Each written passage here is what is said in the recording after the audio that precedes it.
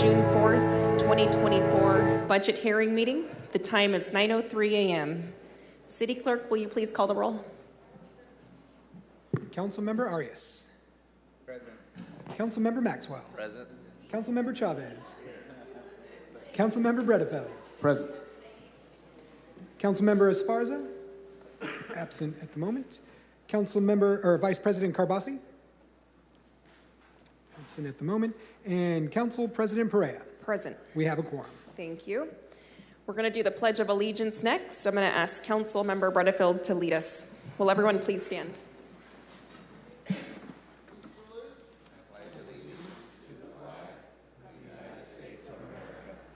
To the republic for which it stands, one nation, under God, indivisible, with liberty and justice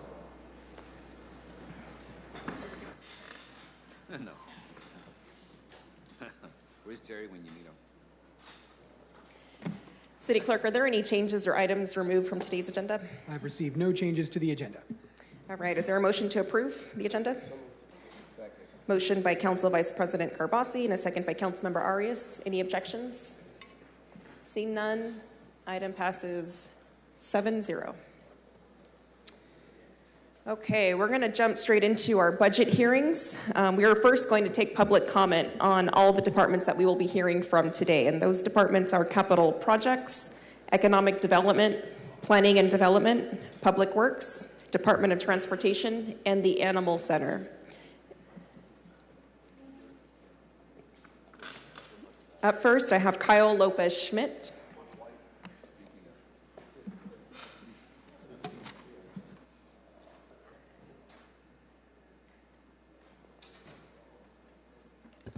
Good morning, Kyle. You have 3 minutes. Good morning, City Council.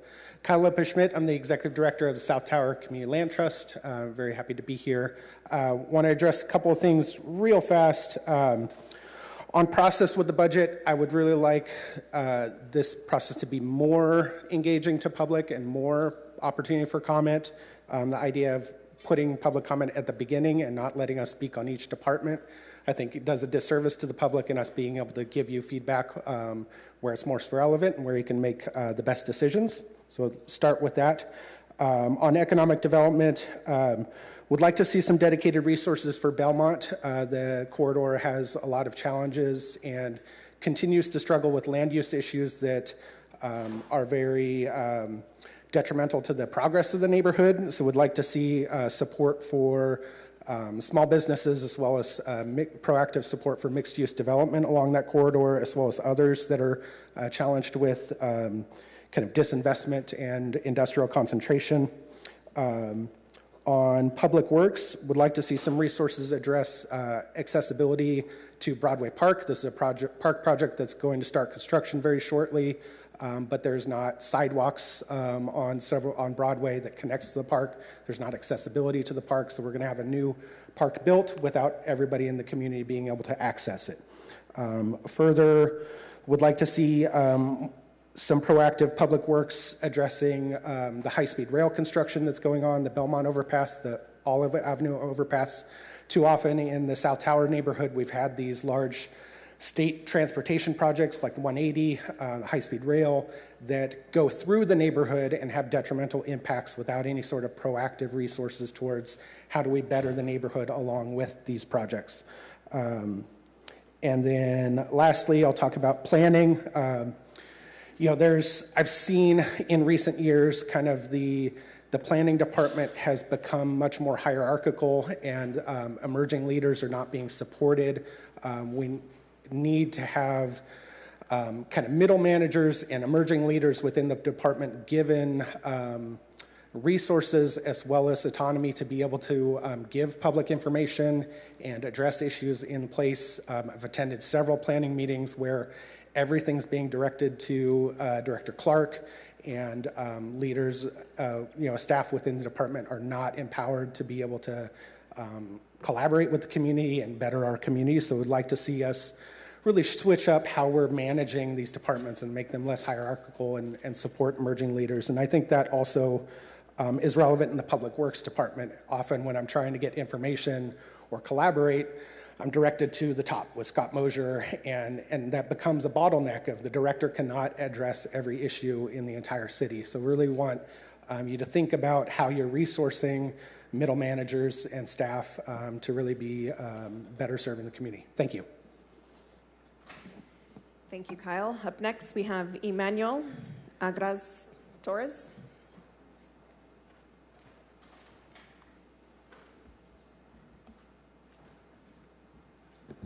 Good morning, council members. My name is Emmanuel Agras Torres. I'm a policy advocate with Leadership Council for Justice and Accountability. We work alongside underinvested and disadvantaged communities, the constituents you represent. The Planning and Development Department is currently working on 3 plans that could, or better said, should improve the living conditions for everyone here in the city of Fresno. The housing element, which must affirmably further fair housing, the climate adaptation plan, which should promote climate resilience across the city, and the environmental justice element that must address unique or compounded health risks in disadvantaged communities by decreasing pollution exposure, increasing community assets, and improving overall health. Therefore, the city should make funding available for the programs and policies that satisfy the state-mandated requirements of these plans. Regarding affordable and accessible housing and climate-resilient infrastructure, we reiterate the need for $4 million towards a permanent funding commitment for a fully funded comprehensive eviction protection program. Again, we ask for the allocation of funding for temporary shelter and transitional living for youth and community. We emphasize the need for $3 million of annual fund for housing improvements and rehabilitation projects that meet the EJ element component for safe and sanitary homes. We stress the need for rent control ordinance with just cause resolution regarding climate resiliency and environmental justice for disadvantaged communities. Funding that is appropriated from the planning department must ensure the appropriate outreach is completed within disadvantaged communities so that the programs and policies that are included in the housing element, climate adaptation plan, and environmental justice element are actually inclusive of the needs of communities with these laws specifically made to protect. The policy within these plans must not perpetuate the continual land use decision of improper land use zoning, placing heavy and light industrial within disadvantaged communities. Unfortunately, the city's 6th draft housing element is out of compliance with state standards as of February 1st of this year, and the initial environmental justice element workshops reflect the minimal engagement with the disadvantaged communities SB 1000 intended to protect. Given this, we are excited to learn of the Planning and Development Department's intended community outreach for fiscal year 2025 and their presentation in Program 2, Long Range Planning, that should cover housing element input and initial climate adaptation and environmental justice engagement. Regarding the Public Works Department, as you will see also in our letter, there are requests that are related to the North Point settlement of South Central Fresno. There are multiple settlement requirements that not only are egregiously overdue, they also require funding. The settlement has already been agreed to, therefore it is imperative that the funds required to meet these legal requirements are appropriated, which many will need to come from the Public Works and Public Utilities Department funds. There are also multiple community identified transportation infrastructures listed of improvements that must be prioritized for the safety and health of the residents that can't even safely walk their child to school, children's school. Please look at the list of these in our letter, will mostly fall within District 3 and District 5. I would also like to point out how unfair for community it is to talk within 3 minutes on multiple departments. It really doesn't allow us to really engage with this. I managed to squeeze in as much as I could within this time, but it's not realistic. Thank you. Thank you very much. Up next, we have Debbie Darden.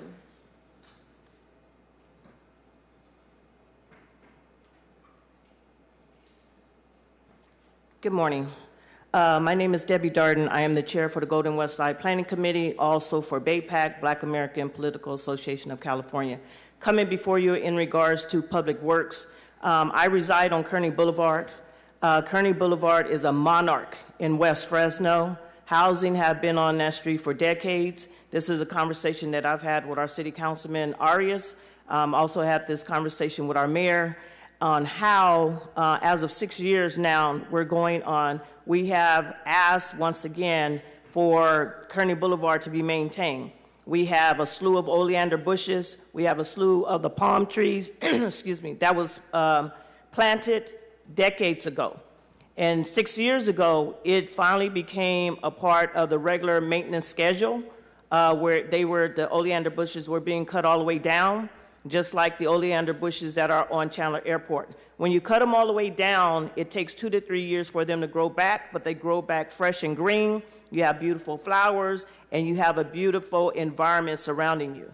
It's been 6 years, and once new leadership has come in, we don't know where that money has went to, but the maintenance to that street has been diminished. It was gone. We could no longer see the maintenance of it. However, the one on Chandler Airport is still being maintained. We're asking that you bring those resources back. Like I said, our city councilman is aware of it. We have been told that last year's budget coming into this year, those oleander bushes and palm trees would be trimmed. As of June, that has yet to be done.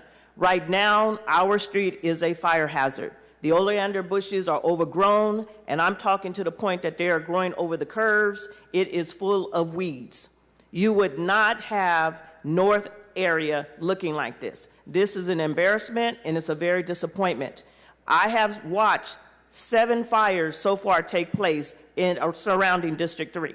We are bearing the grunt of the smoke and the pollution in our district. I ask that you allocate those dollars to get this taken care of. Thank you. Thank you, Ms. Darden. Up next is Brandy.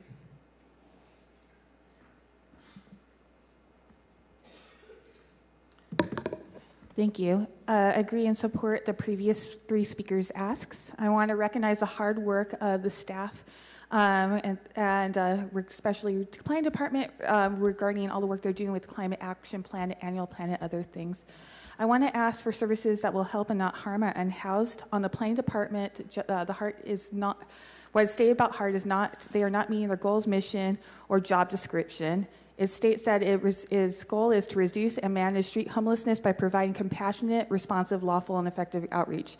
Any outreach that helps and is provided is by the Hope Team. Outside of them, the Heart Team is not only not contributing to reducing homelessness, but impeding it.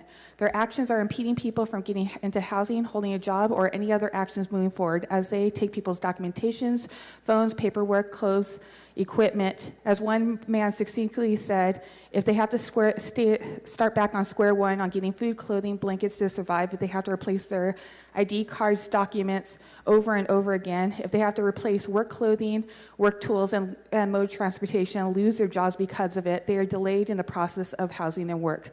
Their actions are not lawful as they are violating human rights and your own policies. The goals are they say the goals are to protect the unhoused, which is heartbreaking and laughable that they are not only denying them dignity, but also literally endangering people by taking away survival supplies and potentially pushing them into more dangerous situations. Is certainly not compassionate. To properly resolve the quality of life of affecting residents and businesses, it is not true because this is temporary and they're simply perpetuating displacement and costing the city tens of millions, which would be more effective elsewhere, which is why I'm asking that instead to abolish HEART and to move funding into places that would help, such as the things that were asked by the Housing Coalition to fund housing first, to provide affordable housing so people in the shelters have a place to go and to have a place to go, to fund the EPP and rent control so that people do not end up unhoused, to provide survival resources made available year-round across the city, including water stations, access to bathrooms, showers, to provide an oversight committee for all services to ensure that people are protected and the job is being done, to provide safe, well-managed safe camps so that people have a safe place to go, to have warming centers open all winter long to protect people, to allocate funding for a mediation board, for job placement and other things. We need multifaceted, we need to look and continue to evaluate and create multifaceted solutions to a very complex issue, and ask that you would listen to the asks of the city to protect our unhoused and not create harm, and that this money, especially with our deficit, would be better spent in increased services, especially housing first for our unhoused. Thank you. Thank you, Brandy. Up next, we have MJ Williams.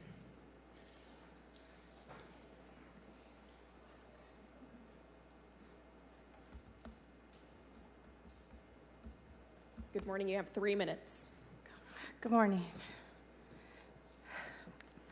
My name is MJ Williams. I'm coming to you,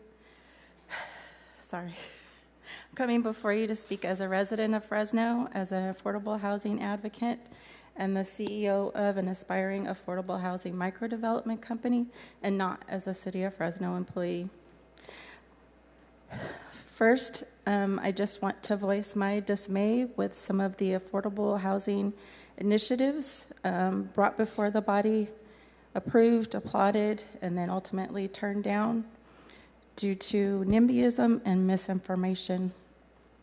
I have watched intently for the last 8 years as the dreams of homeownership for countless residents, including myself, to be trampled on, and choosing to use the word affordable as a buzzword and not making it truly a priority.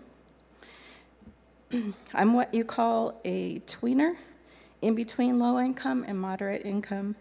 I make too much to qualify for low income housing and don't make enough to afford decent market rate housing. In fact, a few short months ago, I was on the verge of becoming homeless due to expensive medical bills, loss of time from work, falling behind on bills, and like a snowball effect, a world began to dissolve around me, forcing me to have to move into less than desirable housing or face the prospect of living in my vehicle. Thankfully, some family members came to my aid. I'm here today to implore this body to prioritize affordable housing development in this city. The same way that money was found to incentivize landlords to accept housing vouchers, possibly you can find funding to incentivize developers to build more affordable housing. At some point, you have to do the right thing because it's the right thing to do in order to encourage more housing that's affordable and accessible. Thank you. Thank you, MJ. Are there any additional speakers who wish to provide public comment? Please come forward at this time. Seeing none, we will move to Zoom. City Clerk, is there anyone on Zoom who wishes to provide public comment? Yes, we have Bob McCloskey.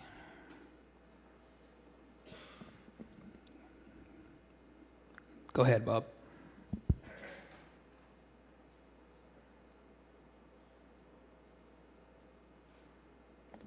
Bob, are you there?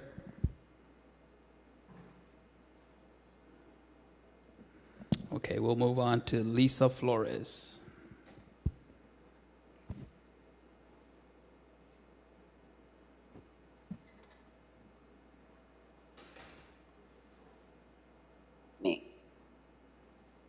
All right, Go ahead, Lisa.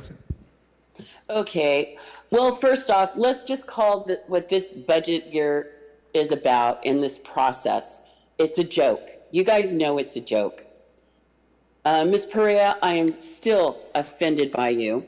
Your common sense baffles me. Why you only give residents in the communities 3 minutes at the beginning of a meeting to comment on 6 departmental budgets is beyond me.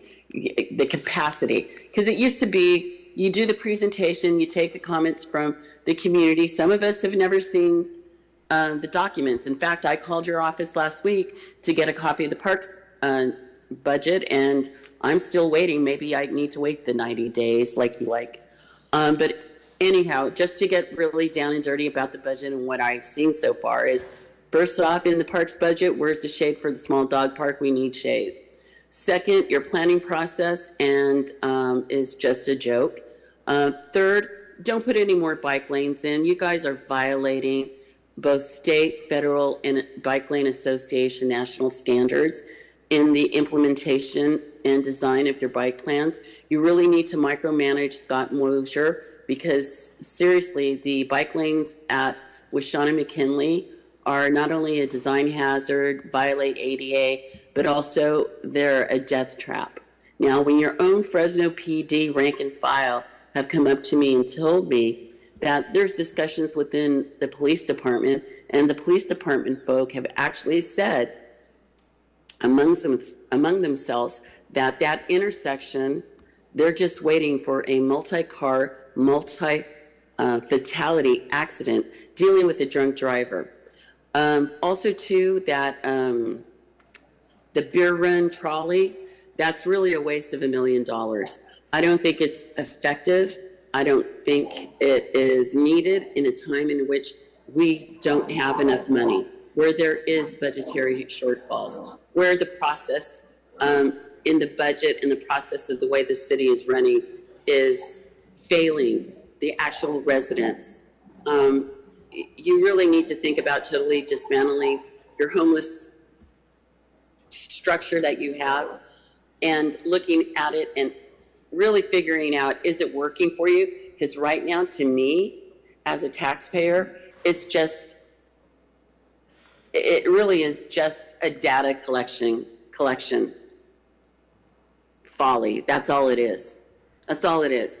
And environmental justice, you people really need to sit back and think really, really hard. Fresno is one of the dirtiest cities in the state of California, and you're not making it better by the way you're developing it. And your public outreach totally sucks.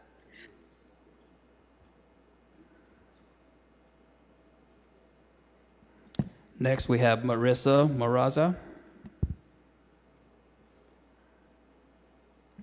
Good morning, Council. Can folks hear me? Yes, we can. Okay, perfect. Yes, we do want to, I am concerned I was able to hear Bob on the Zoom, so I'm not sure what's happening if there are technical difficulties.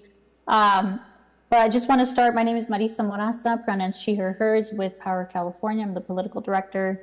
And just want to start by naming that we work primarily with young adults across the city of Fresno. And they have been taking on additional jobs to cover the rising cost of living. Housing remains the #1 issue for the folks that we work with in our communities and their family. And so want to represent their needs as they cannot be present here during this time, as this is a morning meeting and they are working or in school at this time. So just want to note that we do need to be better about increasing community engagement on the budget process. The Fresno Housing Coalition did send a letter on Friday that documents a very comprehensive set of budget demands that are very centered around housing as well as equitable development and infrastructure.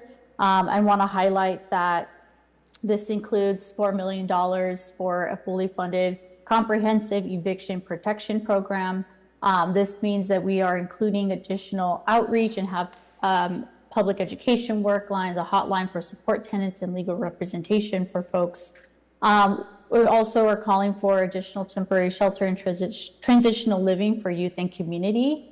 And it's important that we are really being proactive around not just increasing the development of affordable housing, but that we are doing more to preserve the existing affordable housing and prevent future evictions because the rising cost of living is detrimental to our community. Even if we are facing a citywide and statewide deficit, we must be proactive to ensure that folks remain housed. Housing is a fundamental human right that we must prioritize. And we are seeing that there is an increase in affordable housing development according to the planning development plans. However, we also know that we have a non-compliant housing element and that there is more to do in order to meet all of our RHNA numbers. We also want to note that in addition to this, we're also asking for $3 million for housing improvement and rehabilitation projects.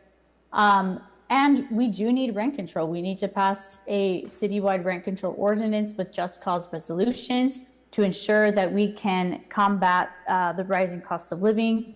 And overall, the City of Fresno budget priorities must be grounded in our community's needs, demands, and experiences. And we need to enact proven solutions like the eviction protection program, like rent control, which are our best policy tools and programs to prevent eviction and ultimately homelessness. Thank you. Next, we have Bob Bukowski. Thank you. Can you hear me now? Yes. Thank you. I volunteer with various groups to do street outreach, and I can tell you what Brandy is saying is true. I think I'll speak specifically to Public Works because that's on the agenda today. The hard team funding is tomorrow, but we should probably freeze funding for that section of Public Works that does the homeless sweeps to investigate how these are carried out. I mean, the mayor and the council laud how compassionate and they store people's property and how they show so much respect. All of that's not true. And also it's not meeting what city residents want, which is to try to reduce homelessness. There's tens of $millions going to HARD, which could be used to really provide some solutions, such as safe camps, safe lots, sanitation stations, keeping the cooling centers open. By the way, there's only 3 open at this time. We should have 5 open. There's nothing in North Fresno. It's going to be 108 degrees this week. We need to get those open. I just wanted to tell you that these are real experiences that people have. We have documented it. We have statements from people. I've been at the sweeps. We've been at individuals getting rousted by the public works team, and they swoop in, rain or shine. This is from a person that has been at many of these sweeps, and she talks about how they come in with rakes, shovels, brooms, crusher drops. They toss into the back of the dump truck anything you have. Clothes you wear, that's all you get to keep some of the time. You get transported off the ground. They pick it up and go. You have no more than 3 times they pick up the rest and dump it. It almost feels impossible, but it's real. You have no ID, food card, SSI card, health card, often no phone, food, clothes, or bedding anymore. It's all gone. How the cycle can break someone down and keep them is foolproof. Strip someone of shelter, food, clothing, bed, and IDs time and time again. How can this help get homeless off the street? It doesn't. Because if that were to happen, HART will lose access to the funding provided to help homes get into housing. Access to tens of $millions, which is quite alluring and lucrative to use, which could be used to house home people. Ending homelessness ends jobs.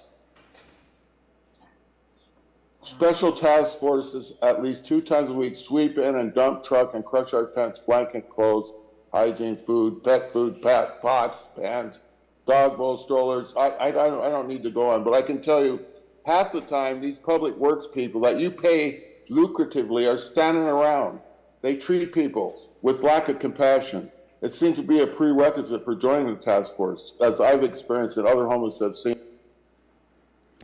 Thank you, Bob. Next, we have Jennifer Cruz.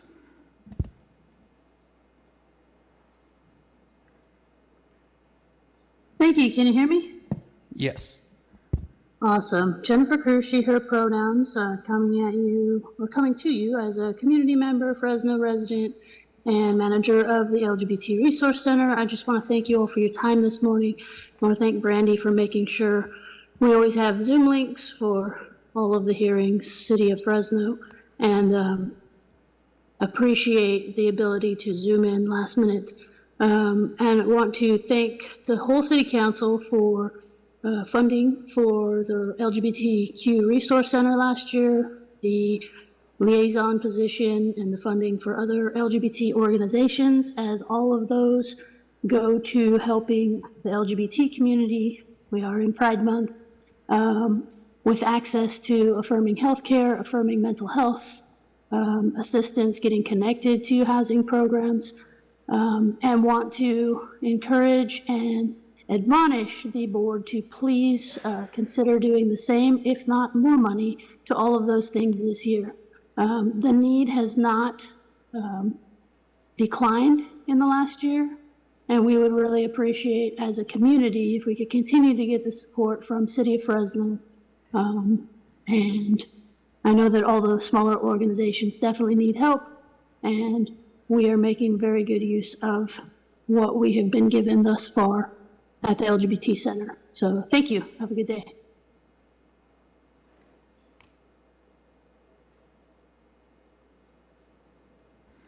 Next, we have Miss 5250. Hello, can you hear me? Yes. Yes, I agree with Lisa and with Bob on this public comment situation.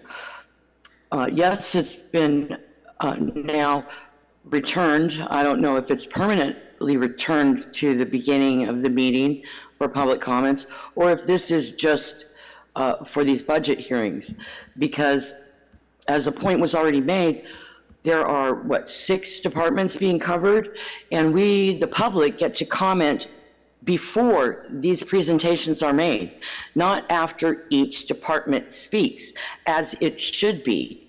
If you were serious and really wanted public engagement on these topics, that's the way it would be conducted. It would not be everyone at the beginning. Let's just get rid of the whiners and the complainers at the beginning so that we can do whatever we want anyway, which is what it seems to me that this is just a farce. I noticed that the barrier has come down, but all that means is that we can no longer see in that plexiglass that there is nobody sitting in the seats of the president and the vice president. As the low income housing or rent control, I doubt that will ever happen, because you guys all own income property, and that would hurt your bottom line. And that is what matters to all of you up there. Shame on all of you for betraying the people of Fresno. These secret budget meetings that Lisa Perea was involved in before she was a council person just proves that she has nothing to gain from accountability and transparency.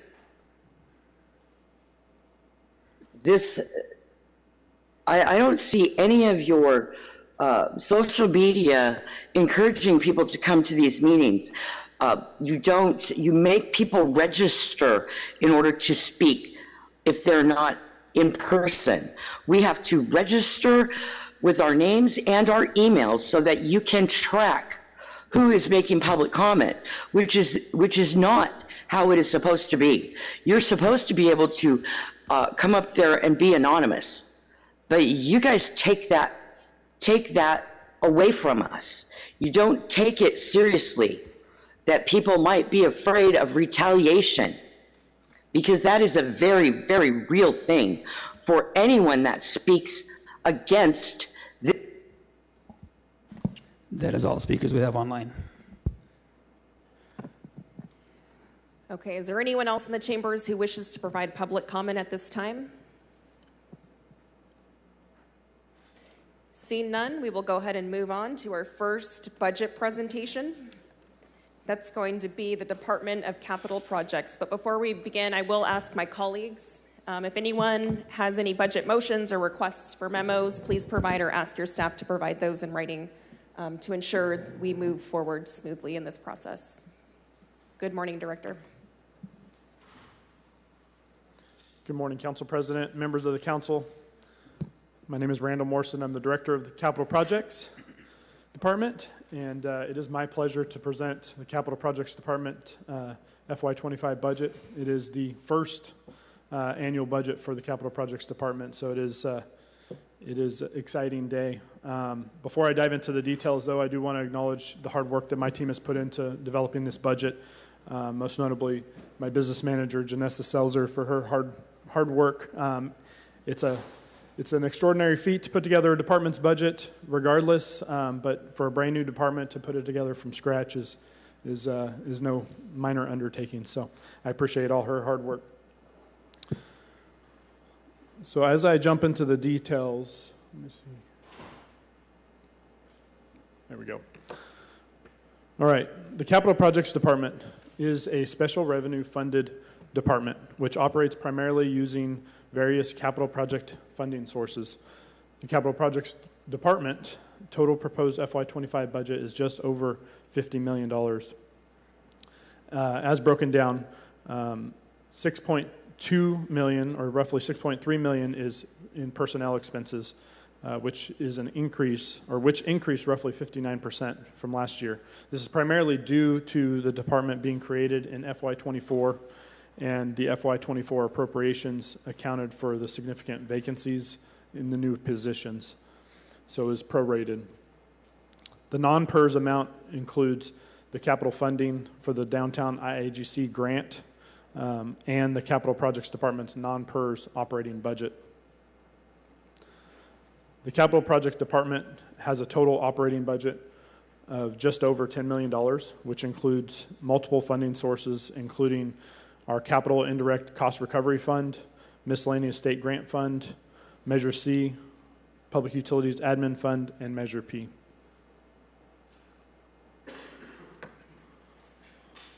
In FY25, the proposed budget includes adding 4 full-time positions within the Construction Management Division of the Capital Projects Department. These are each budgeted at 0.75 FTE.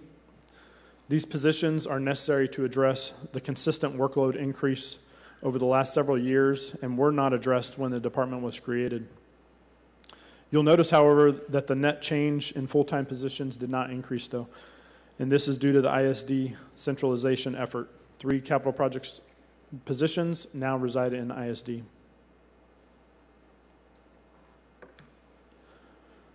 On this slide, you'll see the 5 lines that are listed. These make up the 5 largest non-PERS operating expenses within the department. The first line covers the capital projects lease expenses, which includes our office lease and 7 vehicle leases. The 7 vehicle leases are all new in FY25 associated with the new positions and vehicle replacements.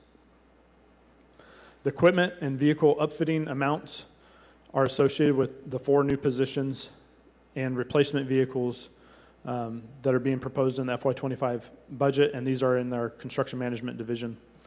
These amounts will provide the necessary equipment for the staff and their vehicles.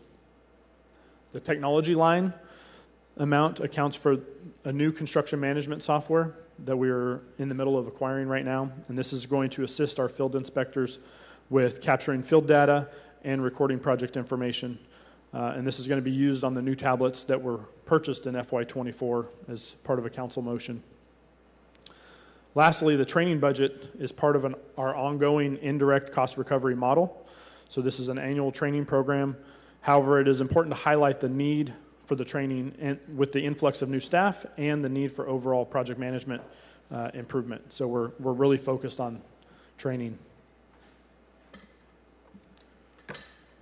Now to cover our state grants, the Capital Projects Department has 2 grant funding sources in the proposed FY25 budget, and those include the Downtown Fresno Infrastructure Grant, which is part of the $250 million commitment by the state, spread across multiple fiscal years, and the 43.7 State Infill Infrastructure Grant, also known as IAGC. It is important to note that the capital projects staff is currently working on projects within the first $50 million received by the state. A major water and sewer infrastructure contract award is scheduled for next week's council meeting. The city still has not received authorization from the state to begin work on the IAGC grant, but expects to receive that in FY25. It's also important to note that we are managing our staffing levels based on the available capital funding. We will continue to monitor our hiring process in light of the deferral of the downtown money, but we do not currently anticipate a need to freeze hiring as there is still a significant project backlog with our capital funding sources, with the other capital funding sources. Which leads me to my next slide. So since the creation of the new department, we have not had the opportunity to update council on the progress of building the new department and everything that is changing. So I'd like to take a few minutes to provide a quick update and go through our project workload. So as a reminder, July 20th, 2023, council approved the creation of the Capital Projects Department. With that action, 74 positions from Public Works, 20 positions from DPU, and 46 new positions were combined to make up 140 total positions. On day 1, the department was roughly 50% vacant, with only 73 out of 140 positions filled. Since then, there has been a huge focus on staffing up the department in order to meet the existing project workload and the future workloads of the state downtown funding and deferred DPU project workload. A key piece of building the department was also to secure our new office location at 747 R Street. since the existing offices at City Hall and our construction management offices limited that growth opportunity. Now, as of today, Capital Projects has 108 positions filled out of 140 approved. Of the 32 remaining vacancies, 15 are licensed professional engineers, which are still slow to recruit and fill. So that provides a natural process that gives us the ability to monitor our hiring. With the 35 net additions, we also have lost a few key staff, including 2 assistant directors and 1 licensed professional engineer. As I hope you can appreciate, building the Capital Projects Department and changing how we deliver projects takes time, and we are in it for the long game. On this topic, it's also important to understand what is changing and what we are trying to accomplish. As our mission states at the top of this slide, building a better Fresno to consistently deliver capital infrastructure needs of the community on time, on budget, and within scope. We are changing the culture of our team to promote learning and professional growth. We are creating a system of accountability and ownership for more consistent project delivery. The new department structure also includes a new organizational structure known as a Project Management Office, or PMO. That group is charged with developing the tools and templates and resources for the entire department to be more efficient and consistent. The PMO also helps with training and technology deployment, such as the construction management software that I mentioned earlier. The PMO also oversees our project reporting database and our GIS dashboard, which will soon be available to the public. I assure you that we are focused on changing how we deliver projects. Lastly, before I move on, I want to explain how the Capital Projects Department is a customer service-oriented department. We're providing services to our client departments by helping them deliver their capital programs. We currently support public works, public utilities, parks, fire, police, and planning and development with full design and construction support. We also work with Transportation Department and General Services Department on construction support. The majority of the projects we work on are found within each of our client department's budgets. The downtown state funding is our only capital funding within the Capital Projects Department budget.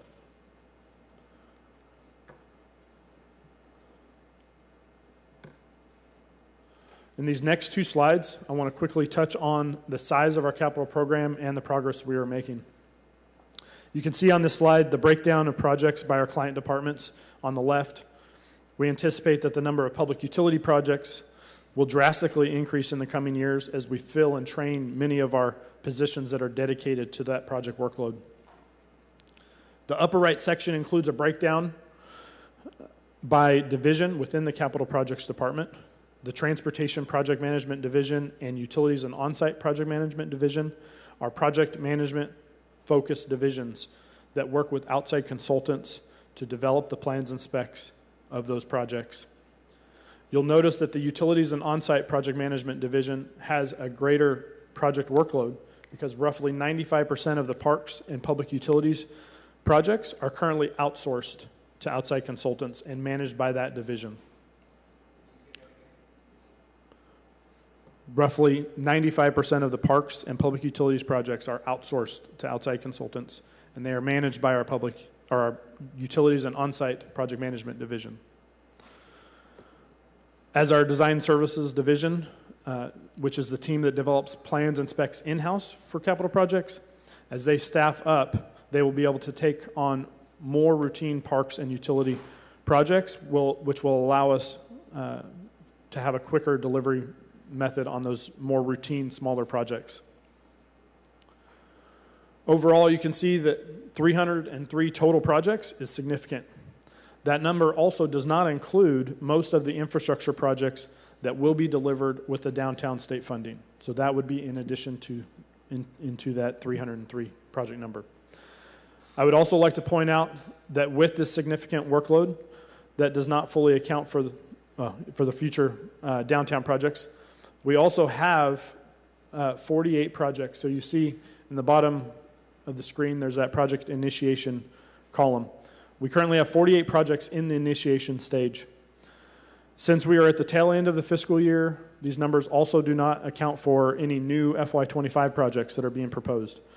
This number represents our project backlog. These are projects that we haven't had the staff yet to get off the ground. That's roughly 16% of the 303 projects. So this is why we still anticipate the need to staff up within the capital projects department. This next slide, on this last slide, I would like to highlight that even with the backlog and the challenges in building the new department, we are delivering. This slide shows that between May and October, 41 projects are slated to advertise for construction. Most notably, within the 41 projects, we anticipate the first phase of the Peach Avenue 49-acre park, the Dolores Huerta Park, Fire Station 12, Police 911 Emergency Call Center, and the Herndon BNSF Bridge and Roadway Widening Project from Polk to Milburn will be advertised and moved towards construction. This highlights the success and hard work by the capital projects team. Looking back over the last 10 months, since the creation of the department, we have also awarded 44 projects. So that really highlights that we are making progress and we are changing the way we deliver capital projects. So thank you for the opportunity to share this morning, and our team is available if you have any questions. Thank you, Director. Up first, we have Councilmember Maxwell. Good morning, Director, and congratulations. Almost your one-year anniversary, and I think your PowerPoint speaks for itself. You've had a lot of early successes. I have a couple questions for you. I understand, obviously, you're the newest department here in the city of Fresno. There's going to be a lot of ramping up. You currently sit at nearly a 25% vacancy rate, and you're requesting an additional 7 positions. What realistically do you see your vacancy rate being at the end of this year? Is it pretty consistent? Are you getting folks applying for those jobs and in those positions pretty quickly, or can we expect a similar vacancy rate at the end of the next fiscal year? So great question. One thing I want to clarify, we are not requesting 7 positions. There were 7 total vehicles that are in the FY25 budget. We're requesting 4 new positions. And those are all within the construction management division. Okay. So out of the 32 remaining vacancies in the 140 that are currently approved, I mentioned that 15 of those are licensed professional engineers. That classification is still slow to recruit. We are, I want to say, probably about 1 application a month that we are able to interview and potentially bring on. We haven't been successful to bring on 1 a month. So that is still going to take time. I think the remaining positions, I think we have had good recruitments. We've been successful in filling most of those. There's still the shuffling around, promotions within the city, and so I do anticipate within the next 3 to 4 months we would have most of those other positions filled, and we'd still have the remaining 15 or so licensed professionals that we would need to fill. I appreciate that. Obviously, you're a newer department. I think the budgets every department director were asked to present this year were not their ideal budgets, given the deficit we were facing. Despite, the budget that you've presented, what would a future budget request for you look like for your department to be truly successful? What more would you ideally like to see in your department as far as positions, equipment? And the reason I ask is, I'm on my 4th year of my first term. My priorities are shifting a little bit. My first several years, I allocated money towards certain projects, and now the important aspect for me is how do we get those, built and developed and on the ground? How do we get them going? And so I want to make sure you're as successful as possible. That way District 4 can realize all of those projects that we've been investing in over the last 3.5 years. Yeah, I think the FY25 budget lays out a plan for us to be successful. I think what does success look like for you? Success looks like delivering projects on time, within budget, within scope. I think that's the key. And so we are building the team to do that. We're building the structure to do that. And it does take time. It does take time to fill those positions and train the staff. Because even out of the 35 new staff that we have added, they're new. A lot of them are new to the city. A lot of them are new just in their careers. So a lot of that is just understanding where we're at and building that team. And we're focusing on that. And I think we're making good progress. When you say delivering a project on time, when we're talking about time, I mean, what does that timeline put together? Is that the timeline we're working with because of the resources that we have available to us? Could we potentially ramp up that timeline if we did something a little bit different? So one of the things, and I didn't get into too much of the details, but one of the major changes in the way we're delivering capital projects is when we work with our client departments, we are focusing on scoping and laying out the schedule and the budget at the beginning of the project with a little bit more detail than we have in the past. Spending a little bit more time working with the client departments to make sure we're on the same page. And that gives us a clear path forward. I think oftentimes we had started projects without, diving into those details from times, and it, could potentially impact the overall outcome of the project. And we're trying to prevent that with a clear focus on scope, schedule, and budget at the beginning, which defines on time. And that's going to be, clearly communicated with our client departments and with council. You did mention that 95% of parks projects are contracted out. Yeah, I would say that's a rough number. And that's contracted out to consultants for the design phase. That's not contracted out during the construction phase. I would say the number is very similar, but that's roughly accounting for all of the projects that are in the design phase. Those are being done by outside consultants. And for construction, that number was similar, you said? It is, but I don't have the exact number. I would say that most of the projects are bid out either to like a formal bid to a contractor or using some of the JOC contract or smaller contractors that we have. Understood. How do you decide what projects get done in-house versus outsourced? So us coordinating with our client departments, we're evaluating each project when it's new, and that's how we evaluate which division within the capital projects department has the capacity or the ability to deliver that, within the parameters of the project that are laid out by the client department, and that's how we establish that. So if it makes sense to design it in-house, and once we have those is staff that a financial positions, consideration, and is a time consideration? there's multiple considerations: the staff experience, timeline, the funding. There's a lot that plays into that, and we are going through that exercise with Public Works, Public Utilities, all of our client departments. Thank you.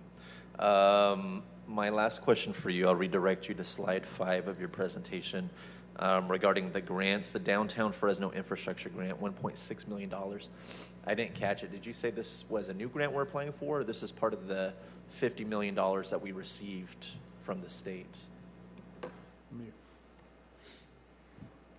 It's going to be for the existing state funding. Is this part of the existing $50 million? That's correct. Okay. Is there a certain timeline that we have to expend those monies by in order to be more eligible to receive additional grants from the state? I think that's, we're talking about the downtown state funding? Yeah, that's coordination with, I know the mayor's office is working with the state and trying to secure the next $200 million.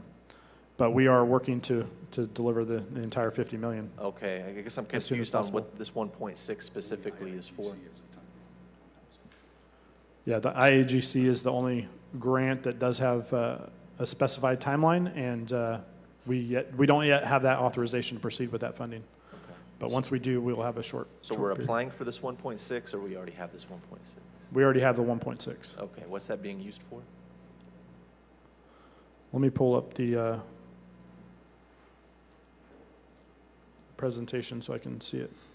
Pardon me. Good morning, Councilmember Maxwell. Are you on slide number 5? Is that the question? That's number correct, 1? City Manager, yes. This is part of the $50 million grant, which is part of the $250 million from the state downtown infrastructure grant.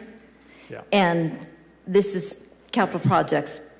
This is their yes. So allotment Randall, of that $50 million? Yes. Randall, would you like to expand from there? Thank you. Okay, on this slide, sorry, I needed to pull it up. No so worries. the 1.6 is part of that first $50 million that the city received. This 1.6 represents money that is supporting the capital projects department in our operating budget.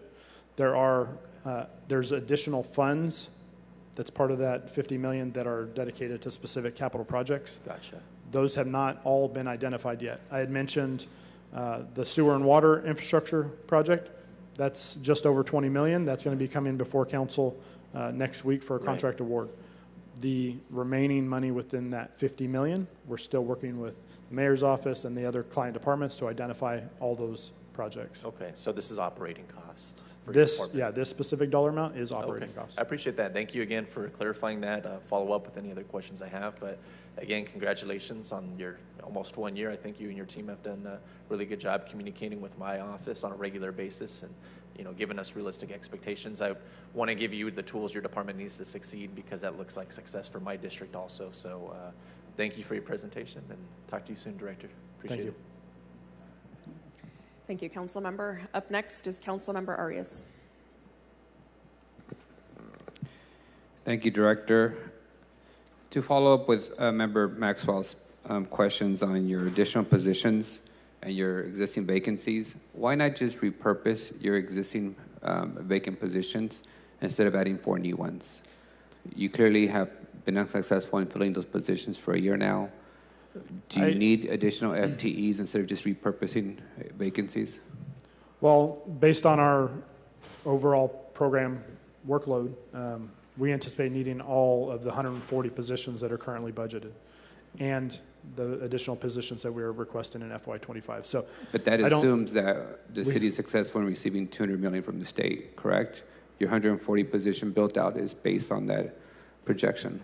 We are monitoring that, but I did show that we have a significant backlog. We also have a significant amount of DPU projects that are deferred, that are yet to be identified and included in that number. So we're closely monitoring it as we add staff, but I can't say that, you know, we don't need every one of those 140 positions. So let me ask the question differently. If the city does not secure the additional $200 million, do you anticipate still adding additional positions? We anticipate needing the 4 positions that are in FY25, yes. Even without $200 million of capital projects? Based on the current workload, that is. But we are closely monitoring it, and through, you know, if we get to a point where we're caught up on the backlog and we're able to handle the workload through natural attrition, we'll be able to downsize as needed. But at this moment, I do not see a need to say that we do not need all 140 positions plus what is being requested in FY25. Councilmember, so I think, you know, look at it this way. So we have the same amount, if not more money right now in backlog. So as we are working right now on those projects and moving forward over the next year or two, as those projects roll off, and should the state fulfill its commitment to us to give us the $200 million in the future years, then that money will roll in. So it's sort of like a balance of, we need the staff to do the backlog and the work that we have now. As those projects are completed, then theoretically the 200 million rolls on. Now, if the 200 million never rolls on, if the state doesn't follow through on its commitment, then what Randall's talking about is we are watching very, very closely. We will start holding vacancies. We will manage attrition. As people leave the organization, we won't fill them. But if, you know, we know that both the mayor and this council have very high expectations, and I don't mean this in a disrespectful way. Everybody's very impatient about getting their projects done. So Randall's saying he needs this staffing level to be able to perform at the level that the elected officials are asking for. I am very concerned and nervous and watching very, very closely. The mayor hosts meetings twice a month where we go over all of the major capital projects, and we look at things at staffing levels and fundings to make sure that we're keeping on track and we're not overstaffing. I think I hear where you're going, and I share that concern, but we're going to be managing and watching that very closely. I just want to be more realistic. I've been here now 5 years, not the 20 years of Member Chavez, and I've seen us approve a lot of positions knowing that they're never going to be filled, and then magically we have attrition savings that we then repurpose for some other, you know, use. So I don't want to set false expectations that you're going to have 150 people when realistically you haven't been able to fill your vacancies. So on the performance, as the city manager noted, I've been very keen in the last 5 years to paying attention to every single project in my district, and I can tell you that every single project is behind schedule and over budget. that the city is managing. Every single park in my district is behind schedule and over budget. So it's now become routine that a park that was supposed to cost 1.2 million magically costs 1.5 million, and it's a year later. Now it costs 1.7 million, and every year or every 6 months, staff is asking us to take from Peter to make up the shortfall in Paul's Park, and I don't seem to understand. We've given you the money, we've given you the positions, we've authorized you to streamline the process, and yet every single capital project is behind schedule. So right now we're in downtown at the Mariposa Plaza, that's behind schedule. TCC, not your neck of the woods, behind schedule on the streetscape in Chinatown. Every park in my district that's supposed to have been constructed a year ago, we're barely going to potentially award construction contracts. So can you help me understand why is it that we are systematically behind schedule in all these capital projects? And I appreciate your comments, Councilmember. I think that the biggest thing, and I tried to provide the details to show what has happened over the last 10 months as we're building this department. We were roughly 50% vacant. Prior to that, we had a number of vacancies within our capital programs. And yes, it is tough to deliver projects when priorities change, projects get shifted around, new funding comes in that has tighter deadlines. And so a combination of all that with this ever-changing market has made it difficult. The market for engineers right now, I mean, we just increased our salary to go above the state level, right? What Caltrans and the state is paying, what PG&E is paying, and we're still having difficulty recruiting engineers. I think that just shows that up until this point that, you know, projects have been on the books and we're doing the best we can to prioritize and move them forward. And that may have led to, you know, some schedules falling behind, but we're trying to change that. We've added a number of staff, and I do want to point out that we've been extremely successful in filling a lot of our positions. We have new project managers that are getting trained up and ready to handle this project workload. I think even with the licensed professional engineers, at some point, we may look at underfilling those with other positions if needed. We do not intend to be unsuccessful in staffing up. We understand that that is a critical component of being successful in project delivery. We need to have enough project managers to deliver the project workload. But it takes time. It takes time. We can't hire all 67 vacancies that we had day one. We couldn't hire those within a month. It's just unrealistic, right? You know, so it takes time. Again, I've been here 5 years, right? When the mayor, the city manager tells us we're having a hard time recruiting officers, we make them the highest paid in the valley. If you tell us we're having trouble hiring engineers, and that's what we can, the parks are 2 years behind schedule, and that's why Measure P is generating more interest in the bank account than interest on the greenfield, then tell us that. But for me personally, this is the last year that I'll be supportive of the Capitals Department's project if I don't see these projects come into construction. I'm being very frank and very direct, because I've been, again, what I've seen is a system has intentionally delayed most of these projects by using the excuse of public comment, public engagement. 2 years of public engagement for somebody to tell you to plant one more tree on the green space is unnecessary. And the voters of Measure P expected new parks. We're now on schedule for 5 years for a new park to be constructed. In 5 years, costs change significantly. Requirements change. So short of completely outsourcing every park project to an outside, operator, I don't know what else we can do. The city is amazingly great at rebuilding streets and intersection lights and fixing sidewalks and curbs and gutters. All those projects seems to be seamless and on schedule. I don't know whether we're just not equipped to have the muscle to go into the parks development space. And if I recall this, it was in this administration, but the previous one who requested that we keep and park development in-house, that we provided to the Public Works Department. And we did so hoping that it would expedite construction projects, but it hasn't done that so far. So I'm just letting you know that my patience have come to an end in terms of waiting for a park to be built. Ultimately, I just got an update on Tetsi Wills. Why does it cost $1.5 million to plant grass? And why are we in year 3 of turning, what used to be grass back into grass? I struggle with that, and I know I'm not qualified, a qualified engineer, but there is common sense to get irrigation complete, seed the grass, and go from there. So, but I appreciate the workload that we've given you. I appreciate that you've taken this task on and know you're having to own it. You did not own it 3 or 4 or 5 years ago.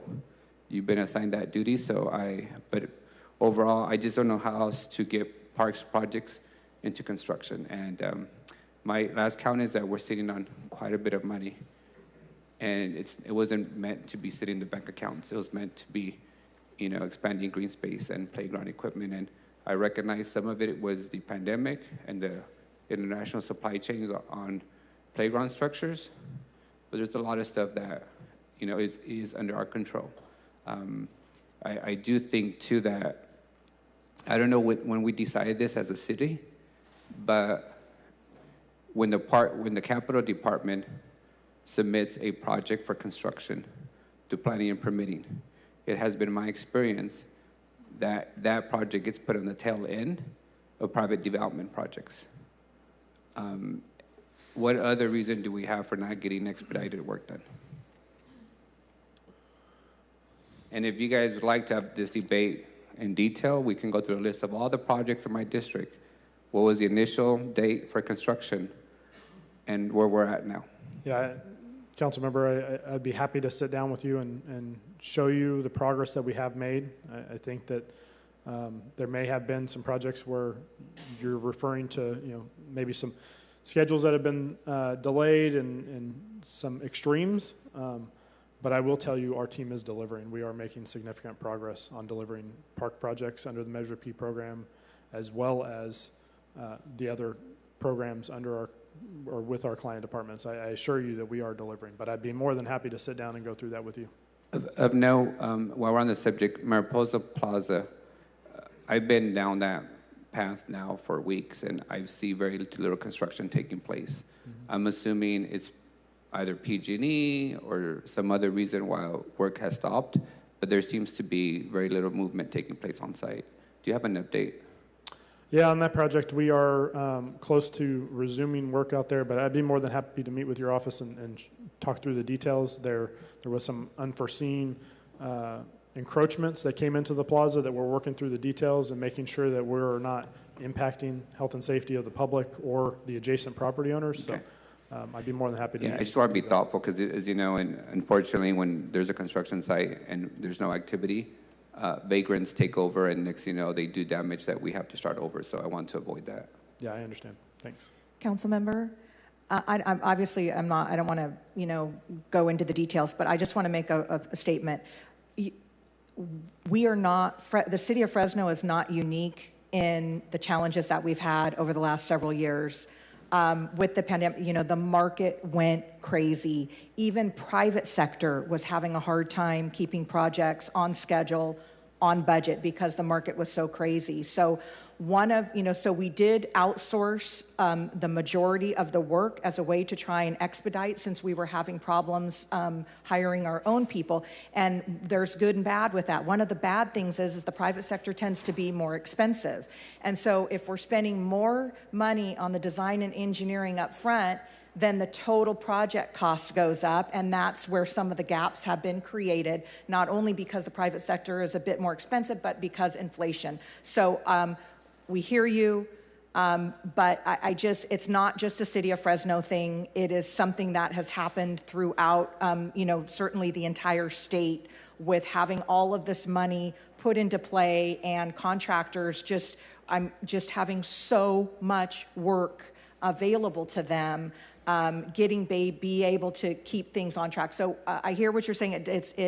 I know it still doesn't, solve the problem of the delays, but I think Randall and his team have done an incredible job. And I think to his point, he mentioned this in his presentation, but up front, doing the scoping and the estimating up front in a more comprehensive manner and a more accurate manner, so that the expectations are very clear up front, so we don't run into problems midway towards the end of the project that's like, oh, well, we weren't planning on doing that. If you want to do that, then we're going to have to amend the contract and it's going to cost more money. So I hear what you're saying. Absolutely. And City Manager, just for discussion's value, Tetsi Wills, the city is very good at reseeding, planting grass, fixing irrigation in-house. Why a project like that couldn't be done by us in-house versus waiting for it to be contracted out, having to pay the premium on an outside contracting vendor. I'm looking for those kind of solutions. Can we just get the stuff done? I understand if you're looking at a 10-acre brand new park, you want to have it designed, you want to have a lot of public input, but a project like grass and green space and plant a few trees, like the Public Works Department planted 1,600 trees last year. Why can't we do that stuff in-house? That's what I'm looking for, just to deal with the fact that people need to see these parks improved. And that's a pressure that we're getting is when is the Measure P money going to hit the ground? Right, and remember, we didn't, although in the public's mind they passed Measure P 5 years ago, we didn't start getting revenue until fiscal year 21. And so people's impatience and thinking that they voted for it and it was approved, we had a couple years of legal wrangling, so we didn't start programming revenue in the budget until fiscal year 21. And I think you made a statement, I didn't want to ring the bell on you, that we haven't been able to deliver a park project. I do believe we delivered Van Ness and Weldon. Well, you said we didn't deliver any project, so that was a bit of an overstatement, and I want to give credit where credit is due. Since taxpayers have been paying Measure P, we've delivered one park. That's Council member, a factual statement. we have only had the funding starting in fiscal year 21. But City Manager, here's our disagreement. Just the way we know that we haven't received the 200 million, we are staffing up for the 200 million. We had a choice in this body. We could have staffed up. But we didn't. But we didn't. At the recommendation of the administration, not you. The former administration did not want to staff up for the receiving and preparation of Measure P. Every time that we ask about where we're at with parks, there's a new reason of why things aren't moving as much as they are. The last one was engineers. We've known the engineering problem. Caltrans has been paying engineers a higher amount than we have for 50 years. So has high-speed rail.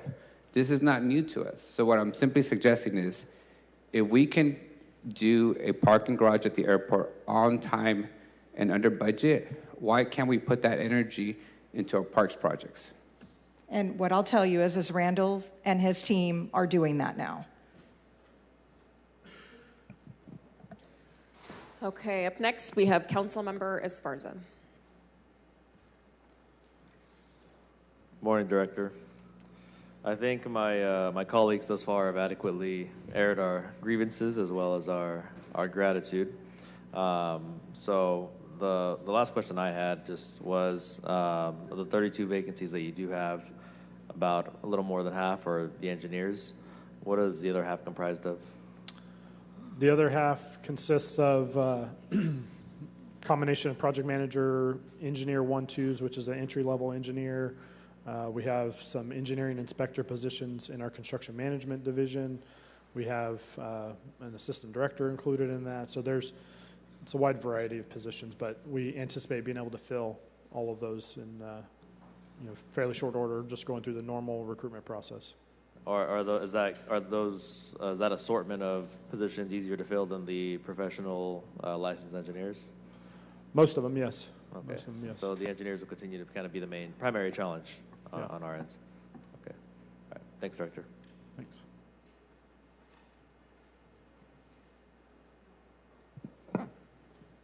Councilmember Chavez. Thank you, Councilman. Thank you, Director Randall. Appreciate the work that you've been doing and appreciate the updates that you give our offices and the status of projects. I'm trying to wrap my head, and I was just speaking with our city manager. I'm going to be making a motion for our parks presentation on exactly what we're describing, that gap funding between what we allocated originally and what has been going on. But I want to kind of hone in on your challenge, because I know it's not just your challenge. I tend to monitor these things with some of our surrounding jurisdictions, school districts. Everybody's projects are coming in over cost. What does our own data look like from what our estimates are and what percentage increase our projects are coming in, since you've been able to observe that? So we've looked at that over the last several years, and due to inflation, due to just the sheer magnitude of how much work is in the local economy right now, even our consultants have more work than they can handle. The contractors have more work than they can handle. It's all contributing to those increased costs, and we've seen it come in, year over year, about 20 to 30%, somewhere in that range. Hopefully that starts to slow, but we're closely monitoring it. We look at every single bid that we receive on a project, and we put it into a database. And I talked about the project management office and the work that they're doing to help us have the tools to be more successful. That's one of the items that we're going to look at improving, using that information to give us more information as we go through the engineering process, the design process. So we'd have better estimates, be able to compare them to the actual bids that we're receiving. And so those are just, some highlights of what we're doing, but we are trying to monitor and keep up with the industry so that we can have all that information at the beginning. So that 20, 30%, I know, is that in the last 3 years, last 4 years that you guys went back and looked, or is that just recent? No, that's definitely over the last 3 or 4 years. We've seen that year over year. So I don't know the exact numbers, and it's been, some fluctuations, but it's been in that range. What I'm hearing from you is, going forward, that's going to be factored into the cost estimates. For example, say we got a project this year that's going to go in the queue. It's $1 million. Mm-hmm. You already know that it's based on actual current material, labor, everything that's, it involves. It's going to be $1 million. You're going to budget the 20%, 30% or so, factoring in that inflation, because the project's not going to happen, right? Like, I'll ask you right now, if a project comes up in the queue right now, what's the timeline, the realistic timeline of it being completed from now until the project, you put shovels in the ground? 18 months, 24 months, what does that look like? Yeah, every project, when we put together an estimate at the beginning, we add escalation factors depending on how many years we anticipate it being in the design phase before it moves into construction. So that's been part of our process. Just reflecting on what's happened over the last 3 or 4 years, obviously those escalation factors need to increase. Before, we were using somewhere in the 3.5% range. Now it's definitely got to be a higher percentage to capture those future costs. Okay. And I know a lot of this has to do with, the previous model that was being used by the previous administration. I have full confidence in our city manager and our team. I've seen your team. You and I have worked on a number of projects. I know the good work that you do, and that was the only concern. Are we factoring in that? I'm hearing that you're doing that now.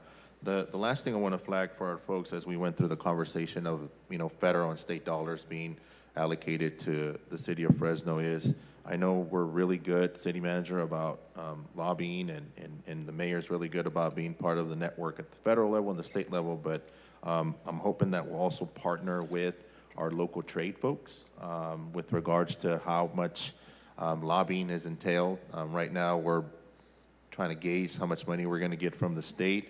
I think it would be helpful. I know in the past we set up, I think it was biannual meetings with them, letting them know, hey, this work's coming up, X amount of dollars for projects. I think they can be very helpful in helping us lobby and advocate for a lot of those funds, and I'm hoping we're engaging them and making sure that not just getting letters of support, but deploying their resources up in Sacramento and in Washington, D.C. to make sure that Fresno does get its fair share of resources for them.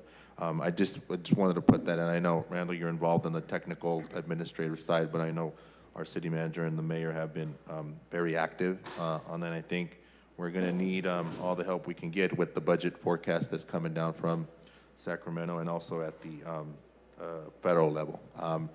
Those answers my questions. I'm going to make that motion, but I'll wait for the Parks Department. That's something that Councilmember Esparza and I worked on the park over on Tulare and 11. So thank you for that, Randall. Thank you, Council President. Thank you, Council Member. Up next, Council Vice President. Thank you very much, Madam President. Director, so I want to talk about something that I originally worked with Public Works on before it was capital projects, and that's the Beechwood realignment roughly at Valentine and Herndon. I can wait to do that during Public Works, or we can do it now. I didn't give you a heads up, so I'm okay. This is not a trick question. All right, what do you prefer? Either way, we would, on that particular project, that would still be under the Public Works budget. We'd be working with them to coordinate that, so. I will wait for that then. Okay. Thank you, sir. Good. Okay, Director, I just want to be sure I understand a couple items on the grants. I'm looking at slide 5. You said for the infill infrastructure grant, we currently don't have the authorization to utilize those funds. Is that right? But we're expecting it in fiscal year 25? Yeah, that's correct. Okay. And then I'll just add a little bit to the previous conversations about the downtown Fresno infrastructure grant funding. If we don't get the remaining $200 million, or if we do, but we finish using that at some point, are those newly created positions going to roll over to the general fund, similar to what the SAFER grant did to us? No, all of the positions that are within the capital projects department are either capital, what we call capital labor to be allocated. So most of our positions charge to capital projects, whether it's the state grant, it would charge to that particular project, or if it's a parks project, they charge directly to those capital projects. So most of our positions fall in that category where they charge directly to various grant-funded projects. And if a particular grant goes away, there would be other projects there that they could charge and spend their time on and help us move forward. Going back to the original or the previous discussion, though, if we at some point need to scale down the number of positions, that would happen over many years through attrition and natural downsizing. Council President, let me make it clear. Yep. No, we do not intend for these positions to roll onto the general fund unless they're doing work on a general funded project. Understood. And then the infill infrastructure grant, is that money approved? We just haven't realized it yet, or is there a chance that we could just never realize that funding coming in? The latest that we've heard is it is committed to the city of Fresno, and it is supposed to be coming. I do not have an exact date of when, but it is committed to the city of Fresno. Kelly Furtado, you're up. Move your stuff. This will be quick. Hello, Kelly. Good morning, Furtado. Kelly. Council President, the money, we received a conditional award from the state in August of 2023, and since that time, we have been working to realize the actual agreement and get it signed and documented and brought back to the council for approval. Understood. Thank you, Kelly. You're welcome. Thank you, Director. You guys are doing a lot of good work for my constituents in District 1, specifically the McKinley Blackstone grade separation project. I think that one's still on time, under budget for now. Yes. But thank you to you and your team for all the good work that's going into that and every other project in our city. Thank you very much.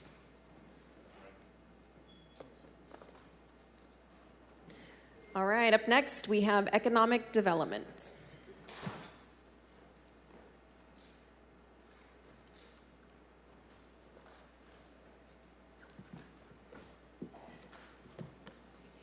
Good morning.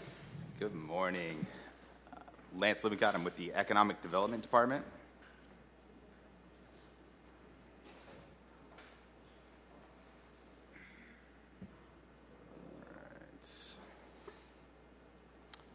All right. So if you look at the comparison between the fiscal year 2024 amended, the fiscal year 2025 proposed, especially in the personnel area, it's remaining relatively stable. We actually have a small decrease due to our staffing levels currently.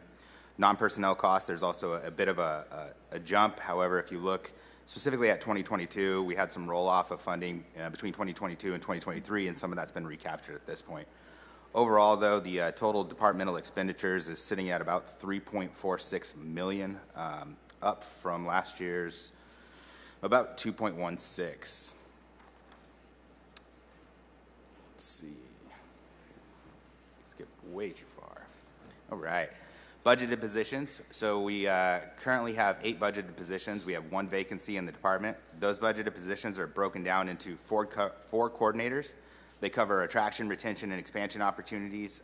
Those 4 coordinators are placed into skill sets specifically for business finance, import-export, high-level attraction, and retention expansion support with the inclusion of workforce. We have 1 assistant director in the department. That's Kelly Trevino. She provides administrative support and additional attraction, retention, and expansion support as well, especially on higher-level projects or greater impact projects.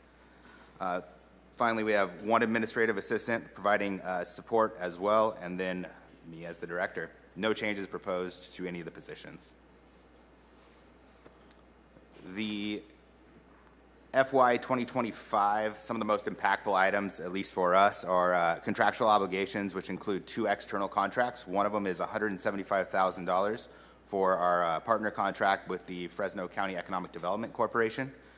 We also have a portion in there that is grant funded, that is actually the LIIG grant, the Local Immigrant Integration and Inclusion Grant. It's to stand up entrepreneurs, specifically Spanish-speaking entrepreneurs in the city of Fresno, and we're doing that in coordination with the Central Valley Immigrant Integration Collaborator, or CIVIC, and the first cohort has gone through. Past that, we have $125,000 set aside for trade shows, and we've listed some of the trade shows there. ICSC Las Vegas, of course, is the largest retail show that we will attend. MDM West has about 6 shows in one. It's most of our industrial attraction and some of our heavier attraction. Finally, analytic tools. Being a small, highly performing team, we depend a lot on tools like Dun & Bradstreet, CoStar, and then we use M-Plan specifically to do potential economic impacts to weigh priorities. We have 1 grant that is going to be there's going to be half of it was expended this year, half will be expended next year. That's the $185,800. That is a state grant that we put in for and competitively secured from GoBiz. All of that is currently obligated under contract. No other grant funding is anticipated in this year. Finally, a couple new and expanded programs. $1 million for an expansion of the facade improvement program that's been seeing a lot of benefit across multiple districts. Also about $500,000 in a business incentive program to help with basic attraction and retention activities. Community outreach. Last year, I know we reported out our heavy outreach was going to be in the Comprehensive Economic Development Strategy. We actually are completing that. The committee's voting it at noon today, so we're hoping to get that up to EDA. In the next year, though, we're going to continue with the Local Immigrant Integration and Inclusion Grant outreach. Part of that is, too, what we're doing is we're working with the other city departments. We bring these entrepreneurs in, they tour the actual city hall, they get exposure to the departments, kind of to, demystify the process. We're going to look at about 200 Spanish-speaking entrepreneurs that are going to go through that program specifically. We've had 19 graduate to date, and we're starting on the 2nd cohort now. And I apologize for the speed, but we're relatively straightforward. Any questions? Thank you, Director.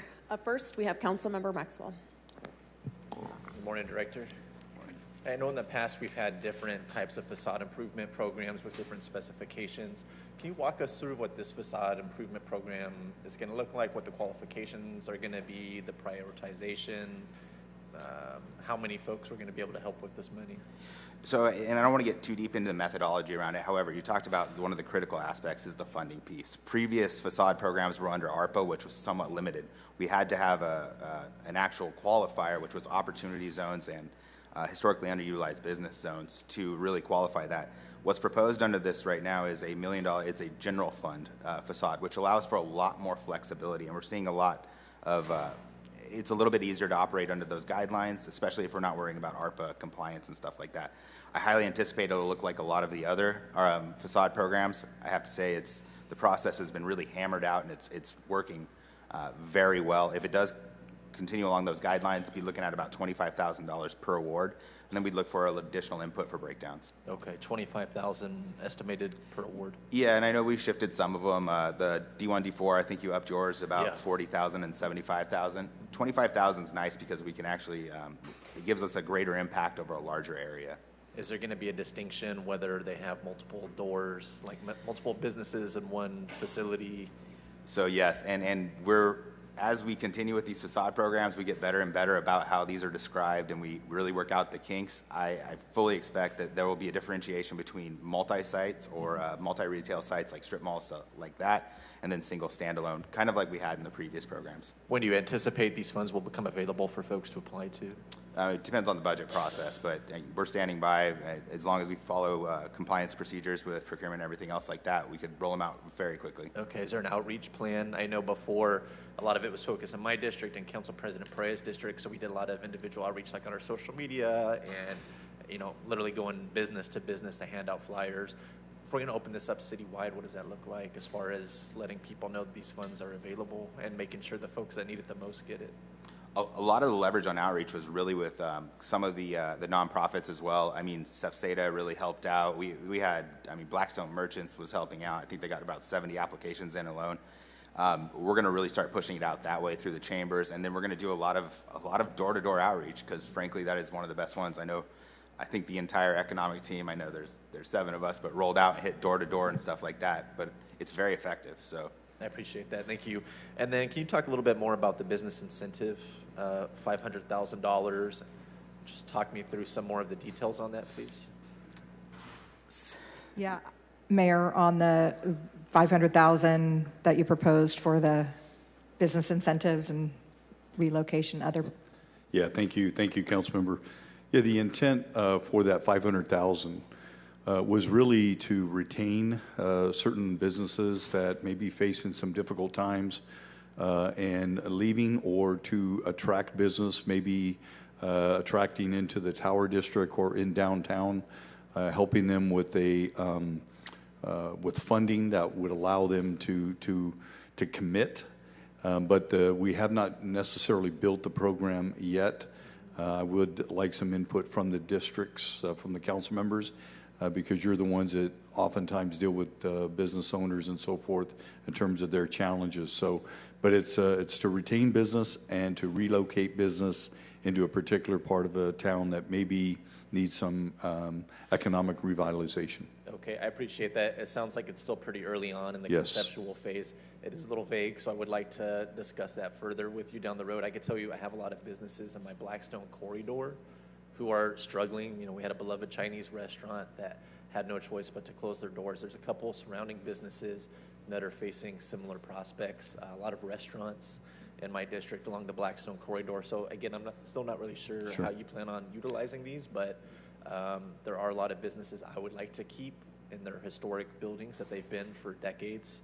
I think keeping them in the same place is good for their business. Folks know where they are and how to access it. And so if we could have that conversation later, I would appreciate it. Yeah, definitely. And Shanghai was one of those, kind of an example as to could we help a business like that and keep them in business. And then we also, whether it's on the Blackstone corridor or we have it in Tower District or downtown, where we have buildings that are vacant that we know as long as they're vacant, they're going to be an attractive nuisance, homeless people coming in, the potential of fires. If there's an opportunity for us to attract a business to that vacant building and incentivize it financially, I think that's a win-win for all of us. So we'll be reaching out to the council as we further develop the program. Okay, appreciate that. Thank you. Mayor. Director, not a question, but just more of a comment. You've been really helpful to our office so far, but I just want to reiterate again, one of my big priorities is bringing more economic development to the airport district, maybe a little less traditional economic development than we've thought about the airport district in the past, right? I'd like to see more entertainment. I'd like to see some more restaurants, something like a microbrewery, you know, something just to add a little bit more entertainment and livelihood to the place people first land when they come to our beautiful city. I think that we have some money in this budget to make McKinley Avenue a lot more attractive with our Public Works Department, But I think we need to do a better job too of showcasing our city. When people land in Fresno, their two options at nighttime really are River Park and whatever is open downtown. I think we could do a better job. I don't know if you had any success ICSC talking to folks, but I just, again, want to reiterate that is a big priority of mine. I think that we have a lot of availability and opportunity there when it comes to vacant lots, when it comes to buildings that are not being used. So I don't know if there's like some sort of incentive that we could offer or more that we can do to attract different types of businesses to the airport district. But I know you know that's a priority of mine. I want to put the airport district on the map. I want people to think of economic development when they think of the airport district. And I think you're pivotal in that. So just wanted to put that out there, and thank you again for all the help thus far. Yes, sir. Thank you. Up next, we have Council Vice President Karbasi. Director, I want to, again, talk about the facade program. I think it's a terrific program. I think it's so great that to a very small degree, I'm going to meet with you and look at some interest possibly at some locations in Northwest Fresno that have really fallen behind that can use some TLC. Again, I don't think it'll be to the degree of Districts 1 and 4, but you've done a great job with this program, and we like it so much, we're going to take some of it too. No, I'm kidding. But let's say, is there enough money in the budget today if we were to expand it without taking anything away from the current districts? To expand the facade program itself? Yes. Well, I think that's what the $1 million is for an additional stand-up of the facade program over whatever. But other districts will be eligible for it too. And I believe that's up to discussion, yes. I don't think it's as limited to the two. Citywide. That's yeah, great. Citywide. Yeah, you guys did a great job. It's really transformed my colleagues' districts, and I think it's fantastic. So thank you very much. Thank you, sir. Councilmember Chavez. Thank you, Council President. Thank you, Lance, for the work you've been doing. You've been on board for a couple of years now. I remember when you first started, we're trying to figure out if we had an economic development department. I know that it's been a priority for Mayor Dyer, the administration, so thank you for the additional presence, too. I think folks now understand that it is a priority. Your folks being at conferences, ICSC, and various different, forums that encourage economic development and investment in the city of Fresno. I think we've done a really good job of supporting our small businesses.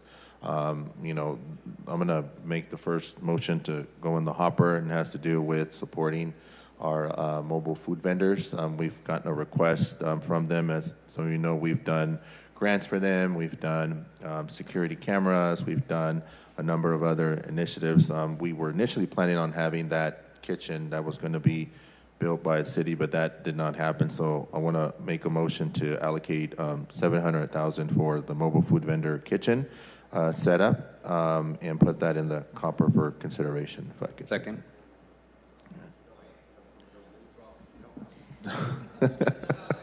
Motion by Chavez, second by Council Vice President. And Council President, I will have our staff email that. Would you like that email to Henry Ferro, and our city manager? City Manager, who would you like that to go to? To Henry. Henry Ferro. As his mic is troubleshooting. Henry's mic's not working. Henry, just tell me and I'll Council member, if you could send it to me and the city clerk. Yes. CC Ruthie. So it'll go to Henry and then the city clerk for the record. With that, thank you, Council President. Just because to avoid any delay, because we're going to be moving fast, was that intended for us to do something or for that to go to an outside entity, or do you not know yet? Outside entity. Thank you. Partnership. Thank you, Councilmember. Up next, Councilmember Arias. Director, can you walk me through the 8 positions you have in your department? What do they actually do? So of the 8 positions, 4 of them are coordinator positions, which are directly working with attraction, retention, and expansion projects. Can you speak a little bit closer into the mic? Sorry about that. Are they currently all filled? All of our positions are filled with the exception of the economic analyst. That position, actually, Kelly Trevino was promoted to assistant director, and we've had that one currently vacant. And you're requesting that you keep that position? For now. Our operational tempo right now, the team's gelling very well together, plus the actual experience between the 4 coordinators is separated into very different areas of practice, so it's a little bit better supported across the field. And that vacancy is what is helping to accomplish the 6.18% attrition savings. So we actually wouldn't be approving it to be filled because we need that savings for the attrition that is built into the budget. So if we just eliminate the position now, wouldn't that just savings be ongoing? Counting on it Ruthie, just from an temporarily? accounting perspective of having a position, having it vacant, and realizing the attrition savings versus eliminating the position, explain that. Well, it's a zero-sum game for sure, but it certainly provides us the flexibility to continue with economic development initiatives in the future by leaving the PCN available to be filled in the future. So if our budget system improves, not our budget system, but if our budget improves in the future, then we still have that PCN available. What would you say as your top 3 successes in the last year with your fully staffed team outside of attending a conference in Vegas? So I don't want to discuss or provide the business names themselves. However, I can provide the stats, and we provide those quarterly to you guys as part of our transparent quarterly reports. Over the last, or it's a calendar year set actually, because I started in October 2022. But for 2023, we filled about 1.5 million square feet of retail and industrial space across the city. That also affected, created, or retained about 2,000 jobs with an overall economic impact of around 150 million. Your 500,000, what exactly are you proposing to do with it?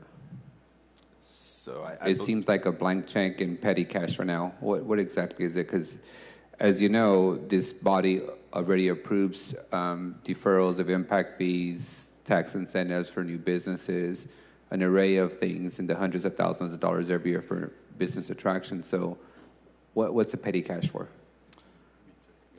Oh, it's his petty cash. No, it's actually the, you may have been sleeping when I was speaking earlier, but the... That's Councilmember Esparza.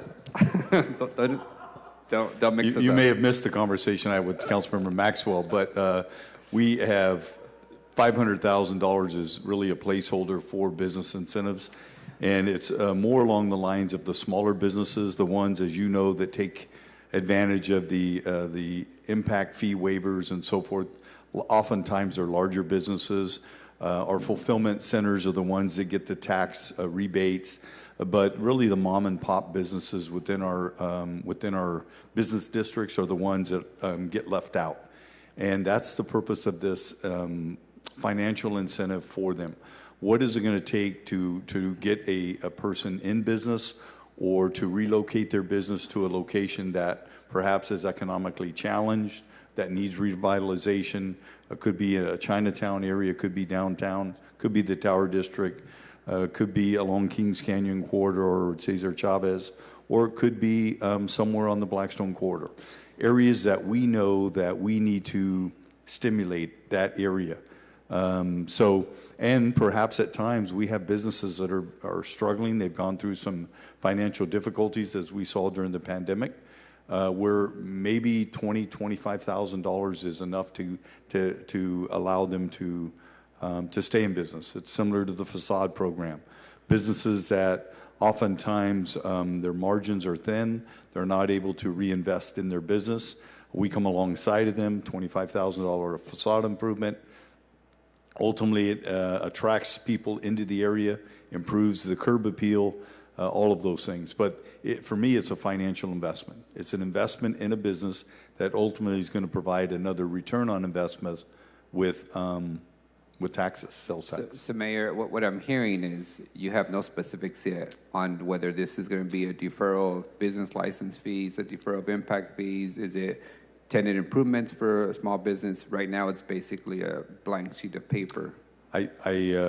The intent was to work with council based on the needs in their districts to develop a program that would provide the most flexibility and would give us the benefit. It's somewhat of a pilot program for small business. Got it. So it's open for discussion. Yes.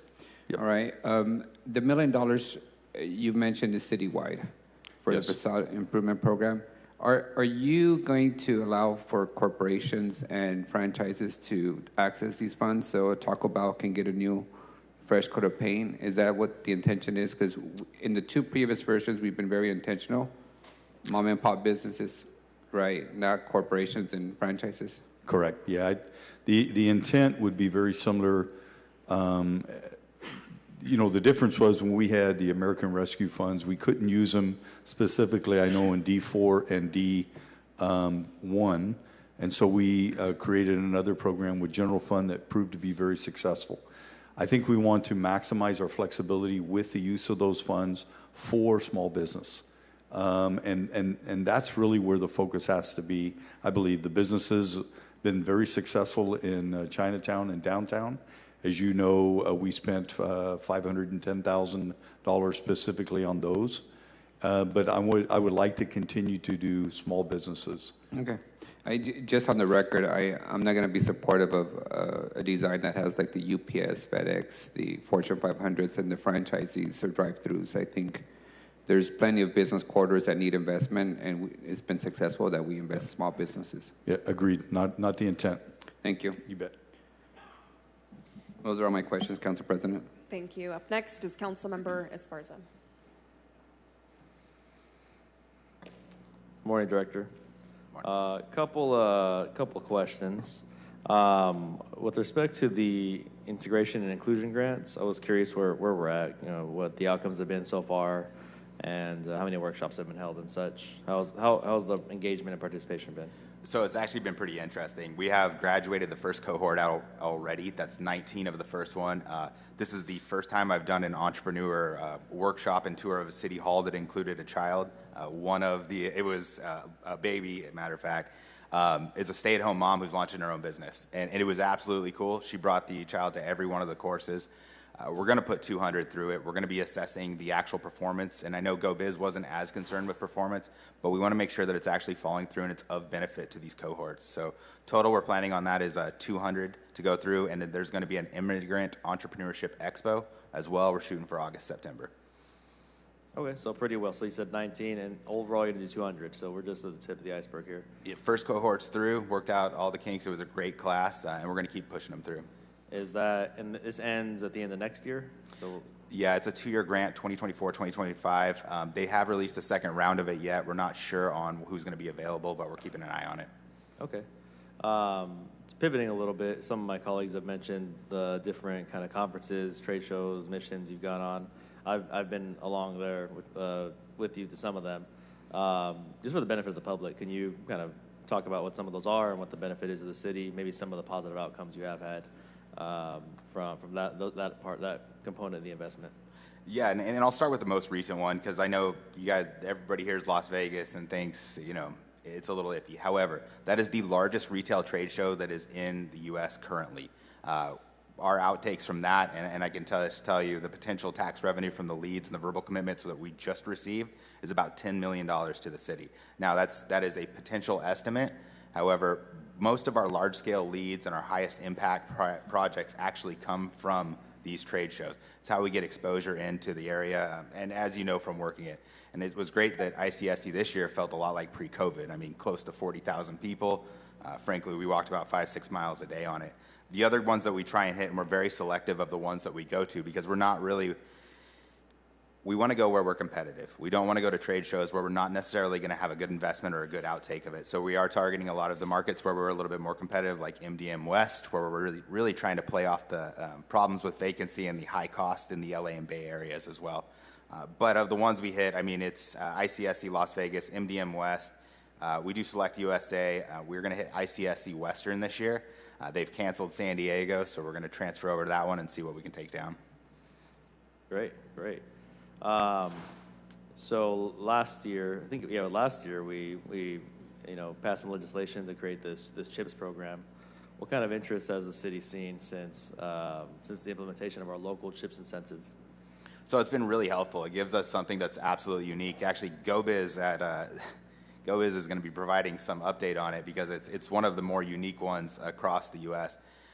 We've had a lot of interest on it. The hard part is, and we have to be cognizant of the utilities that are available in the area to bring in large-scale projects. I will say that I do appreciate the EDC helping us pivot to more of an equipment and manufacturing-based setup, which really fits our markets quite a bit better. So it gives us an additional sales point, and it is out there in the public. Okay.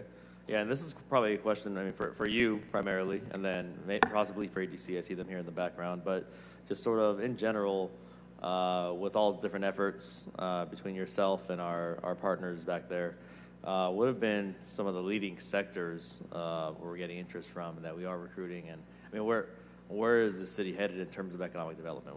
What kinds of companies and businesses are we going to be establishing here to sort of advance the city's economic progress? Yeah, I'll let Will speak on it too, but I know for us, we're looking at most of our kind of, we call them meat and potatoes type setups. We're looking for manufacturing that's going to fit what we have here currently, retail that's going to support the wages out of the manufacturing, a lot of equipment. The great part about it is we're starting to see a lot more tech advanced manufacturing coming in. Matter of fact, we're going to have a couple of very unique ones that are going to be announcing that they're going to be in operation, that are in the medical field. It's starting to diversify. The tough part here is, frankly, it's vacancy rates on industrial properties. We're at 7% or just below, so it makes it a little bit tougher. But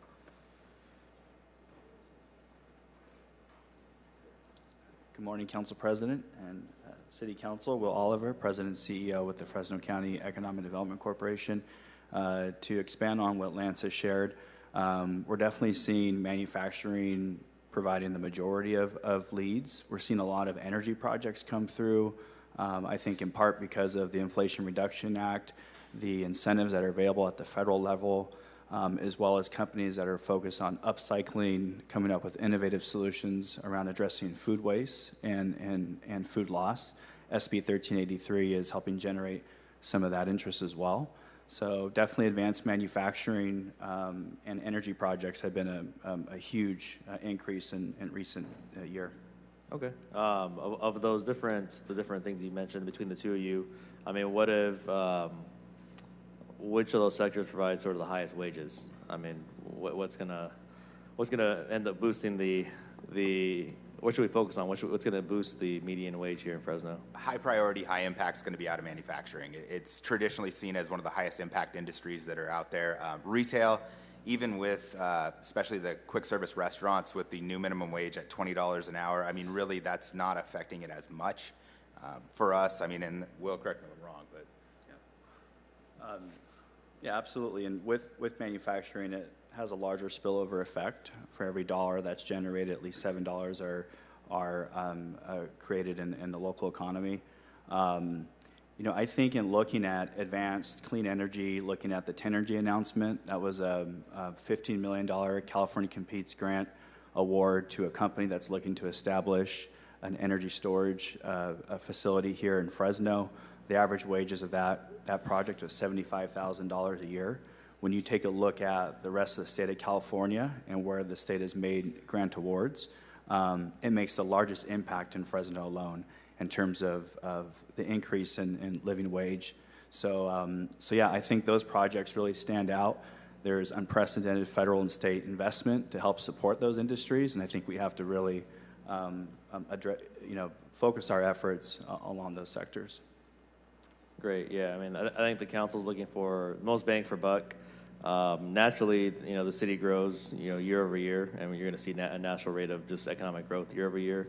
But we've got to look for those ways, those avenues to sort of outpace, or our economic growth has to outpace our population growth. And I think we do that by attracting these industries, raising wages. Where folks are getting paid a living wage to work. So I appreciate the efforts by both of you. Thank you. That's all my questions for you, Director, for now. We chat often, so I'll touch base with you if there's other things, but I did want to make my first motion. Something that we had done a few years back and didn't really work out during the COVID era was looking at property-based business improvement district on Blackstone, PBID.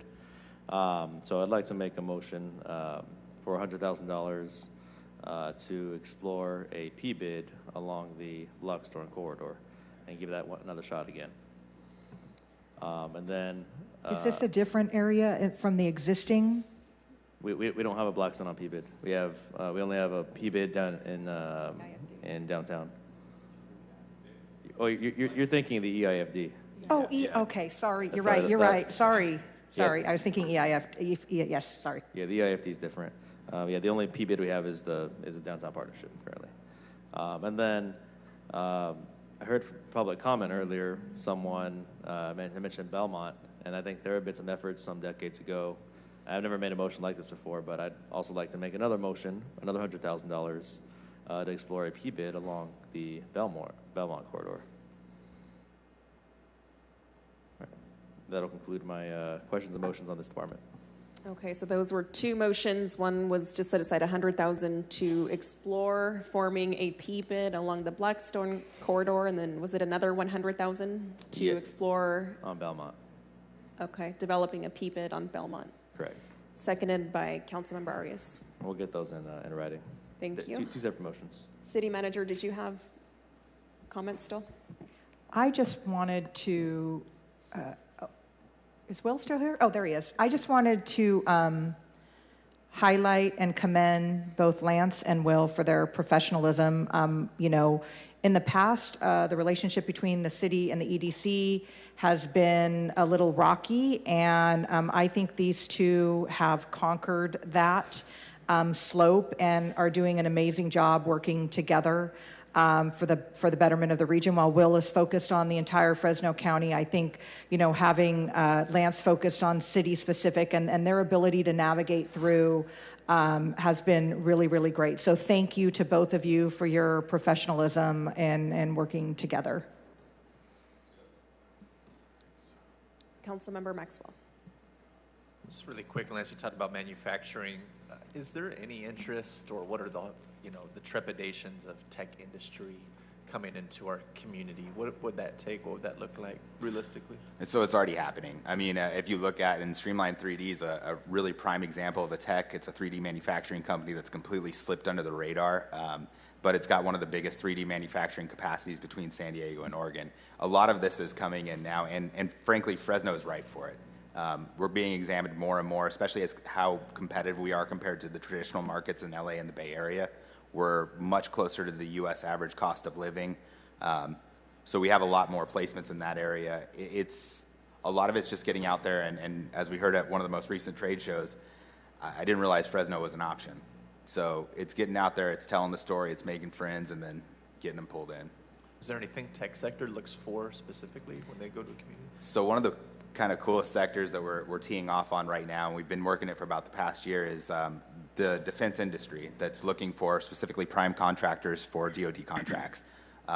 One of the things that some of the world conflicts have created is a resurgence in defense industry spending, and a lot of the current suppliers are based in Europe or other areas. In order to be a prime contractor for the U.S., they're required to come here, they're required to manufacture here. So we're getting a ton of interest, especially with our location with NAS Lemoore and then the 144th. Understood. I appreciate that. I respect the fact that we're doing everything that we can to attract these good paying jobs through manufacturers, but I want to make sure we're also doing our due diligence and attracting folks that are going to pay very high wages and salaries to diversify the economy here as well. So appreciate the feedback. Yes, sir. Thank you. Director, I've heard a lot about manufacturing. Do we have vacancy currently within our city limits to accommodate a new manufacturing company wanting to move in? Yes, and there's, whether it's Greenfield's going to be the most prevalent of what we have currently. And it's not just on the south end. If you look at the 99 and kind of Herndon corridor up there, there is IL parcels up there that are looking to be developed as well. So we do have capacity. Okay. And then I know what attracts entities to cities is having just shovel-ready land. Would you say Fresno is shovel-ready? It depends on the site, really, and it depends on the needs of the company, whether or not they're going into a space that already is, an A or Class A or Class B space that is a little bit closer to compliance so they can move right in. I will say, and this is total kudos to the planning department, but they coordinate with us very heavily to get a lot of these projects through, not just on time. We actually had 25,000 square feet of IL space that was just completed ahead of time, and the holdup at that point was only PG&E. So it's definitely moving the stuff along. Would you say PG&E has been a deterrent to your department in getting things done quickly, efficiently? PG&E is a challenge across all economic agencies that are within the PG&E territory, unfortunately. And we're on the same heading as everybody else, so. Okay. In regards to the local immigrant integration and inclusion grant, can you tell me a little bit more about what that is? I think you did earlier, but can you refresh my memory, please? So when they originally released it, the part of it was you got to pick, and I know the county put in their own application along a social services bent. We went with an entrepreneur setup, specifically focusing on Spanish-speaking entrepreneurs, and the entire class is Spanish-speaking. It's really to help those folks that are like the single mother that's, she wants to start her own business. She just doesn't know how. What do I have to file? How do I have to get it out there? How do I remain compliant so this isn't an issue later on?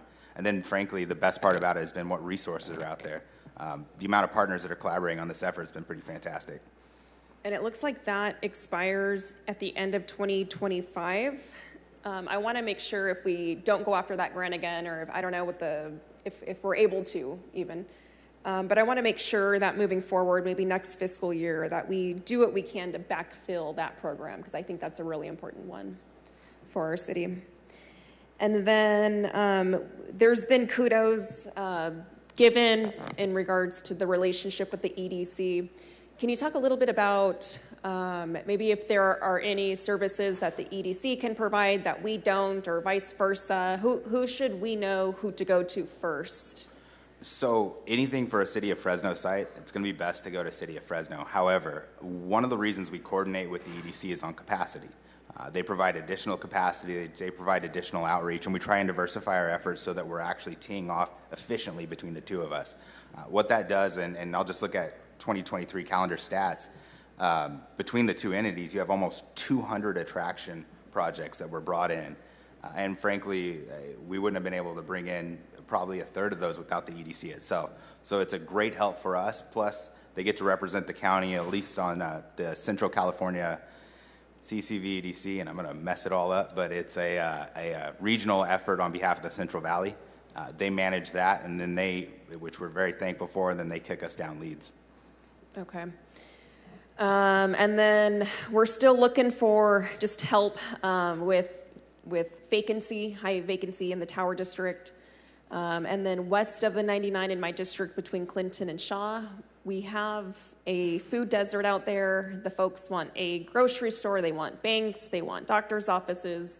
We keep putting up more and more rooftops west of the 99, but we're not doing enough to ensure that we are building complete neighborhoods with services to service those additional rooftops. So whatever we can do to work towards increasing services west of the 99 in my district would be much appreciated. And I still would love a Topgolf in the city. Whatever we can do to get a Topgolf in the city of Fresno, let's do it. But that concludes my questions. I have no one else punched up, so thank you, Director. Appreciate the work you're doing, as well as the EDC. Thank you, Will, for being here.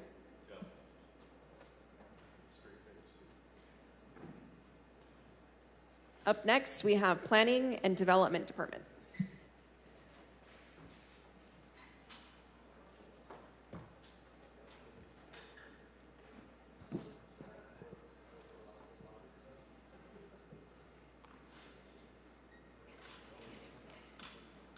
Good morning, Director. Good morning. Good morning, Council President, Council members. Jennifer Clark, Director of Planning and Development. Before I get started, I'd really like to thank my team for their hard work on preparing the budget while continuing to deliver important services to the City of Fresno. Oh, are you, no. Bernard, are you doing it around here? Okay. I wanted to first start out by highlighting a few accomplishments from funding that was allocated in the FY24 budget. With the assistance of ISD, the Acela platform was successfully migrated from being locally hosted to the cloud. And that was a really big lift for ISD and for our team. And I think it's going to be a great benefit to our customers.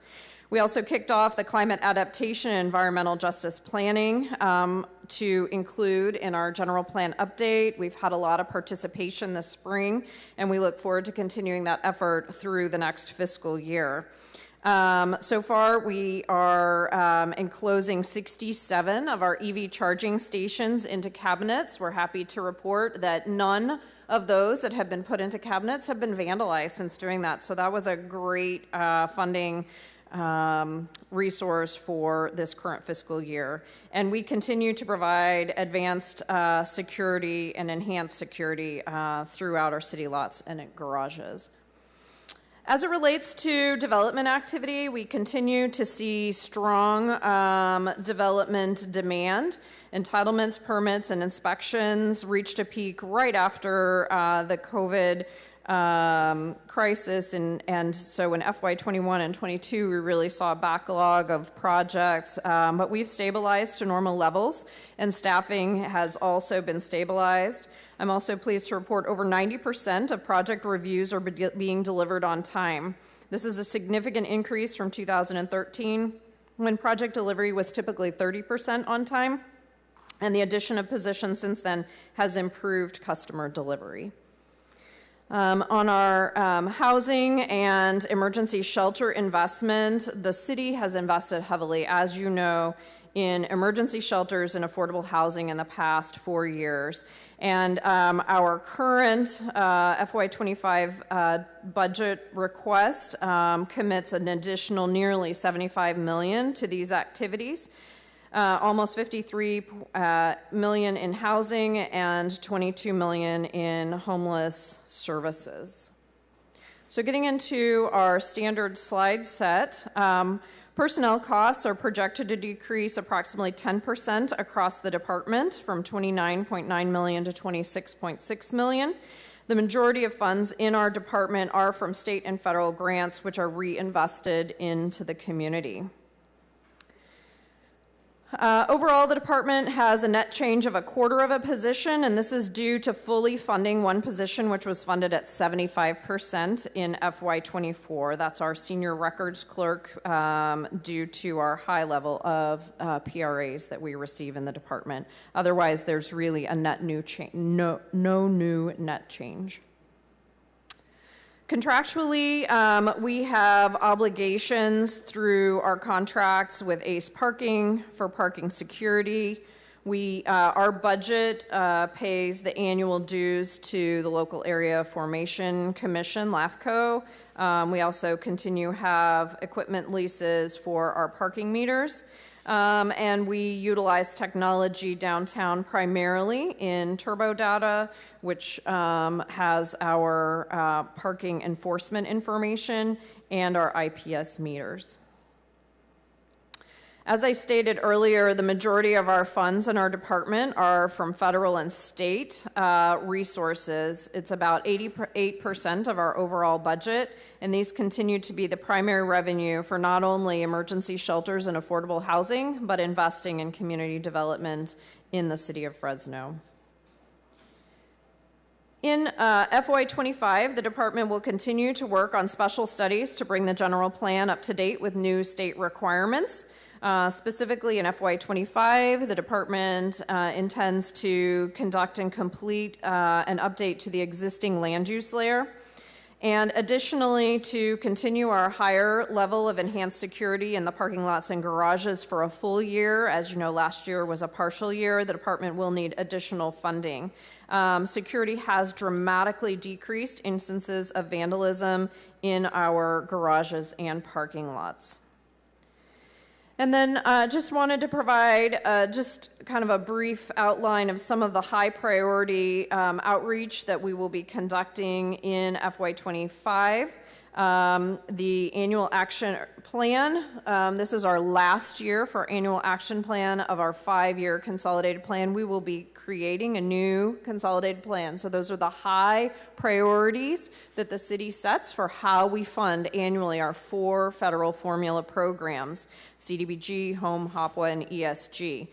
And we also have to build the new 1-year plan. So that's our big one. And we will continue to do outreach for our long-range planning related to the general plan, including the housing element, climate adaptation, environmental justice, and our ongoing specific plans. And with that, I'm happy to answer any questions. Again, thanks to my team and the administration for making the budget possible. Thank you, Director. Up first, we have Councilmember Maxwell. Good morning, Director Clark. Good morning. I just wanted to start off with a comment. I have a lot of good interactions with the folks in your department, and I just specifically wanted to give a shout out to Steve Montez and Assistant Director Phil Sky. Every time I have to go out in the district and talk to folks and have difficult conversations, they're always there. Assistant Director Sky reaches out to me before every single council meeting and is able to break down very complex ideas in a way I can understand them, and has been very helpful. And I enjoy working with everybody in your department. I probably have the most interaction with those couple of folks, and just want to say they've been doing a really good job. Thank you. I appreciate that. A couple questions. First one, Yes. are nonprofits eligible to receive CDBG funds? Yes, their status is typically checked when they apply. There are certain types of activities that are built into the annual action plan. When we do our annual notice of funding availability, they can apply for specific activities. Again, that's built into the consolidated plan. What are those high-level priorities? And then what is the action plan allocating to those priorities each year? And then they would apply on those specific activities. And Can you give a little bit more detail on those specific activities? So it depends, but examples would be services that would support low-income households or families. We've funded after-school programs, we've funded senior activity programs, we've funded programs to support community members in building capacity within their neighborhoods, that kind of thing. Are those qualifications determined by us on the local level, or is that a federal requirement that they have to meet those certain criteria to be eligible for this? So they have to meet certain criteria on the federal level. We also build in requirements at the local level as well, how we go about checking to verify that they are eligible, right? So their 501c3 status, their tax exempt status with the state, are they current active corporation in the state, right? So we have very specific regulations, but they all tie back to the federal. Okay, I will follow up after today's budget hearing, but if you could furnish my office a copy of the federal requirements versus the local requirements, and just what the differences are between the two, that'd be helpful for my purposes. Yeah. Okay, thank you. Last question. 3 years ago, we initiated a text amendment. Can you give me an update where that's been, where is it at now, and how long before it comes to council? Yeah, so the smoke shop text amendment, the sensitive uses related to related to the card rooms, right? So we have drafted that. We have circulated that. We just need to bring it back to council. So we're pretty close to bringing that back. Do you think like in the next couple of months that would be? I would say by the fall. Okay, for a final vote? Yeah, because really at this point, it's a circulation with our district implementation committees, city council, or planning commission, and then city council. Okay, can we touch base before then, Director, just so I have an idea of what that's going to look like before it comes to this body? Yep. Okay, I appreciate it. Thank you, Director, for everything that you and your team do. Appreciate it. Thank you, Councilmember. Up next, we have Councilmember Esparza. Morning, Director. Good morning. Could you just provide a description of the neighborhood stabilization program? Yeah, I'm going to actually defer to Phil on that.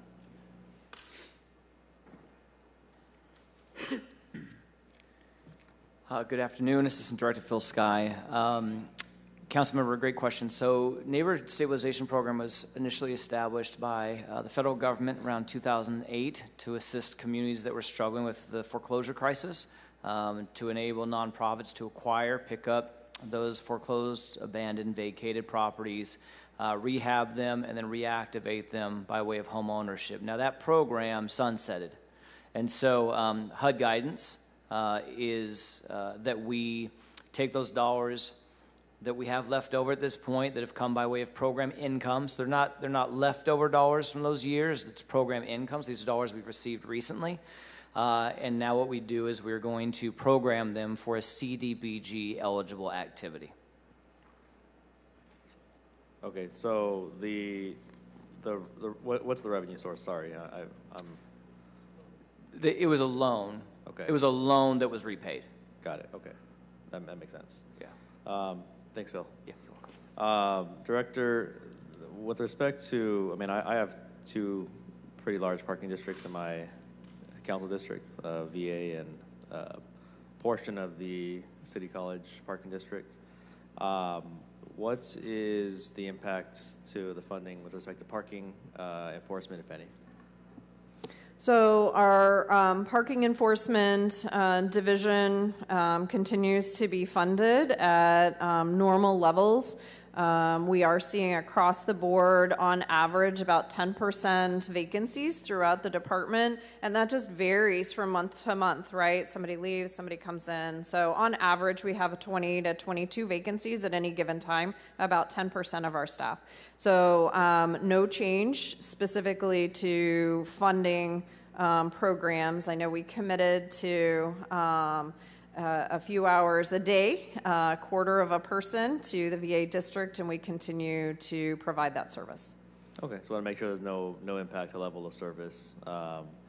As you know, some residents want more enforcement, a lot more. Some residents want a lot less.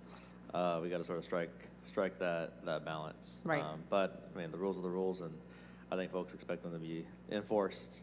It's a big quality of life issue for the residents in those particular areas. So appreciate that. I want to talk about the general plan. I mean, I believe it's 2024. The last time we had a full kind of revision was 2014. So we're at the 10-year mark. Will be this December. Is this incorporated? I mean, what are the community outreach efforts? Where are we on this in general on this update? And is that incorporated to this budget? Right. So we've continued to do a number of things over the last several years to get prepared to update our general plan to be consistent with state law, right? We're not doing a brand new general plan, nor are we required to.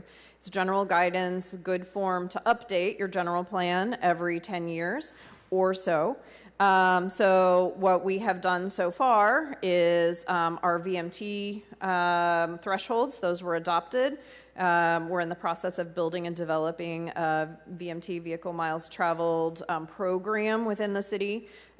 We have initiated and have started, have actually had a first round of comments on our housing element. We're working on the climate adaptation and environmental justice element. The thing that we are asking for in this budget to fund is our existing, essentially our existing conditions report, right? So what's the baseline so that when we come forward, probably next fiscal year, to look forward to updating the EIR that will support the general plan, we'll have the existing conditions. So we're looking at more of an update, maybe not as quite substantially of a revision as we saw 10 years ago, more of an update. Correct. 10 years ago, you saw a completely brand new plan, completely brand new form. This general plan update is really a refresh to bring us into compliance with state laws and to make tweaks here and there that we believe will actually get us to our desired outcomes. Okay. And then I did ask the mayor this a couple weeks ago when he was standing where you are. But does this budget, as far as you know, hold any funding that will be put towards expanding into SATA? Expanding SATA, is that what you? Or no. Pursuing SATA, yeah. Yeah, there is no funding specifically built into this budget. Last year, the council provided funding to do technical studies and analysis, and those are underway and should be completed later this year. All right, thanks, Director. Yep. Up next is Councilmember Arias. Director, remind me, how much revenue does the parking department, what's their revenue for the year and what's their expenditure for the year?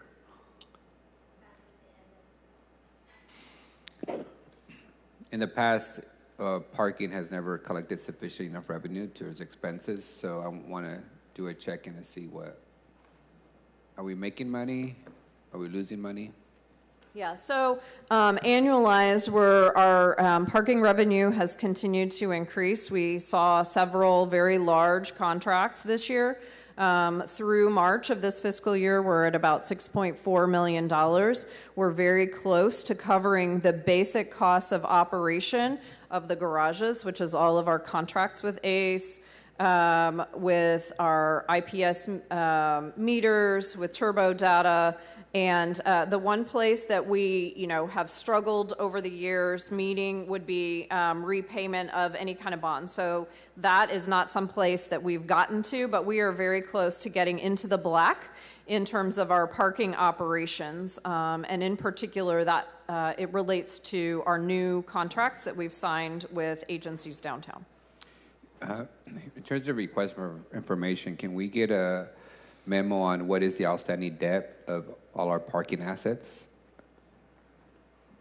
And also, what is the revenue versus expenditures for the year?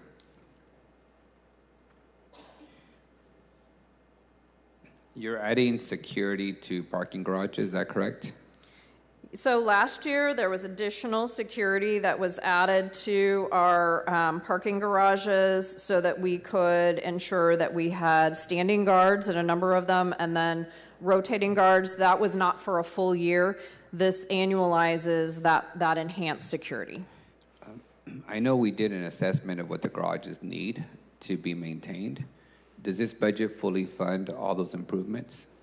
So in 2016, the Walter P. Moore study was completed. We have been gradually funding each of those projects, but as you know, since 2016, costs have gone up. So currently in the FY24 budget, all of the high priority repairs are funded and are anticipated to be completed by the end of FY25. So they were funded in 24. So low priority repairs still need to be funded in future years, but we need to finish those high priority repairs first. Do you have an estimation of how much outstanding repairs are needed for their parking garages? So in 2016, that would be $1.2 million. I do not know what that would cost today. Okay. I would like, City Manager, I know there's been conversations about bonding out for a fire station and a communication centers. I'd like to put that in the queue. If we're going to bond out, we should bond out the full cost of those garage repairs. Those are 40-year assets, and the last thing I want is structural deficits on those parking garages that are utilized, so we can put that in the queue when we get to the bonding conversation. General plan, just to be clear, we're only funding an update. We're not going to redesign the whole thing. Correct. All right.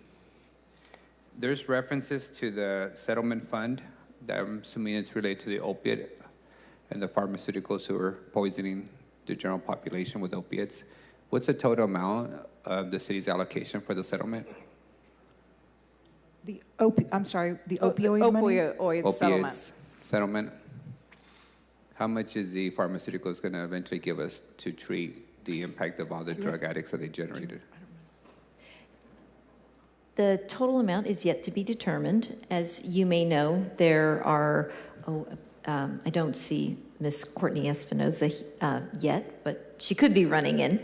There are about a dozen different agencies that are either in settlement or are agreed to settle or in settlement negotiations, and the city has not yet been notified of the exact amount of our portion of the settlement amounts, but we have an estimate of what our amount would be. The settlement year could be anywhere between 8 and 16 years, so the terms also have not been determined yet for each of those agencies. But again, we do have an estimate for the agencies that have, or the organizations that have settled and have started paying. We have been receiving between $758,000 and $800,000 per year for the past 2 years, and we will receive that again for this fiscal year, for our budget year, fiscal year 25. So, and that is in the proposed budget. But it will change, and it will increase, and it will go on for at least another 15 to 17 years. Okay. So a little under $1 million is our projected estimates of settlement funds for maybe 2 decades? Yes. Right. Less than 2 decades, yes. Got it. Assistant Director, what's the cost of fully operating a shelter what's the estimated cost for one person on a shelter bed? Councilmember, are you asking the cost for one individual bed? Approximately, let me get my calculator. Sure. So I will say it does vary on location, number of beds, and the operator. So what we view in the city of Fresno as a strength and not a weakness is the diversity in philosophies and models that each operator provides. And so, but on average, it costs approximately per year $45,000 a year. $45,000 a year. Per bed. And that's meals, that's security, it's utilities, it's water, it's all inclusive. Got it. So harsh numbers.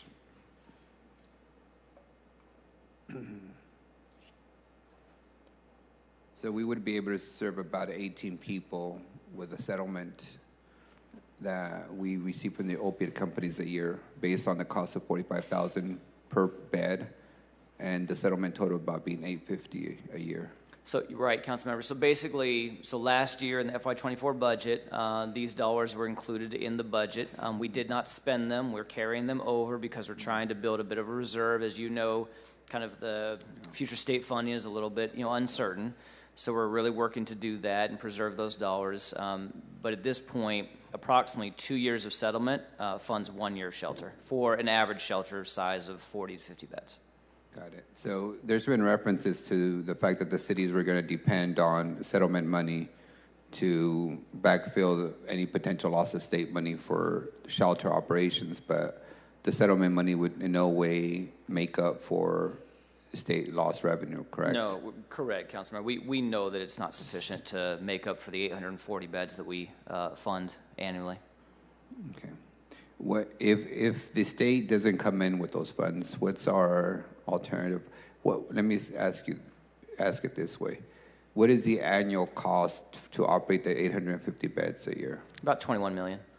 So it would be a $21 million potential CDBG general fund obligation. CDBG wouldn't be eligible. We'd have to look at other sources. So general fund? Possibly. Okay. Just want to make sure that's clear. Thank you. On the housing trust, how much is left in the housing trust fund, and to what projects is it dedicated to? Sure, Councilmember. We have approximately $4 million, which are new dollars that have been received. That includes, and then we're talking about FY25, and so looking at the $1.5 million that we receive through our real estate transfer tax, along with other dollars that we have been able to add to that fund. And so we'll be releasing a NOFA this year, FY25, to make those dollars available for potential projects. Okay, thank you. Planning Director, are all the EV stations operational in the city? So 67 of the 87 are operational. So all of our parking lots and garages, with the exception of 2 garages, and those are the Congo Alley garage and the Spiral garage. So Spiral garage and Congo Alley, we're assessing the additional needs to harden the wiring that's necessary to provide those stations in those 2 garages, potentially as a part of the automation and video surveillance. We would have some additional information on how to harden those targets. But those are the only 2 places where our EV chargers have not been reinstalled and are not in cabinets. And again, those 67 that are in cabinets have not been vandalized. I would just ask you to consider whether you even replace those stations in the garages. I don't know who picked the locations initially, but they were absolutely the wrong location. I mean, they didn't just take the hoses, they took the whole infrastructure with them. Yeah. And, those garages are old in the way they were designed, and there's no visibility in the 2nd, 3rd, 4th, or 5th floors, so why would we put, electrical infrastructure in dark spaces is beyond me. Thank you for that, Director. Those are all my questions. I do appreciate your work on the smoke shop ordinance. I know it's been a lot of support that you've provided directly to it, and all the other work.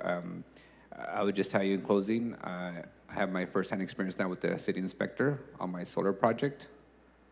It's been an experience, no fault of the cities. I would put this on the solar company and our best friend PG&E and all their intricacies. But it was very reassuring to see the quality and the responsiveness of the city inspectors and their expertise in the field. So whatever y'all got to do to keep on hiring good folks, do it. But I know a lot of people complain about the length it takes to get approved. I'm one of those complainers as it relates to parks. But ultimately, I think we do a good job of making sure that the work is up to par and ensures the safety of the public. So thank you for that. Thank you. I'll pass it along. Director, can we talk a little bit about funding for HART?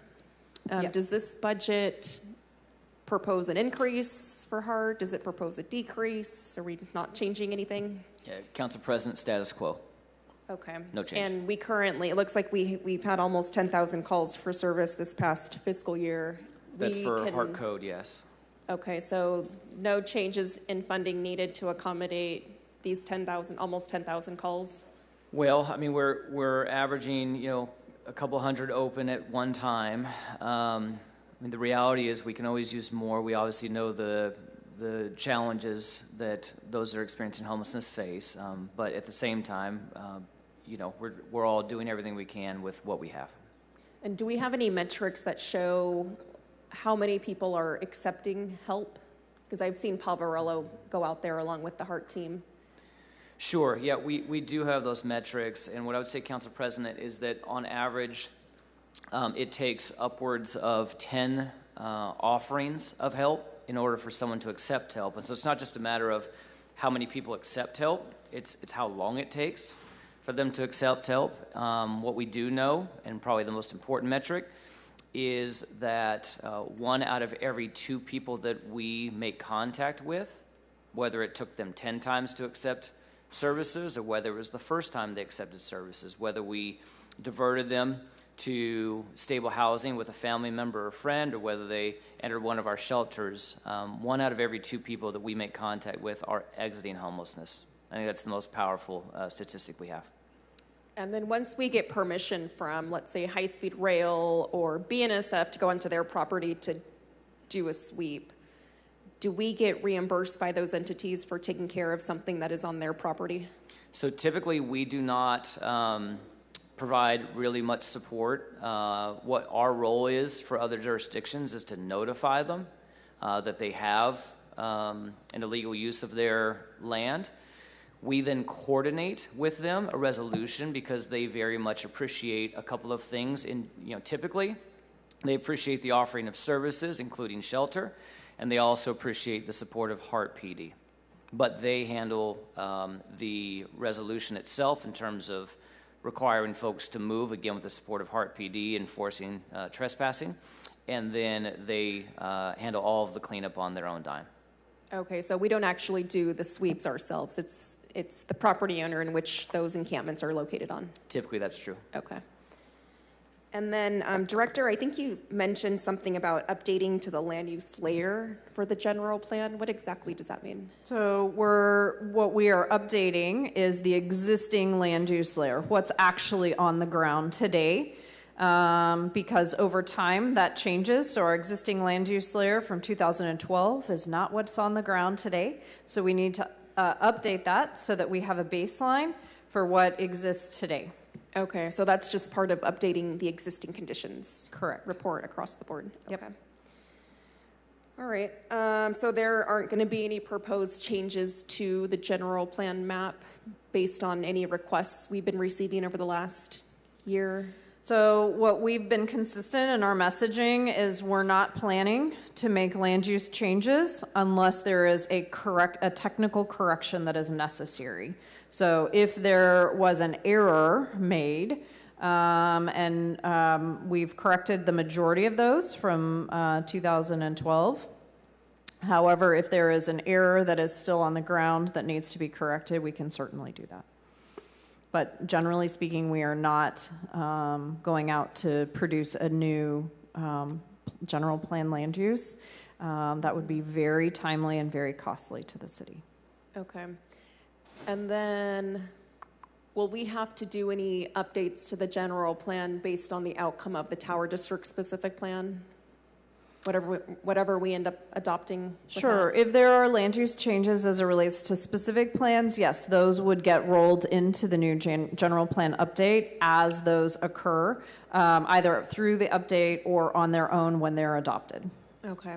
And do we currently have an active general plan working group, community working?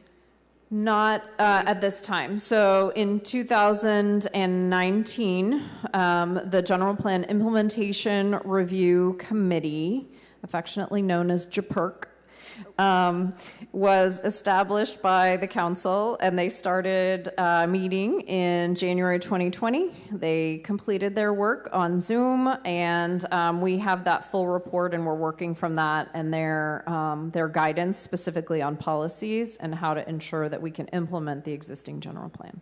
I see. Okay. So at this time, there's been no conversations about expanding the SOI? There have been no conversations about expanding the sphere of influence, no. And next fiscal year, you said, is when we'll start to allocate funds to do a more comprehensive general plan update, or? So really taking into account all of these pieces that have been done, right? So the VMT program hopefully will come to you for adoption in early 2025. The climate adaptation, environmental justice, and housing element will be adopted within all of them, completed and adopted by the end of this fiscal year. When that occurs, we will need to, using our existing conditions report, see if we need to do updates to our programmatic EIR, our PEIR.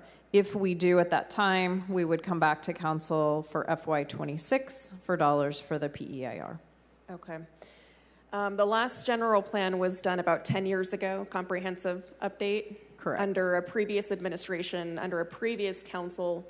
So it sounds like maybe we could do a workshop in the near future just to see if this council and this administration is still in par with the current general plan, vision, goals, policies, and whether or not we want to expedite or put into the hopper to start a more comprehensive update sooner than later. There might be a motion, a budget motion attached to this, but I'm not quite sure what that'll look like yet. But I just want to put that out there because this general plan was completed under a prior administration. I just want to be sure that it still reflects what our current mayor and council envisions for this city in the next 10 to 20 years. And then VMT, what's the current status of that program?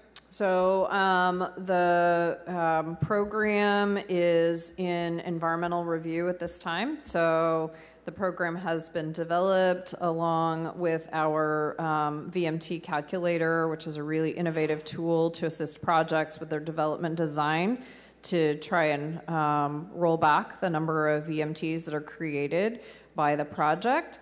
And then we anticipate by the end of 2024 being able to bring that to council and then adopt by early 2025 the environmental for the program and the program itself. So we'll be publishing later this year. Okay. Okay, those are all my questions for you, Director. I just have a memo request. I don't know if I asked for this already, but if we could get a memo that outlines what our current bonding capacity is, please. Thank you, Director, very much. Thank you. Council Member Carbasi, did you have a follow-up question? Yes, and this is for Assistant Director Sky.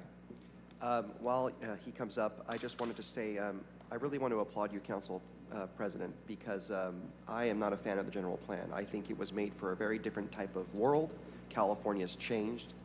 We're in the midst of a housing crisis. We're in the midst of living in a state that takes away local control and has very little respect for our ability to determine what is best for our community. And I am a big proponent of seeing a revision to our general plan sooner than later that reflects the values of this administration and this council. So I'll leave it at that. And Director Sky, I just wanted to comment, without going into too much detail, I want to applaud you in your customer service, because whenever we call your office regarding issues with the unhoused, it's a very complicated matter. It's not easy. But the level of customer service and responsiveness we're getting is unlike ever before. So Director and Assistant Director, very good job on doing that. I want to thank Stephen Montez and Gloria. You guys are just great. And I know it's not easy, but you're communicating with us, and that's very important. Yeah. And usually getting the results anyways, so that's good too. Thank you, but thank you. Councilmember. Thank you very much, both. Thank of you.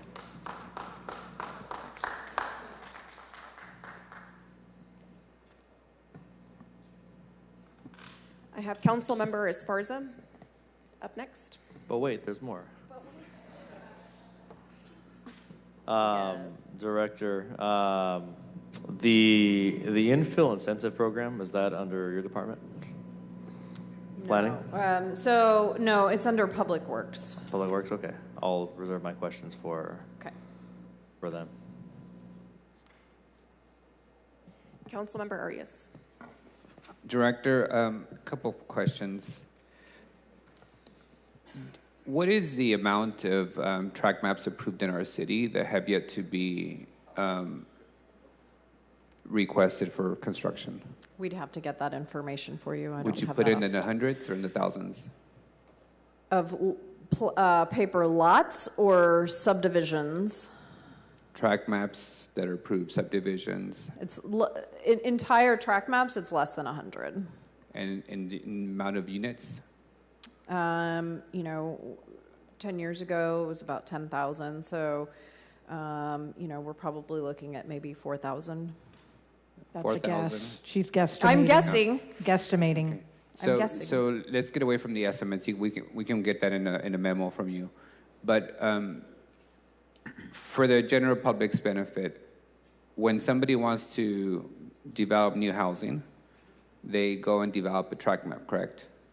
And that tract map is approved? If it's a single-family subdivision, yes. And then what happens after?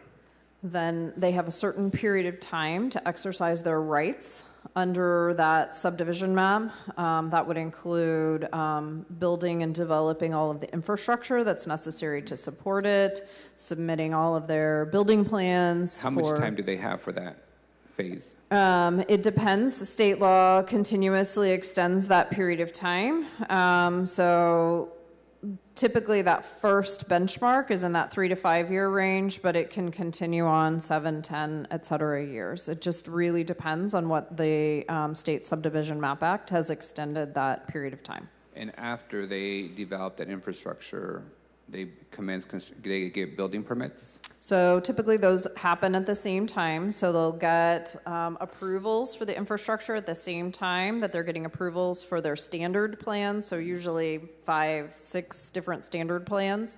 That typically happens concurrently. They'll start developing the parcels that have been approved through the track map. Once the infrastructure is complete, then we can approve the final map. It's been accepted, right? And then those properties can be sold to individual home buyers.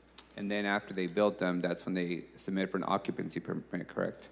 So once they have completed construction and it has passed all of the building codes, inspections, and the track map is complete. So all the infrastructure is complete, they've checked off all the boxes, paid all their fees, then they can get a certificate of occupancy. Okay. As we preview a conversation about updating the general plan and, SADA as a Southeast growth area, I want to start off with some baseline facts. And for me, it's how much capacity already exists in the city that individuals have chosen not to build for whatever reason, whether it's a market or by choice, or they want to sell to somebody or whomever. But there is, in my view, thousands of already pre-approved units that could be built tomorrow if the private market made that decision to build them. So before we go open up another corner of the city for further expansion, or we start changing the general plan, I like to get some baseline information. And then my second question is, if we were to do a complete update of the general plan, what was the cost of that the last time it was done, and what do you estimate the cost of that to be in terms of time, length, and actual dollars? So the last general plan update cost $3.5 million and took about 3 years to get from we're having community meetings, et cetera, to an initiation by council, and then an additional 1.5 years with environmental. So you're looking at 4.5 years and different people sitting in different chairs. And would you have to, would that be work that you would do in addition to your everyday work of approving rezones and construction permits, or would you have to add bodies to do that work and not slow other projects down? That would be a consultant that we would hire to prepare a general plan update. We have our long-range planning team would be assigned to manage that contract and to manage that work. Okay, thank you. Appreciate it. Looking forward to the data. Thank you very much, Director. That will conclude our comments and questions for the Planning Department. Thank you to your team as well. I know the work that goes into every day to make the magic happen for our city. Thank you. We're going to break for lunch at this time, and we will come back at 1:30, where we will pick up with the Public Works Department. We'll see you back here at 1:30 p.m.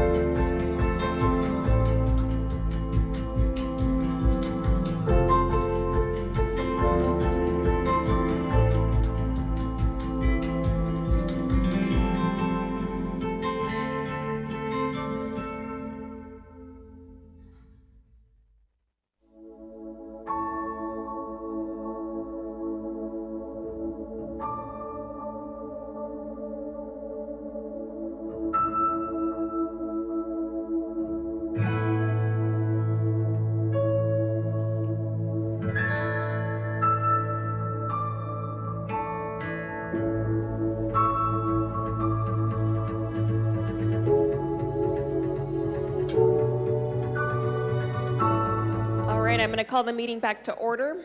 The time is 1:36 p.m. and we're going to pick back up with our budget presentations. Up next, we have the Department of Public Works.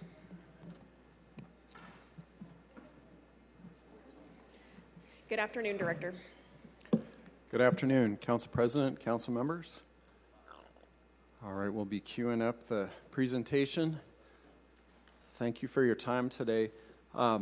I know you're very familiar with the mission of Public Works, but to recap, mission is really building a better Fresno, and we're all about focus on building and maintaining critical backbone infrastructure for the city, such as streets, sidewalks, traffic signals, street lighting, median island street trees, parks, landscaping, trails, with the goal of supporting goals of neighborhood revitalization, public safety, economic development, sustainability, and air quality.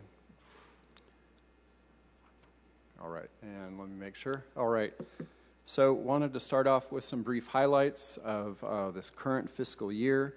That includes, in the graffiti program, a total of 2.8 million square feet, 34,000 tickets, 97,000 pieces of graffiti removed. And we're maintaining a 7-day-a-week operation with 24-hour turnaround time, typically same day. The new dedicated pothole crews have been up and running, 801 tons of asphalt used in patching potholes, 70,000 tons as far as streets repaved, 40 lane miles. We've been busy with geo-based tree trimming, a total of 16,000 plus trees, and of course 1,600 trees planted, well in excess of the 1,000 tree goal. Other highlights, the council just approved an urban forest management plan, and thanks to support on new positions, we have the citywide trail maintenance crew and the San Joaquin River Parkway trail crews all up and running thanks through Measure P. Also replanting of 18 miles of median islands, and then as noted here, other big highlights, the turf rehabilitation. Prior to Measure P, usually Director Gary and I working on those together, we'd be lucky to have 2, maybe 3 parks with that type of rehabilitation work done.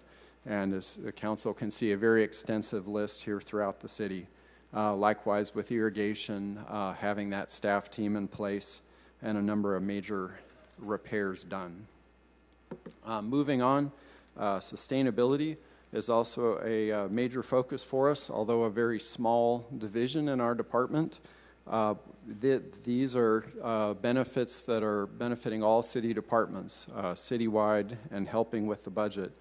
As you know, PG&E rates have really been skyrocketing, and I'm very grateful and thankful that as a city we've been able to make those decisions to invest in energy efficiency, really with zero capital in that division budget. As noted here, $209 million of savings in utility bills over the next 20 years. And really, and we're not done yet on that. Projects continue to come forward.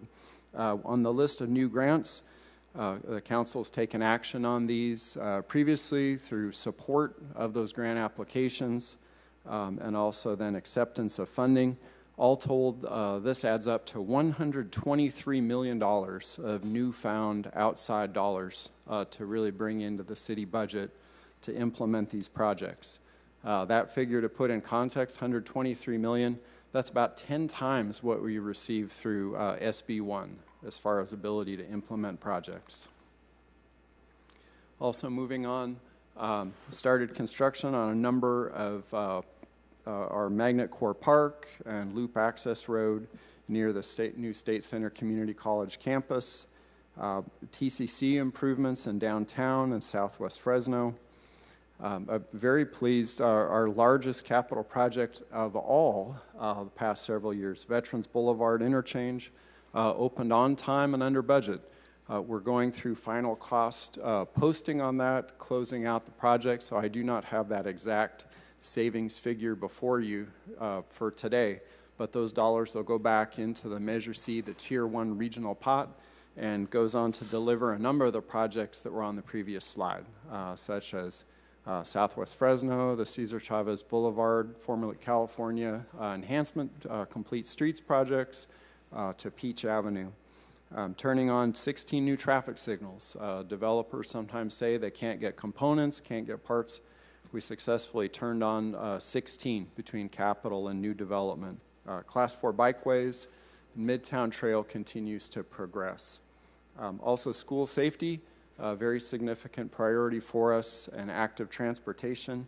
So this is just a sampling of some projects that went into construction this past year. More to come. Also in terms of budget highlights, this is a snapshot for the department. 2005 fiscal year budget proposes a total of $305.9 million on public works. As you can see from the numbers, personnel is only $48 million of that.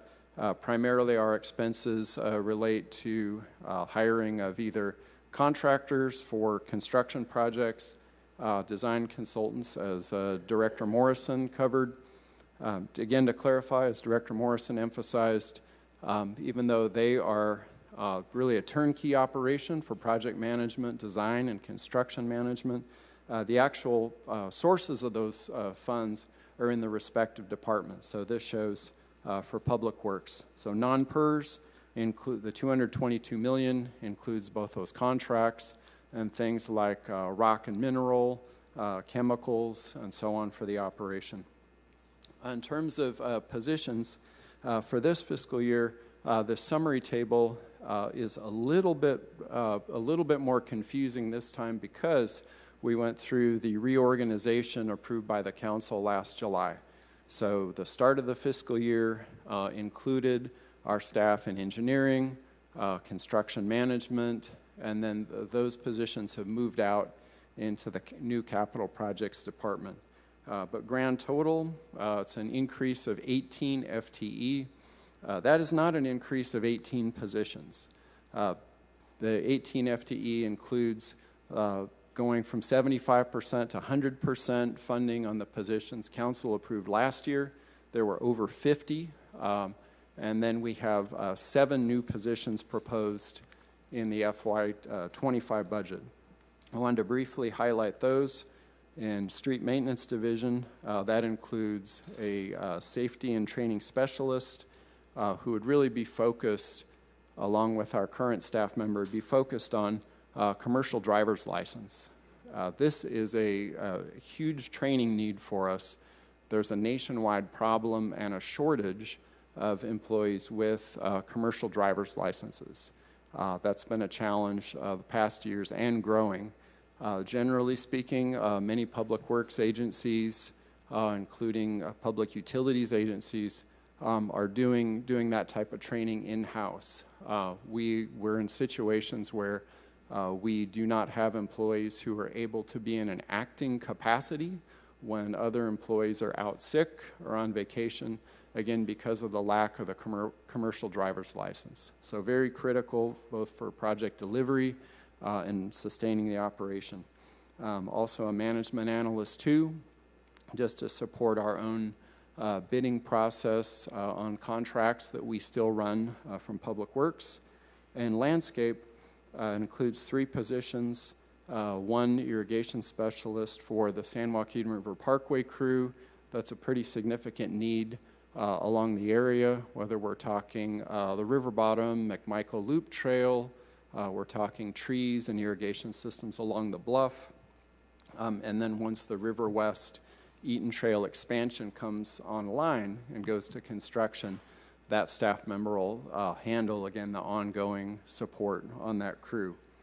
Also a park supervisor 2 for forestry, and lastly, a senior management analyst for the ever-growing community facilities district program. As those tracks mature and numerous subdivisions each year added on, the complexities of that are such that we just need the 1 new staff member to augment that team. Not covered on this slide, but also wanted to mention it's in the narrative. Our high-speed rail and special projects team is proposed to add 2 positions, a project manager and a chief engineering technician, to handle that workload. Again, as noted by Director Fierro in the overall presentation, no general fund positions are proposed in this area. No new general fund. Public Works is a special revenue department, and all of these functions are supported by other revenues. Moving on, operational impacts. This is a summary of some of the most significant items. There's been a lot of discussion already about increased PG&E costs. You can see that on the line items. And then just between equipment replacement and materials at $7.5 million for a total of over 250 field staff. So just the number of vehicles and equipment. We have a number that are near the end of life cycle or past the end of life cycle. And so that includes the resources needed to keep that operation running. Some other keys I wanted to highlight are federal, state grants and Measure C. So this is a snapshot of those. Again, what makes up the capital program. You can note here that CDBG to federal grants, $32.7 million. That's one of the most significant. A lot of those coming through Fresno COG and Caltrans. I know the council is very familiar with the projects that are on this list. Also, dollars for our Safe Streets and Roads for All grant. Again, going through the summary, TCC wrap-up that has $8.5 million in the budget.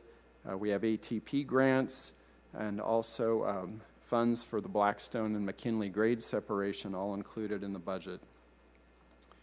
Going back to Measure C, we highlighted newfound money in the budget, the $123 million.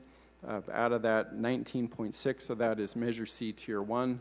Those are not discretionary dollars to the city. Those are the regional projects that were in the ballot measure listed, essentially earmarked projects by the voters. So we're excited about those moving forward.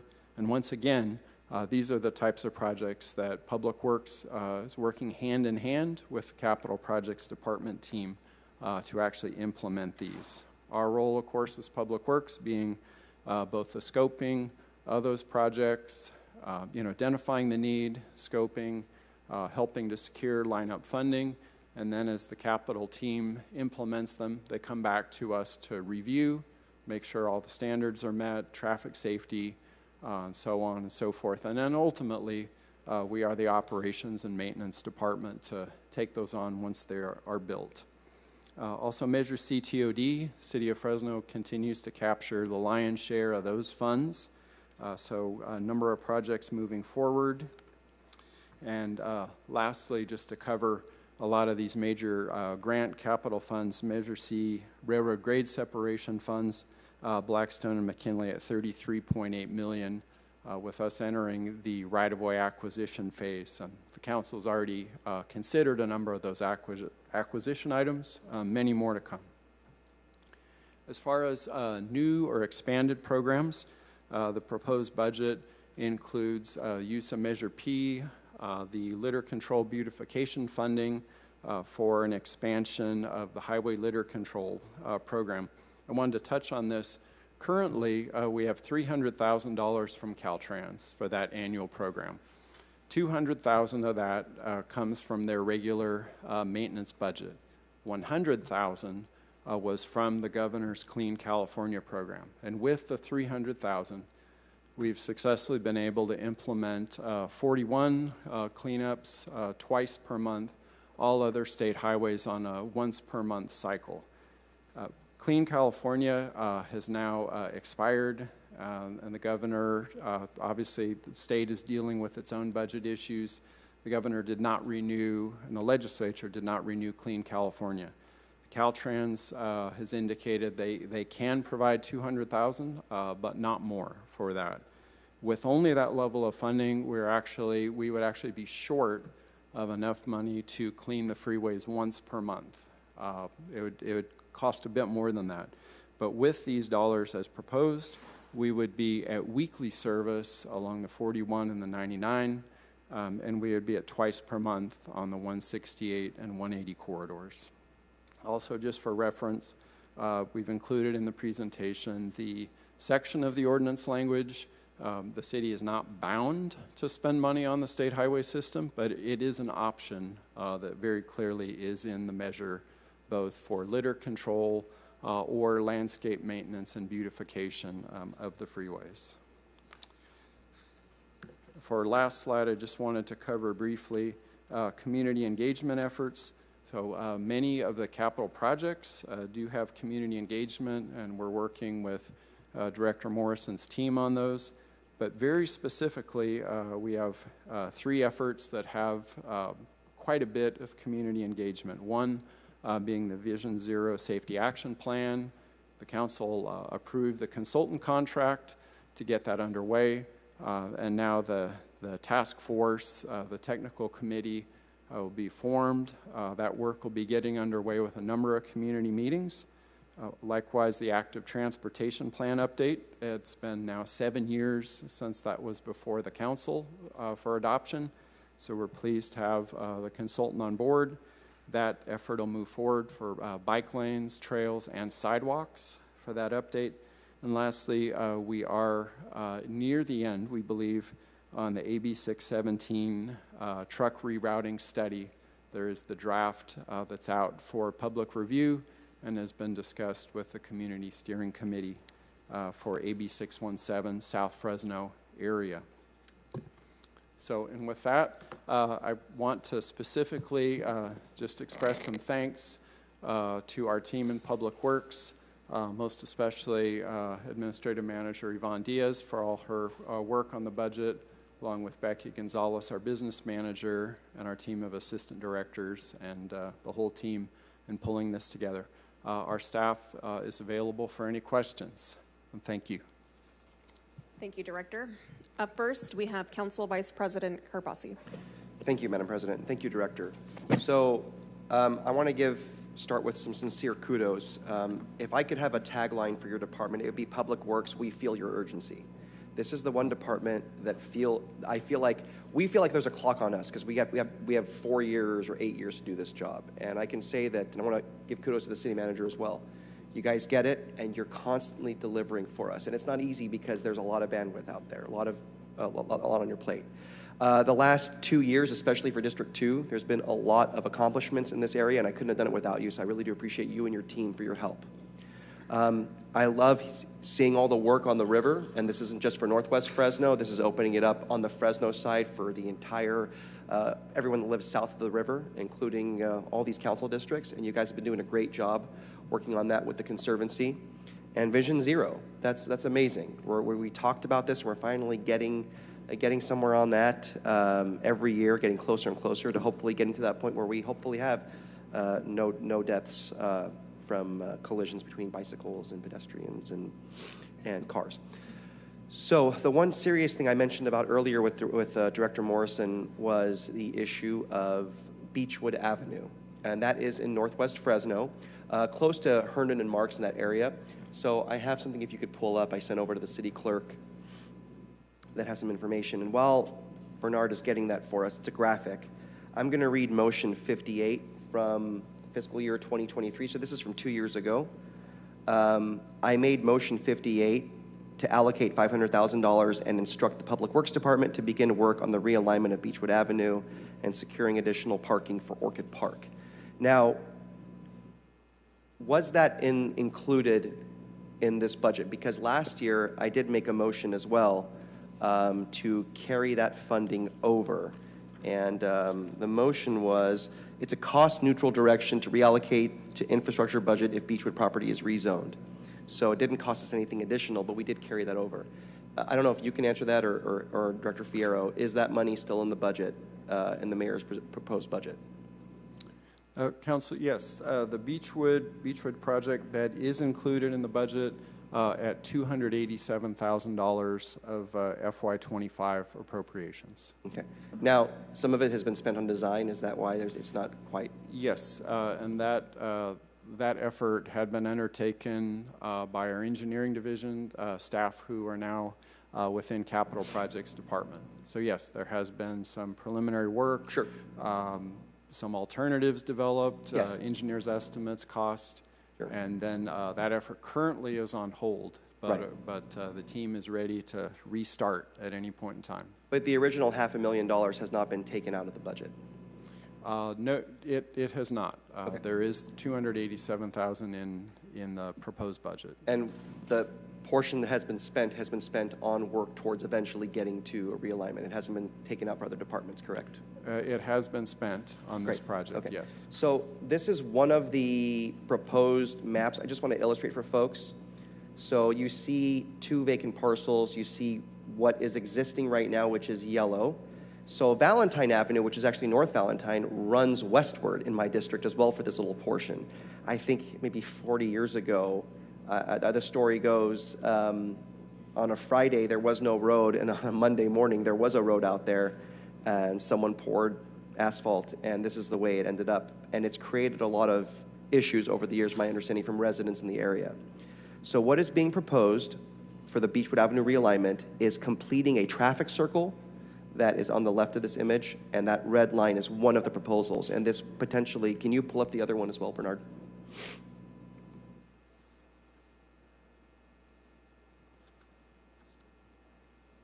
Not yet. No question yet. I'm sorry, I wasn't listening if that was a question. No, Oh, I'm okay. waiting for them to pull up the other one. We're good. Yeah, so this is the, I think, less expensive of the 2 options that department came up with. And this would complete the roundabout, but still use the Valentine, kind of, I'll call it the access road, or the whatever the proper term is. And the other option is the more expensive one that Bernard had there earlier. So there was a public hearing. Oh, and by the way, this is just south of what was Faulkner, now Tatarian Elementary. And a lot of the concerns about traffic stem from the community around the school. So there were comments from residents at a recent public hearing of the Planning Commission, and lots of emails sent to the city that discuss this area because of a proposed development just to the east of the traffic circle. So between those homes there, this vacant dirt lot. And so my goal was to put money away every budget and be able to finally get to a point where we have enough money to build Beechwood all the way through and finally deal with this problem. The issue, though, is at that hearing, the representative of the developer for the project to the east, when faced with the question of, well, what do we do? Residents are concerned about traffic. He said, it's not my responsibility. Whoever develops the parcel to the west, which is zoned for office, they're the ones that they're going to take responsibility for that. The challenge is that that zone has been zoned office for, I think, all my life. And I don't see that changing. And the demand for office in the area is probably rather low. I don't think we have any proposals or any realistic proposals before the city now to keep it as office and have that developer come in and change it. So we need the money for that. And yeah, there's also the history of how Valentine was even approved to be in the current situation that it's in. So you gave us 2 options back in 2022. The first one was, which we're looking at right now, was $1.5 million. And Bernard, if you want to go back to the other one. The other one was $2.2 million, but that's been revised. I asked for a revision last year, and in a memo from you, it was revised to $3.5 million. That's just the general estimate for the Beechwood realignment. So the proposed the reason why I'm bringing this up now, I was planning on waiting a few years to put the money together, but because of the proposed project that is before the Planning Commission recently, that's been appealed to the council, there's a lot more public scrutiny on this area, a lot more awareness about this, and at some point we have to be able to address what has happened in this neighborhood for so many years, how Valentine was built the way it is, and how we need to finish this traffic circle. And I think a lot of the responsibility for that falls in the planning department over many, many years for the actions taken. And they have endorsed this proposal for the development just east of the traffic circle. So I think that it would be very appropriate for that department to pay for the whole the whole realignment. So I'm going to make a motion that we budget $3.5 million for the complete realignment of Beechwood Avenue, and the costs are to be solely borne from the planning department budget. I don't want money coming from capital projects or public works defunding anything, other priorities my colleagues have. I think if planning is going to support this project and that there's a history of planning being involved with the development of this neighborhood, we have a responsibility now, if this is going to be built, to complete that road. I'll And that's where it second should that. come from. Okay. Councilmember? Yes. You mean the Planning Commission supported the project? No, the Planning Department. The Planning Commission, I believe, at the public hearing rejected it, but the Planning Department is the one that has approved this project through. Right, okay, The director's recommendation. correct, okay. Pursuant to state law, yes, correct. Pursuant to Thank you. state law, right. Yes. So that's my motion on that item. Thank you, Councilmember, for your second on that. So that's that, Scott, I appreciate it. And then I did request information on some revised estimates from last year. I did receive the estimates for the Parks Department. I'll probably revisit some of those and come back and maybe make some motions or ask for some clarification, but I know it's a lot of information. It takes time to put it together, but I'm waiting for that, and I really appreciate your help on this. Very Yeah, good. and if you have any comments, you're welcome to respond. Thank if you, you'd like to. Councilmember. And those estimates, those are in progress, and we anticipate wrapping that up very quickly. Right. Thank you very much. That's all I have. Up next, we have Councilmember Maxwell. Good afternoon, Director. Just Afternoon. wanted to say sincerely thank you to yourself and Assistant Director Russell. It's been a very productive year in District 4 when it comes to public works projects. Got a Class 4 at bike lane along Barstow Avenue, connecting Fresno State to Blackstone. Shaw beautification is going to be taking place. We're going to be doing some more trees and irrigation and beautification along Shaw Avenue. We were able to get Dakota Avenue paved from First to Cedar, which was huge for those neighbors. We're currently doing sidewalks and streets in the entire neighborhood bounded by Fresno First, Ashland, and Gettysburg. I mean, that's pretty impressive stuff. And so I just want to say I really appreciate what you guys are doing in our district. I know sometimes I'm frustrated. I think like Councilmember Carbasi said, we're judged on a lot of these public works projects in our 4 years that we have in office. But at the end of the day, I'm just very grateful for what you guys are doing for the people of District 4. Not just the people living there, but the businesses have been very grateful too. You know, a long time ago when people moved their businesses here, it was considered North Fresno. The city continued to expand. And I think a lot of folks in what is now Central Fresno feel like their businesses have been left behind. The city hasn't always seemed to be investing into that part of town, and I think it's disincentivized a lot of neighbors and businesses to invest if the city's not willing to do their part. And I think that's changed a lot recently, and no short, part to what you guys are doing. So thank you very much. I do have a couple of questions. 7-week concrete repair, is that included in this year's budget? 7-week concrete repair is included in the budget, funded by SB1 gas tax, the same as it has been the last 2 fiscal years. Okay, geo bases? The way 7-week would, I'm sorry, to clarify, geo-based tree trimming? For the tree trimming, yes, with West Coast?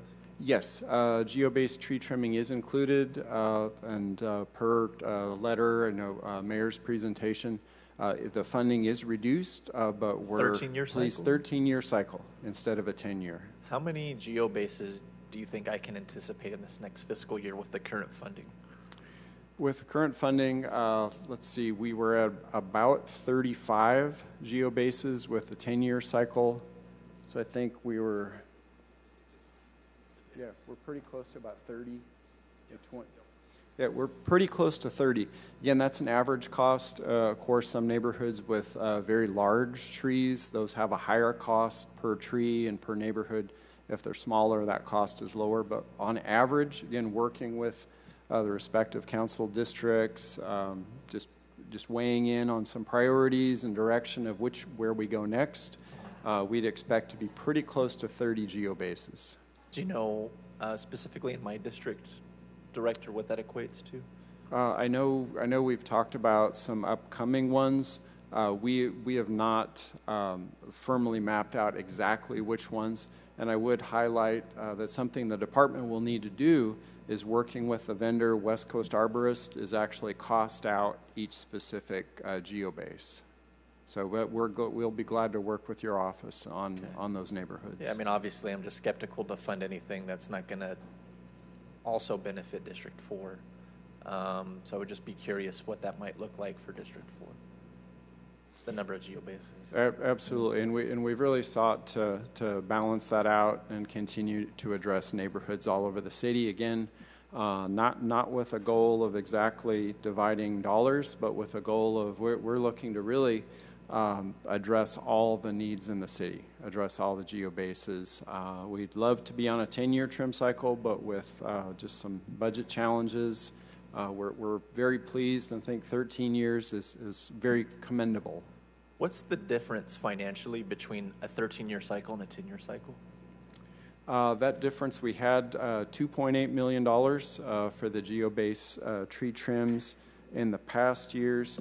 We are now, I believe we're about $660,000 less than that. That was the reduction. About $600,000? Yes. More or less? Okay. How many dedicated folks do we have when it comes to proactive tree planting, the beautification projects I do in my district? So regarding proactive tree planting on the city side, we do have what we call essentially in landscape, we have a capital crew who can deal with things that don't affect the general fund, the main operating fund. So those can be CFD, landscape enhancement projects. They can be council infrastructure funds. So all in all, we have about a dozen? Yeah, half dozen. About half dozen staff. However, in addition to that, the requirements contract the council approved for West Coast Arborist, that also includes line items for tree planting. And we've utilized our vendor in conjunction with city staff on things like major corridor, median island beautification. Where are most tree plantings taking place in the city right now? There's a good variety of tree plantings occurring. Quite a number of them have occurred through the Thousand Tree Initiative, either in neighborhoods where, say, a tree was missing. Lots of them on the median islands. I would say that's been the #1 location, has been in median island corridor beautification for trees. And then in addition to that, we have the parks, capital improvement projects. Those new trees are counted. And then likewise, when we have, let's say, a landscape buffer, and we're going in and adding trees there. But #1 is definitely in the median islands. McKinley Avenue repaving timeline? McKinley Avenue repaving, that is our top priority in early 2025. As soon as we come out of the winter season, our crews will be tied up the balance of calendar year 2024, wrapping up both the ARPA funded projects along with CDBG. But basically we have the capacity then. McKinley will be we plan that as the first project right out of the gate. Appreciate that. Street signals, you or another department? That would be Public Works. Public Works. One of the big, criticisms I get is the street signal on Browning and Fresno Street. You have Robinson Elementary on one side and the terraces of San Joaquin on the other. Both have been advocating very heavily to get that installed, and it's been delayed a couple of years now. Are you able at this time to provide an update? Sure, and just to clarify on that, so that is a Public Works capital project, but all of the work in designing, bidding, and overseeing the construction, that is handled by the Capital Projects Department. Okay, so you're not able to provide an answer on that then? The basic update on that we've received from Capital Projects is there was some equipment still coming in, and contractor then was scheduled to then remobilize later this month. So we'll continue to provide your office with updates as received. I do know that the scheduled completion date is November. You don't know what the holdup is, though? Okay, I'll request a memo on that then to get some more specific Absolutely. We're glad to work with Director Morrison's team and pull that together. Okay. Thank you to you again, as well as Assistant Director Russell. Everybody in your team, I think I interface with you too the most, so appreciate what you guys and your teams are doing for District 4. Thank you. Thank you. Thank you, Councilmember. Up next, we have Councilmember Arias. Thank you, Director.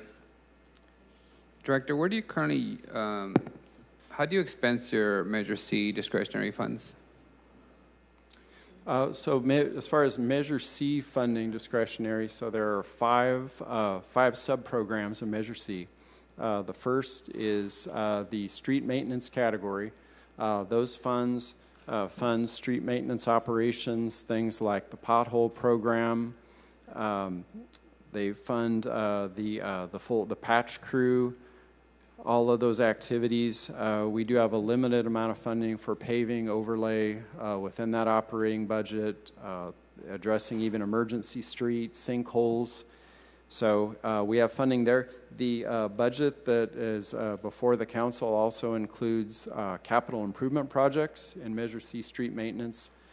Funding for those dollars is used to leverage and match federal and state funds so that we don't impact the general fund. We also have our Measure C ADA fund. That's a fairly small fund that goes into the ADA concrete crew work to retrofit ramps for ADA compliance. We have the Measure C Flexible Fund. That one primarily funds public works operations. That takes care of things like grant applications. It also pays for the repayment on the citywide LED street lighting. That's at about $1.7 million a year. And then a limited amount of Measure C Flexible is used as a grant match on our federal program. Last two funds are the Measure C Trails funding. That is all capital program funding. We're not allowed to use any of those dollars for maintenance. So that's been funding the Midtown Trail completion. And then lastly, the Measure C bike lane funds. Those are all included and shown in the capital budget before the council for things like Measure C bike lane, a big project this next year, is providing some of the match on the MLK Center active transportation improvements around Walnut, Church, Martin Luther King Jr. Boulevard, Jensen Avenue. What's your total general fund allocation? Total general fund.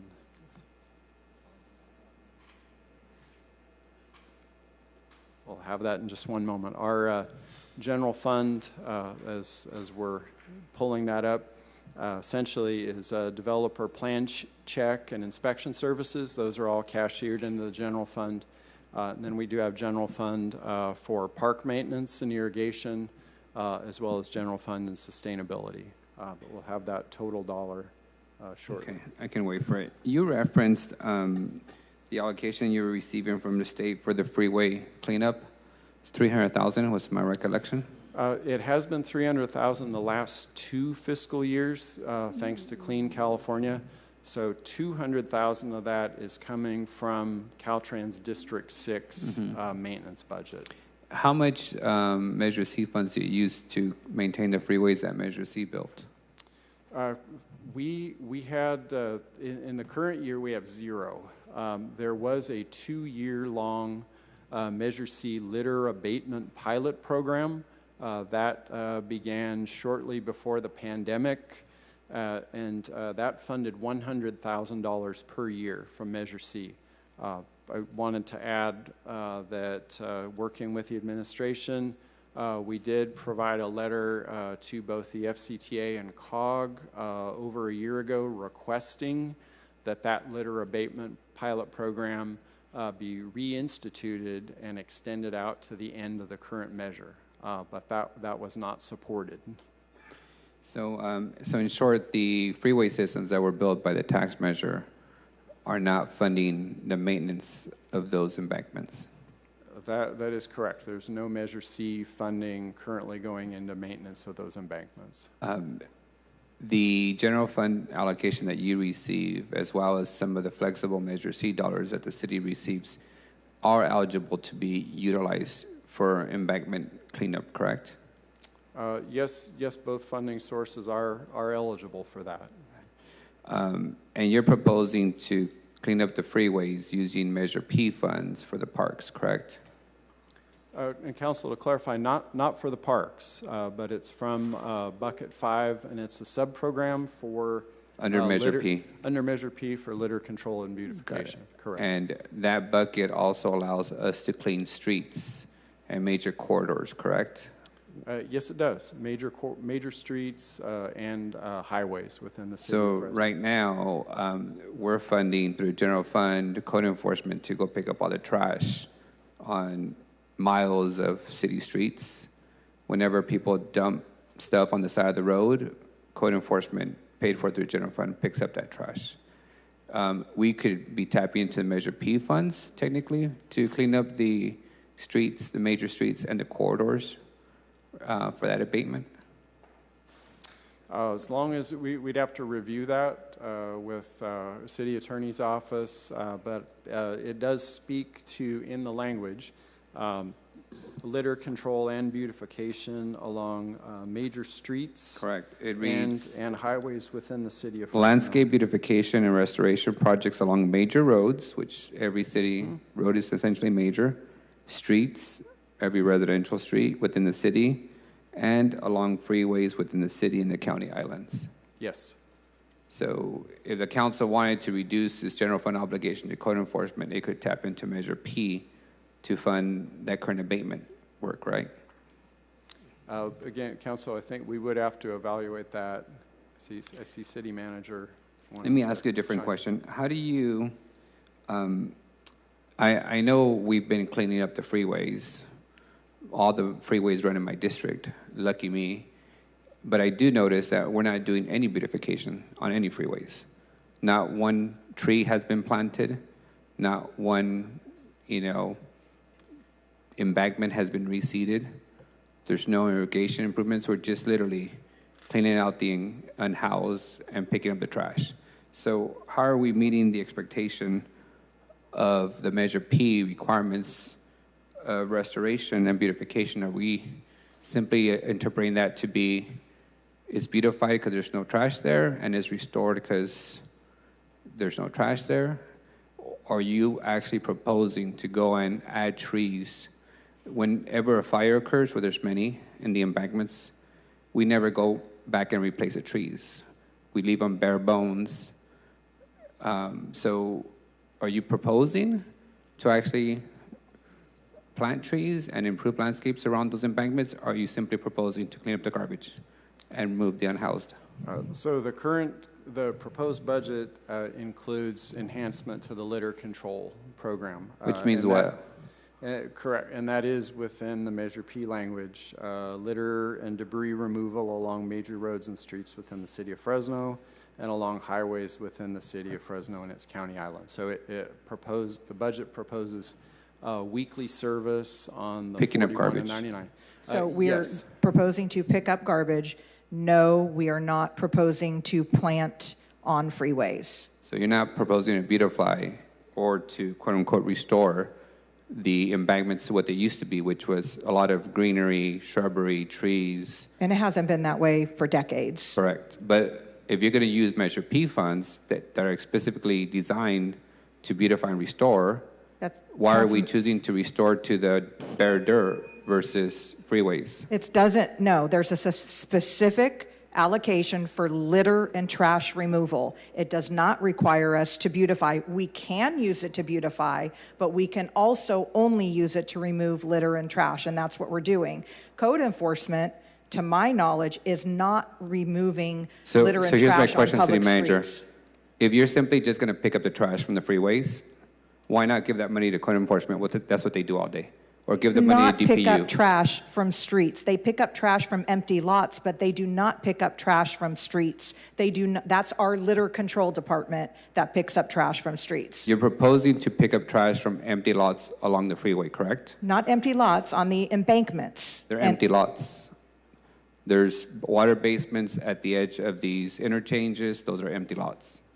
Okay, so it depends on what freeway you're talking about. So you're talking about the 99 probably and the 180. 41, 168, So 180. they're the embankments, and there's the anywhere where there is, dead grass, whatever, all the litter along the freeways. That's what we're proposing to do. Is pick up the trash and the debris. Correct. So you're not planning, so if we're just picking up trash, why couldn't code enforcement or the Department of Public Utilities garbage department do that work? Because our public utilities funding cannot be used to pick up trash on freeways. It can be used to pick up trash on city streets, but it cannot be used to pick up trash on freeway embankments. I understand that you're not proposing to use enterprise funds for that because they're not eligible. What I'm trying to understand is you're proposing to use money from the parks measure that specifically calls out restoration and beautification and litter abatement. And you're simply pursuing the litter abatement component of that intent. So if you're only going to do, you're the Public Works Department, you're in charge of building parks, fixing parks, replacing trees, planting trees, irrigation, landscaping. If you're not going to do the full scope of beautification and restoration, which is a part of that language, why can't we just give that task to another department who just picks up trash full time? We could. We contract out for that service, so we could absolutely have the Public Utilities Department manage the contract that is doing the freeways. We could absolutely do that. Okay. What's keeping you from actually restoring and beautifying those embankments? Because if you leave them, if you pick up the trash every week and you leave the dead grass behind, there'll be trash another week. What keeps us from restoring them to the original design, which were full of trees and shrubage? That has not been specifically discussed with Caltrans. I do know that there are some irrigation systems that need to be repaired along the freeways. In some cases, areas are not suitable for that replanting yet. And then also, Caltrans, again, in their own landscape maintenance area, a concern is about adding to the Caltrans maintenance roles, just because, obviously looking up and down the corridors, they're not staffed as they would like to be for what they have. Just thinking again back to decades ago when these were built. And so, just for the general public's knowledge, Measure C built the freeways, then turned ownership to Caltrans. Caltrans has hundreds of miles of new freeway that it now owns. The state isn't funding Caltrans to maintain miles of new trees and shrubage. That falls on us to do that. We're not getting money from Measure C that built the freeways to maintain their embankments and their freeways. So now we're proposing to use money meant for parks to do garbage pickup in the freeway embankments without actually adding greenery back. I'm assuming it's because even if we were to add it back, it would be on Caltrans to maintain that shrubage and those trees. That is correct. That would be on Caltrans, and to date, Caltrans has not indicated that they have the resource to take on a lot of additional landscape and work. That said, I do want to highlight the city is working with Caltrans in a different way through public utilities. Director Brock Buki's team has been working to get Caltrans connected to recycled water, and a number of those projects are coming online, both 180 West Freeway and then also a section of the 41. So that will help both with a sustainable water supply for that irrigation, as well as, good news, reducing dependence upon groundwater. Director, if the city does not go out of its way to maintain state property, which the freeways are, utilizing county money, which Measure C is, whose ultimate responsibility would be to pick up all that trash that piles up in those freeways? Well, that's ultimately Caltrans' responsibility. It's on the state highway system, but looking at other communities and efforts in California, other metropolitan areas, it's fairly common for the local region to make efforts to enhance that and not simply be satisfied with whatever the state of California does. And I think, that goes to, as with many things, when our residents and our constituents, go back to the time where we weren't doing this, there were a lot of complaints. And we can go back and pull them if you want, because they've really died down because we've been doing this with a lot of people outraged at how bad the freeway system looked. So we are trying to be responsive to the constituency. And yes, we attempted to get Caltrans to fulfill their responsibilities. So ultimately, as we do with many things, we sometimes step in to handle the thing because the constituents don't care that it's Caltrans's responsibility and they're not doing it. They just want it done. It definitely is a slippery slope, but that was what was prioritized at the time. Understood. Was in response to complaints. How many trees could be planted on city parks and in city neighborhoods with the $335,000 that you're proposing to take from the parks measure? Council, that would really depend upon location. Some are less expensive. Really the big key cost is the amount of irrigation work needed to get water sustainably to that site. So it's typically run somewhere between $500 per tree to upwards of about $800 per tree, again, depending upon the location. So it would be a significant amount of trees we would be able to plant in city parks and in residential neighborhoods. Yes, that'd be correct. I do want to add, Council, within our proposed budget, there's also a $400,000 continuation of the major street beautification project. That was previously funded at $1.2 million. We've wrapped up a number of those projects. It is proposed through the same Measure P litter control beautification at $400,000. So that funding source will also, no doubt, add a number of trees. What concerns me, Director, is that we're going backwards. When I got on this council 5 years ago, we were in a 25, 27, 28-year cycle for trimming trees, which basically meant we waited for the tree to fall on somebody's house, and then we took it out and never replaced it because we didn't fund replacement costs either. This body made huge investments over the last few years to get that to a 7-year cycle, to plant thousands of trees a year. Now we're going backwards. Yes, it was previously funded for a 7-year cycle.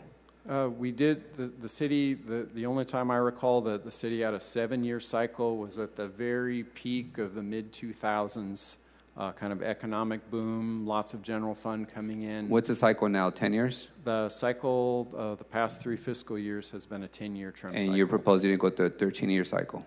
That's correct. Would you trim your trees at home every 13 years? That's not my approach with my own trees. Do we trim park trees every 13 years? Parks is about in the same situation as our street trees. That cycle has been about the same. I do want to add, in our new community facilities districts, those are funded at a 7-year trim cycle. So we are, dedicated in that area. But that's because the additional assessment property owners pay, correct? That is correct. That we adjust every year? So they are paying for that higher level of service, urban forest management plan, best practices. But when we're outside of those special maintenance districts with the assessments, then yes, we're at for years I traveled the Cedar Corridor, and it was one of the worst looking corridors, just the way Elm was in my district. And now when you travel the corridor, you see all these amazing trees that have taken off based on the work that Maxwell has done, and now you see that on Elm Street.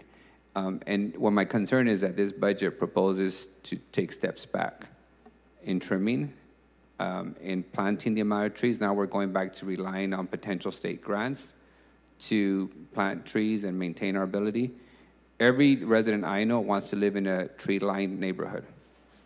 I have residents whose, because lack of maintenance of city trees, the trees have fallen on their properties, damaged their property, and then the city refuses to pay for that damaged property because, I don't know why. So I'm struggling with us going backwards. This budget proposes to add 63 positions. 6 months ago, in the last adjustment, we added hundreds of new positions. In no way are we in a financial crisis, from my reading.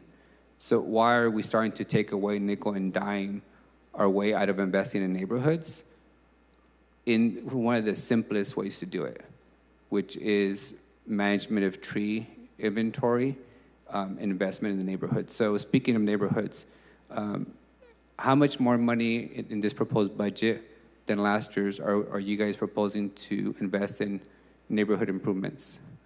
I'm talking sidewalk week programs, sidewalk improvements. What's the total investment back into neighborhoods in this proposed budget compared to last year?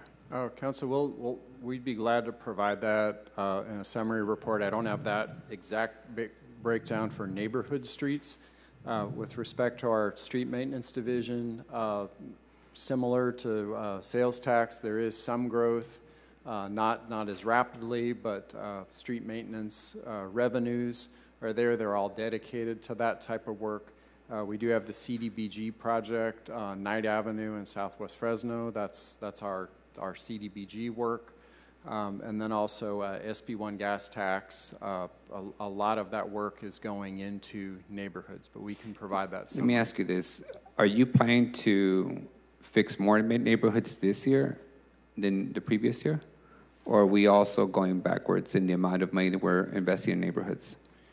Council, there's no reduction in staffing for concrete repair crews or paving crew. So the city operations, essentially staff-wise, remain the same. And again, the funding sources that we have, all of those remain dedicated to those efforts. So the only place that we're reducing is maintenance of trees? Our general fund services. So I've heard you say we don't have a budget. We have a general fund budget problem. Most of his department is relying on outside federal state sources, and those are things he'll get back to you that we're keeping those services whole. We had to go through every general funded program, and so saying we're going backwards, I think the mayor went over. We had to go through and find $47 million worth of general fund cuts. So correct, there were sacrifices that were made. We did make tremendous progress over the years with getting a much better tree cycle. And when we were going through the budget, we were getting down to looking under couch cushions. And while we would love to continue on a 10-year cycle, we just couldn't afford it this year. So that's our proposal. But we definitely have a general fund problem on revenue side, which is demonstrated by the reduction of 1.6%, but we have a huge general fund expense problem. So that was what we were trying to balance, because we have contractual obligations that we have to pay, and then we have things we have to look at that are on an annual basis. It's unfortunately, the tree trimming was one of those that we had to regrettably propose an increase in the service. But how much are you proposing to reduce the tree maintenance by? I think that question was posed before. In terms of the proactive, the geo-based tree trimming, that's a reduction of approximately $660,000, and so it take 2.8 million, reduce that down, and then just doing the math. Out of a $2 billion budget, 600,000 is coming out of tree maintenance. Yes. It's not $2 billion in the general fund. Not $2 billion. $2 billion city budget. It's $43 million in the general fund. I appreciate $2 billion simplistic city budget. I know that, but we're talking about general fund cuts, and you're talking about where we're going backwards. We've gone backwards on general funded services. So it's very easy to say, oh, you have $2 billion, you could find $660,000. We did. We looked. And so this is our recommendation. But here's my point. You found money to pick up litter off the freeways. But you didn't, and that funding source can easily go towards restoring tree maintenance. It's an eligible source. You're correct. Right? And that was the mayor's proposal. Understood. That's clear. That's your prerogative, is to propose that. So I'm going to make a motion to restore the tree maintenance funds. And I think we can go backwards on that stuff to a 10-year cycle.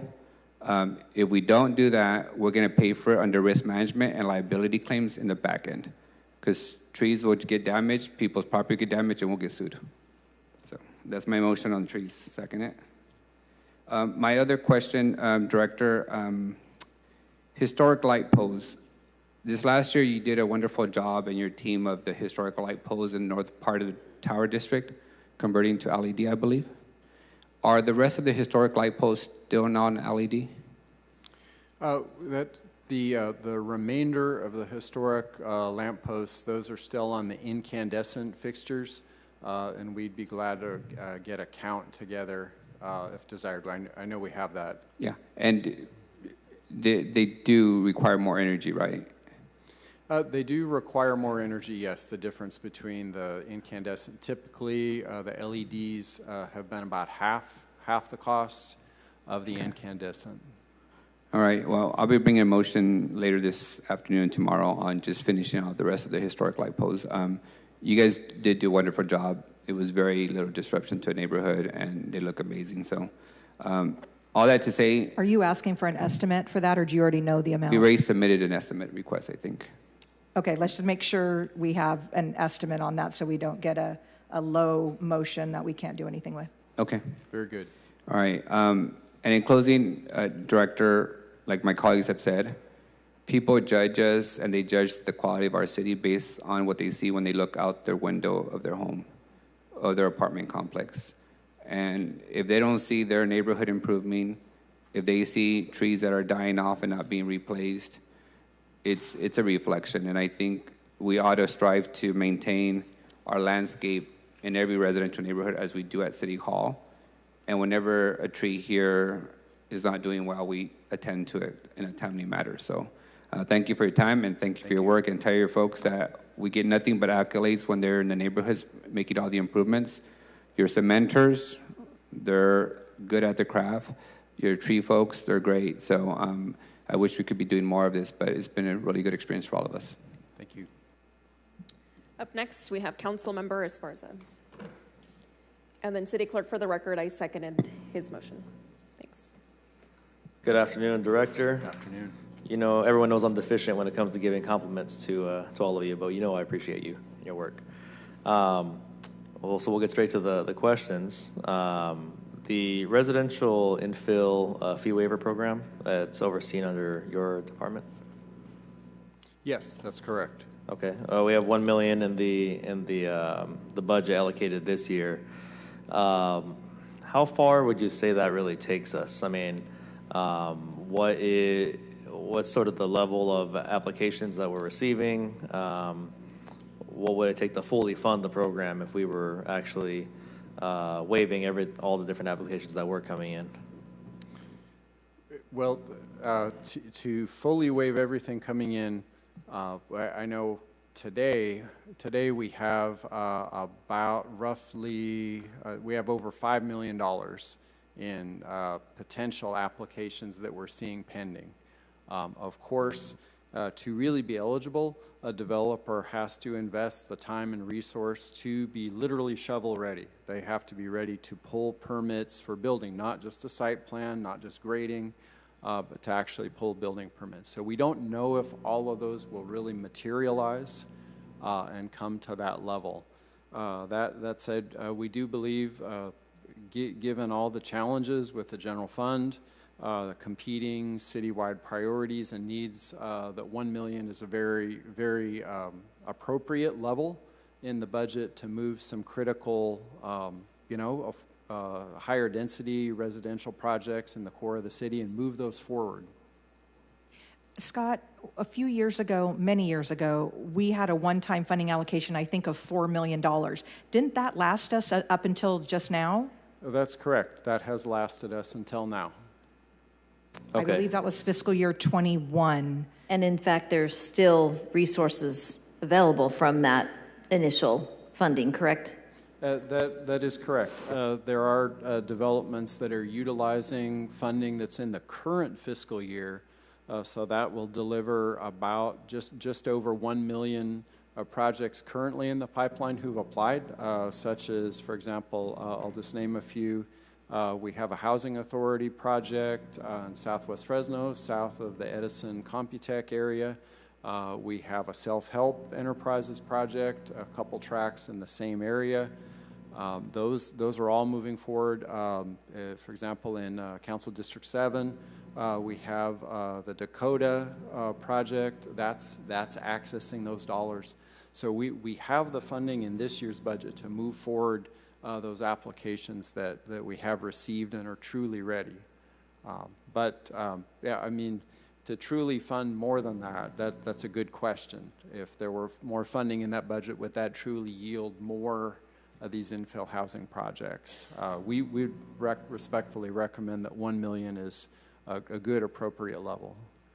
So the funding that we have in there currently for this current fiscal year, that's locked. Is that being rolled over, or is that erased and then we're starting over with just 1 million?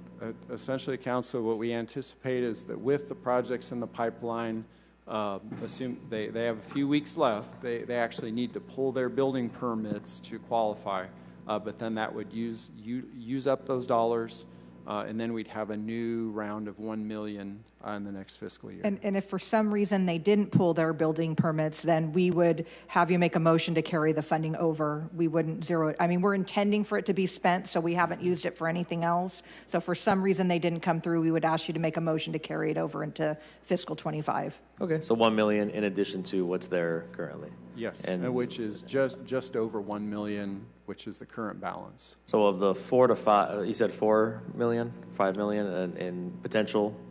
So this fiscal year, that takes care of about 1 million of that. That's right. Okay. And it's all potential because it's all contingent upon them actually executing and getting it done. Yes.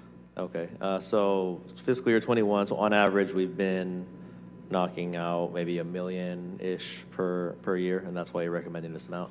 Close to, it's been upwards of more like closer to 1.5 million per year that's been utilized. And again, in the citywide balancing of the budget, in that context, thus comes forward the recommendation for 1 million of new incentive funds. Sure.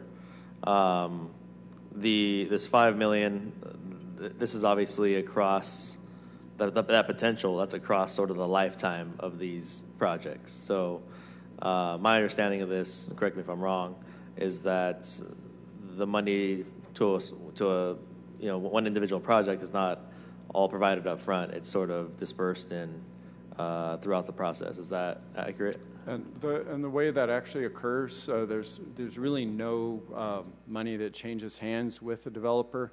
In essence, the incentive funds are paying the impact fees on behalf of that development project. So general fund dollars, they're staying with the city, and they're transferred into the appropriate impact fee accounts.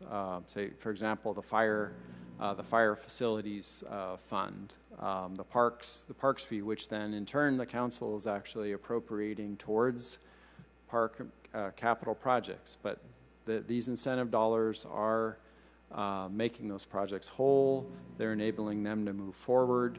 And then they're making sure that we're in compliance with state law on Mitigation Fee Act. Sure. Okay.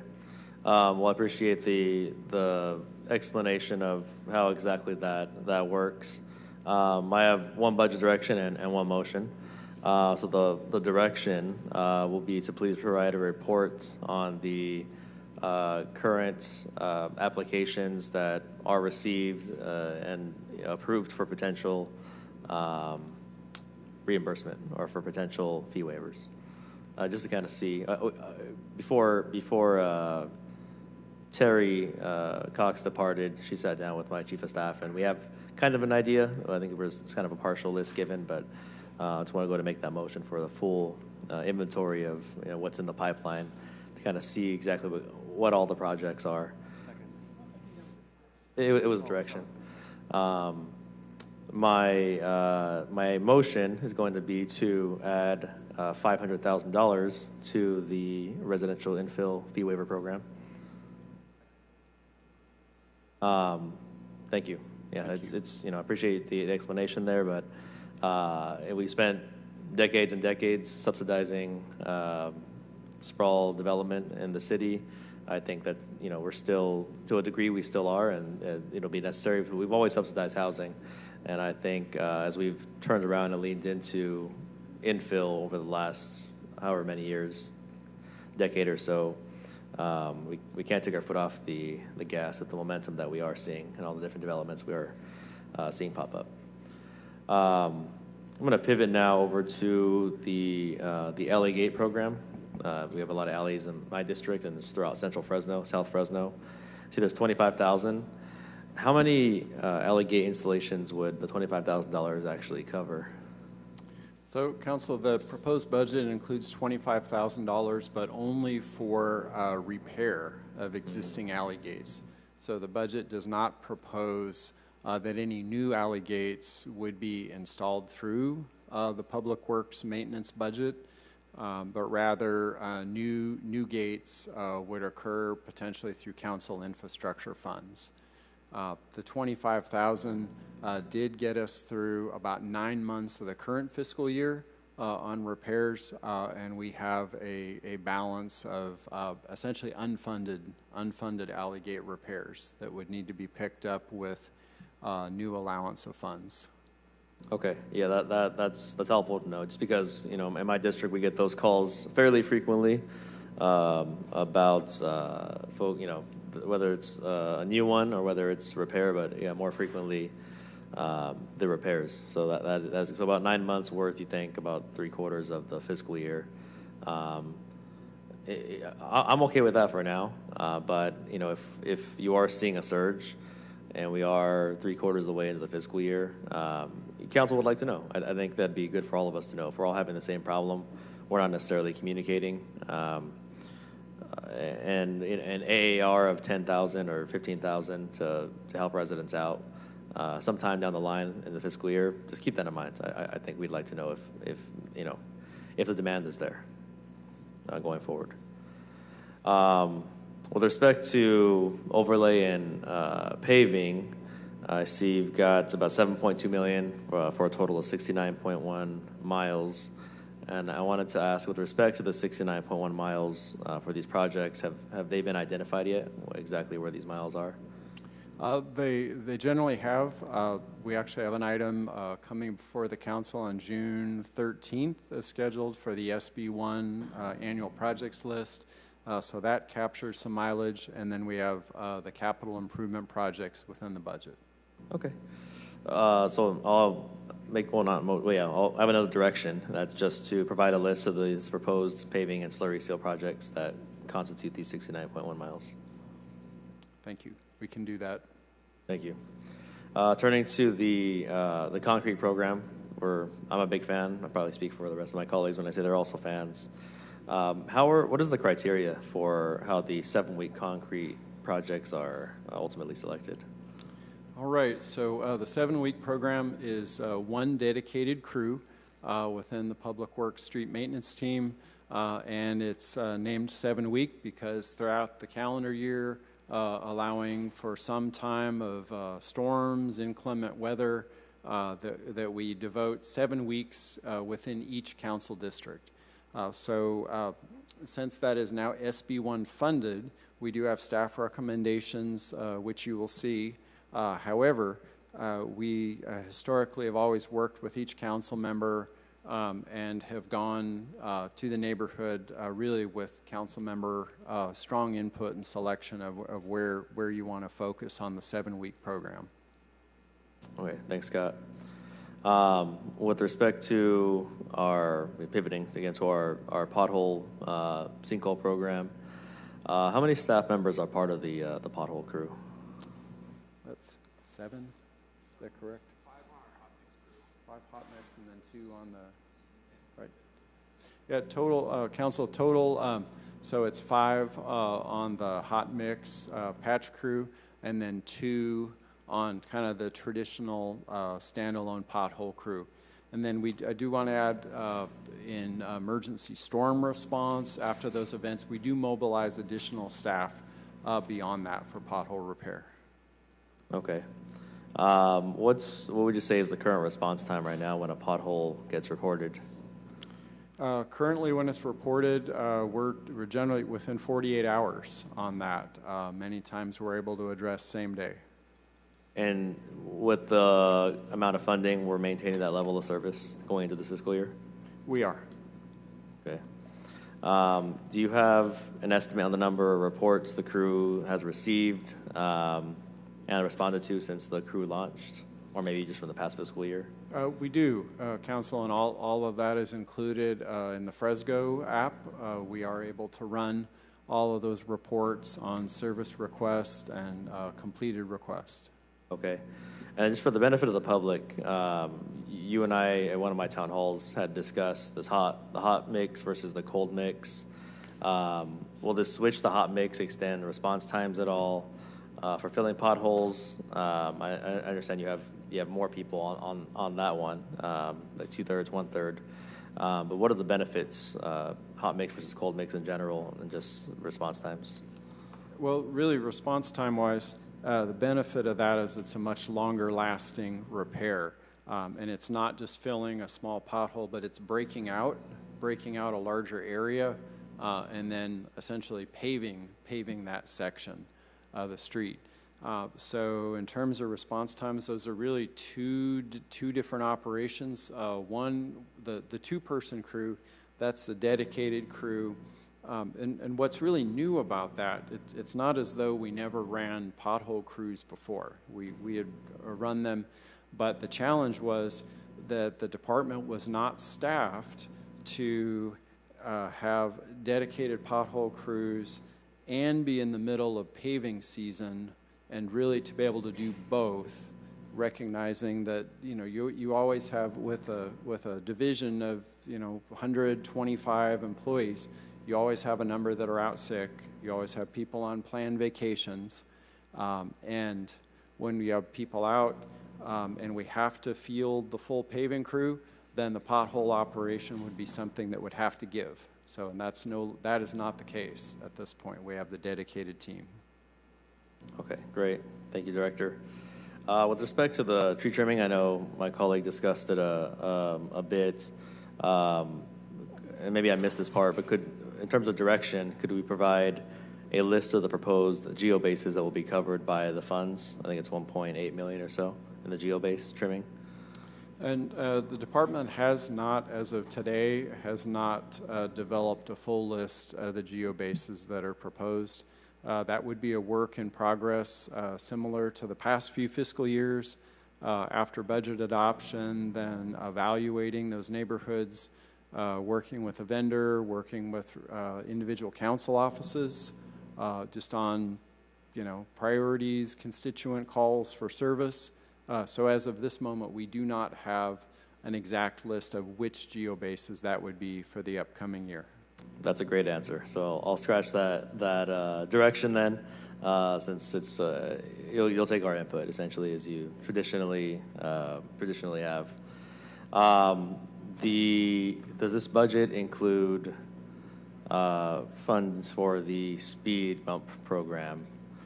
Yes, the proposed budget does include $200,000 for the upcoming fiscal year for the residential speed hump program. What's the average cost per installation for approval? What are we at right now? All right, Council, that's currently $10,000. We are in the process of rebidding that contract. Our requirements contract, when awarded by Council, was limited to 1 year. So we are rebidding that right now, but we do expect about $10,000 per installation. Okay, and then Scott, I have kind of a more open-ended question regarding the Blackstone Southern Mobility Strategy. Could you tell us just where we're at? I know there's different stages, components, phases. We've had some funding for some components, and we're still lacking funding for others. Could you walk us through where we're at in terms of getting to that point where we fulfilled the Southern Blackstone Mobility Strategy? Absolutely. Let me start out high level on that, and then if there are more detailed questions, I may bring up Assistant Director Jill Gormley to speak to those. But let me walk from north to south on that. So we have Shields to Dakota. There was a grant award of state AHSC funds to the housing project with the Dakota. That will be a project. It is not yet included in the proposed budget. We'll need to come back with an amendment to the annual appropriation resolution to bring that in. There are FACTS transit components, and there are also Class 4 protected bike lanes. So that's Shields to Dakota. And is that the complete, I mean, that grant, would that complete the full vision for what's in the long-range planning document, or just some components of it? It would be some components of it. It would include the protected bike lanes and the road diet, but some of the components not yet there would be, for example, the really more elaborate landscaping that's proposed. But the road diet would be included, and also the transit improvements. So that's Dakota to Shields. McKinley to Shields is in the proposed budget. We have a federal CMAQ grant for that. Capital Projects Department has been leading that project. That's to go to construction. Then we get to, of course, Blackstone-McKinley grade separation. That will include all the elements of the Southern Blackstone Smart Mobility. And then lastly, when we get south of the Blackstone-McKinley grade separation, that's from there down to the 180 freeway. This budget includes design funding for that complete project with all the elements in it. In this budget, you said? From 180 up to Pine Avenue. It's just at the southern, just south of where the link is at? Of the Lingo mixed-use development. And that would be, that's full funding for design that's included in the budget. We are seeking construction funds for that segment. Council may recall we applied, this council approved application for a REAP grant, REAP, back in December, and we're awaiting news on that. If awarded funding, we would then be moving forward to construction on that segment as well. So right now we really only have that last the most southern component of it that seems to lack funding at this time. That is correct, although on the northern segments, for example, McKinley to Shields, the grant we received does include the bike lanes, but it does not include all of the hawks and traffic signals that are mid-block. Likewise, it does not include raised median islands between the bike lane and the travel lane or the landscaping of that. So there are a lot of components of that. As I recall, that study back when adopted was over 120, 130 million worth of improvements. So we're making steady progress, but there's still a ways to go. Okay, well, that's very, very helpful. Well, that'll conclude my questions for now. Anything else that we have, I'll go ahead and give you a call or shoot you an email. Thanks, Director. Very good. Thank you. Thank you, Councilmember. Director, I want to pivot back to alleyways. Just to confirm, we set aside, is it $26,000 for alleyway maintenance? It was, Council President, $25,000 for alley gate maintenance and repairs. Alley gate maintenance. And then did you tell us the balance of those unfunded alleyway gate maintenance projects? Do we have an unfunded list? Okay. Council, we can provide that. The last list that I saw a couple weeks ago was in the range of about $4,000 to $5,000 that was outstanding, waiting for additional funding. You said $4,000 to $5,000? For about $4,000 to $5,000. $4,000 to $5,000. Okay. I know this is a big public safety item for residents. They have a lot of vagrants that come into their alleyways. At least in my district, we get a lot of those calls. So if it's just a matter of $5,000 or $6,000 to close the gap, I'd rather us take care of that in this budget moving forward to make sure we have the funds dedicated to close this gap. And then the alleyway gate installation, has the council funds always funded this?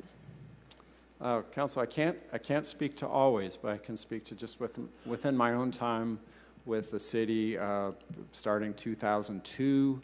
That was funded at that time through council infrastructure funds. There has never been an allocation within the department budget for installation of alley gates.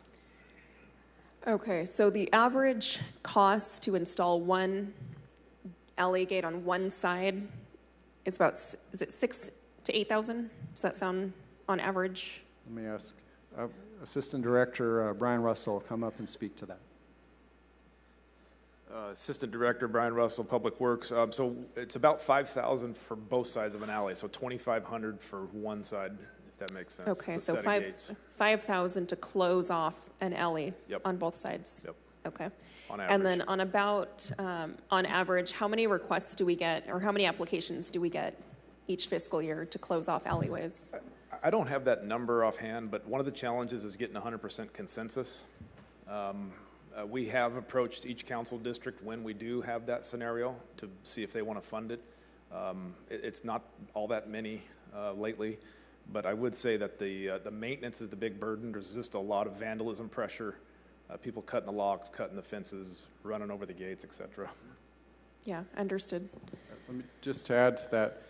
So that function of conducting, let's call it a feasibility study for alley gating and closure, that transition from public utilities to the Public Works Department about 1.5 years ago.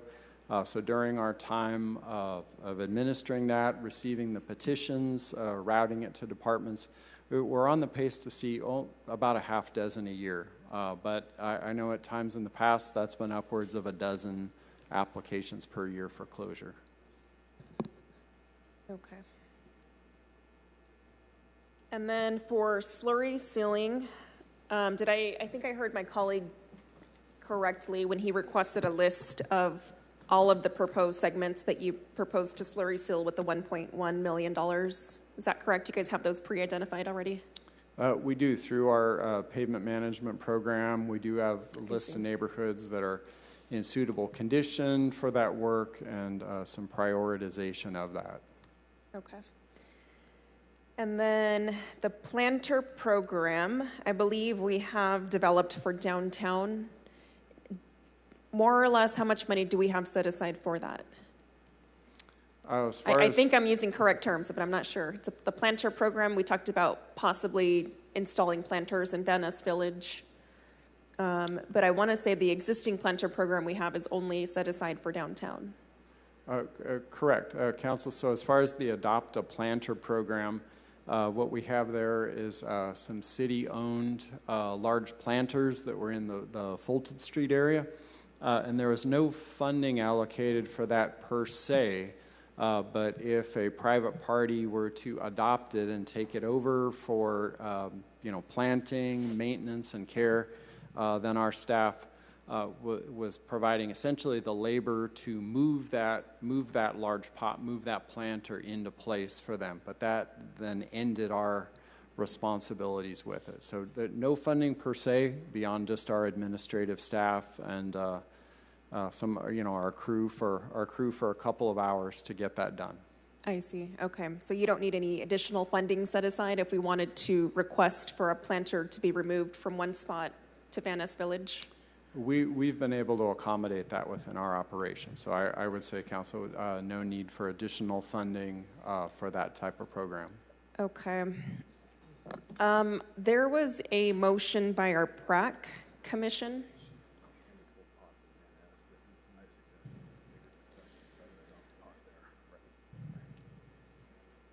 There was a motion by our PRAC commission to allocate $200,000 to establish a new urban forester position within Public Works.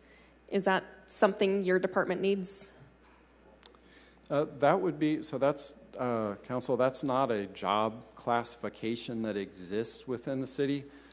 We do manage our tree program through just a number of very trained professionals. We have 2 licensed arborists within the department. We have a supervisor over the 2 tree crews. We handle all of the Fresno requests, constituent requests. We're able to manage the proactive geo-based tree trimming. And also we have a Public Works manager over the landscape division, superintendent. So we have a number of staff. We do not have that exact job classification, but we believe that the structure that we have is very suitable for the level of funding that's in place. Okay. SB1 gas tax. It looks like we are budgeting $14.8 million, but that's a decrease of about $7 million. Why that decrease? So actually, Council, the reason for the decrease is our success in being able to deliver the projects. There was a greater backlog in the previous fiscal year, a number of those dollars being on capital projects, but now with those being awarded going into construction, we simply have less carryover. The budget that's before you has roughly $919,000 of carryover into the new year, as opposed to years past where that was several million. So that's the reason why you're seeing that go down. The actual amount of revenue, new revenue in SB1, is closer to 13 million. 13 additional to what we received last fiscal year, or just 13 total? 13 million of net new SB1 revenue. So what's in the budget is a mixture of new revenue plus carryover. I know the carryover is only 919,000 as listed in the budget. Okay, so through this carryover plus the additional money we're getting from SB1, that's going towards not just projects, but it looks like a fleet of new trucks and equipment to carry out our projects. We do, so we, Council, let me confirm with staff, I don't believe we have any SB1 vehicle replacements. I'm looking on B199 under gas tax funds. There's a list of quite a few new vehicles. Yeah, that is correct. However, those are not SB1 dollars. The other funding sources the department has is Proposition 111, special gas tax, and then ABX 86 gas tax. Okay. It's just listed under here under gas tax. We have several different types of gas tax. 4 different types of gas taxes. And then there's also, Council, there's also original gas tax, so kind of a whole series that have been legislated over the years. But none of the SB1 gas tax dollars are going into vehicle replacement. Okay, and then just clarify for me one more time, Director. So the SB1 gas tax fund, it says budgeted at 14.8, a decrease of 7.2, but that's just because we have expended a good chunk of those funds on projects this past fiscal year. That is correct. Again, we have an item coming to Council on June 13th as scheduled, specifically on SB1. It's the annual resolution. And that new proposed amount, the breakdown, it's $13,887,600 is the new revenue, July 1 to June 30th.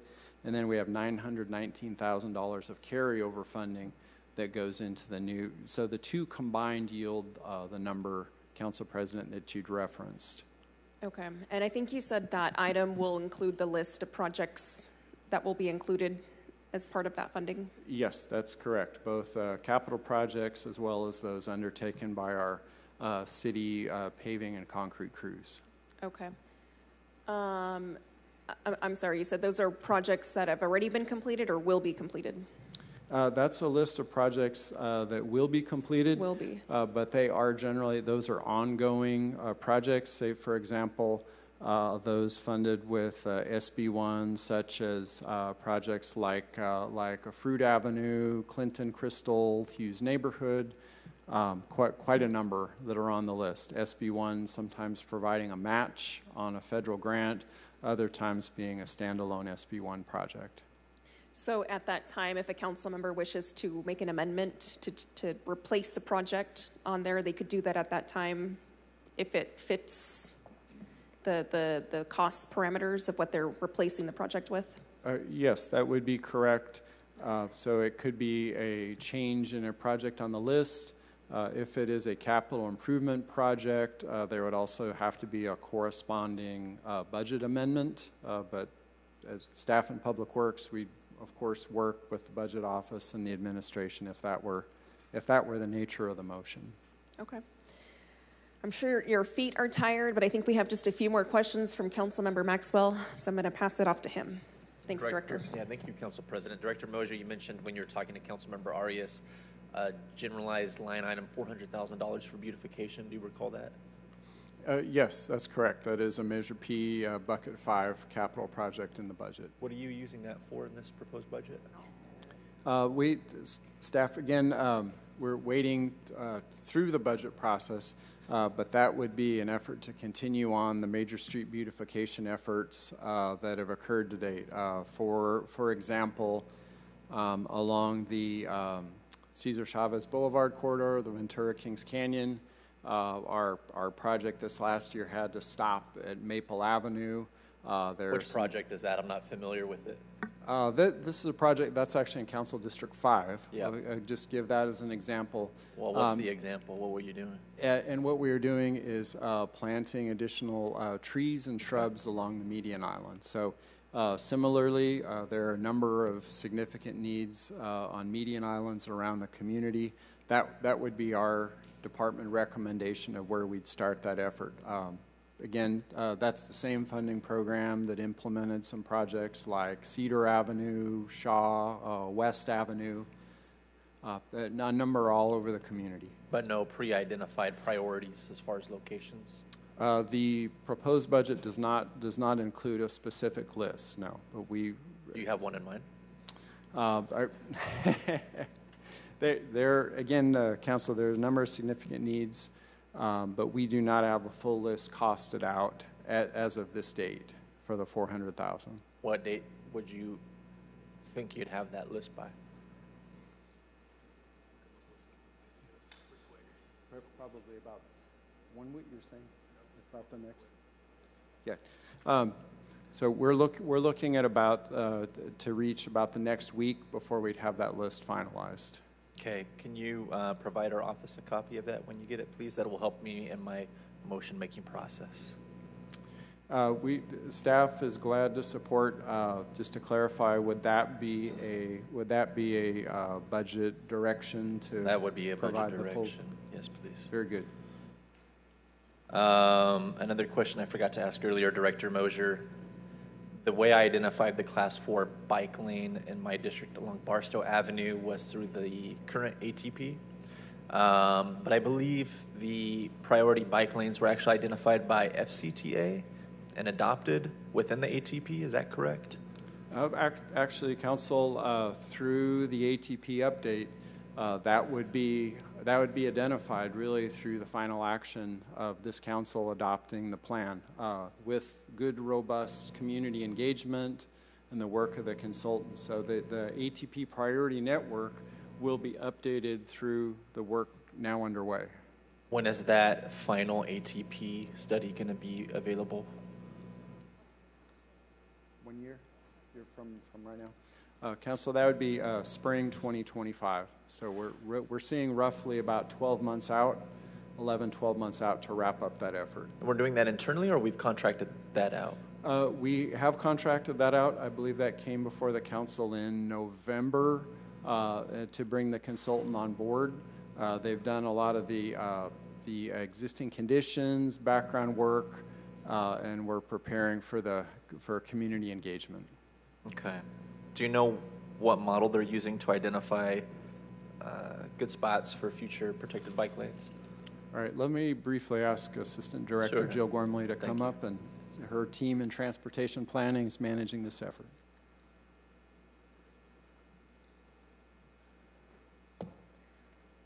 Good afternoon, Jill Gormley, Assistant Director of Public Works. So we haven't identified any of the metrics that we're going to be using for this update yet. That'll come through the process as we hear from the community. But in the past, we have used, if it's feasible, if we have to take out parking, how many driveways they are. That's a big concern when you're looking at Class 4's visibility. So I'm guessing that some of those similar metrics will be used to identify new ones in this update. Okay, and you predict by next spring we'll have that available for review? We will bring it to this body for approval by that time. Thank you, Assistant Director. Appreciate it. And Director Mosier, that was the last of my questions. Thank you. All right, Director, I believe that is all. Council President, I just want to make a motion. Okay. Motion is to fund the freeway cleanup program through Measure C funds. And we'll you all go through the process instead of Measure P. All right. Thank you very much, Director Mosier. Appreciate everything you and your team are doing to keep our city beautiful. All right, up next, we have Department of Transportation.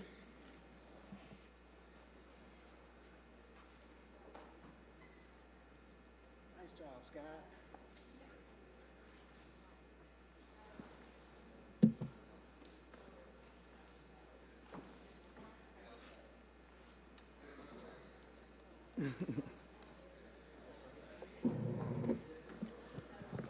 Hey there, you look good, man. I like that. Someday, man, maybe.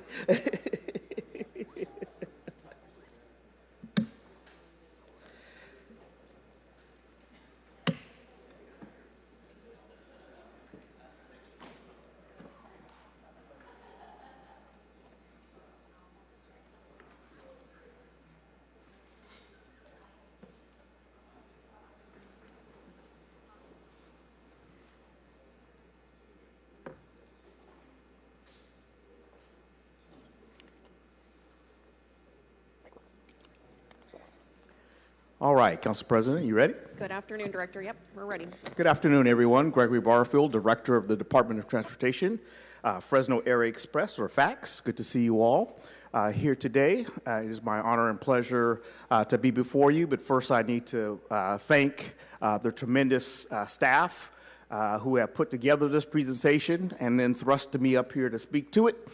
So thank you all very much for all your hard work and dedication, and also to Nigma Shook over in the budget office, who's our budget analyst.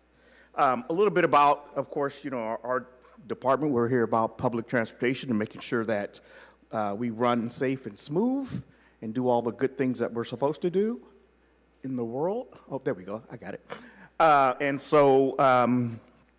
You know, we're really, our overall mission is serving our community through safe, sustainable, and reliable transportation. We're very proud of that. I think this budget reflects for us the number of things that we've been doing and we will continue to do. So as you see in our personnel, we've had a slight increase in personnel size. Most of our non-personnel is really about inventory. It's a pretty heavy cost when it comes to the technology and the inventory of equipment that we use. And then the interdepartmental charges have increased slightly. Most of that is because of the centralization of our ISD team.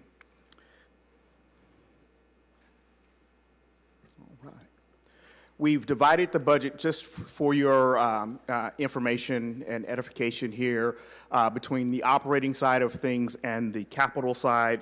On the operating side, here's our proposal where we are able to break down the personnel, the non-personnel, and of course the interdepartmental. And again, the non-PERS increases are primarily related to our inventory and vehicle maintenance expenses.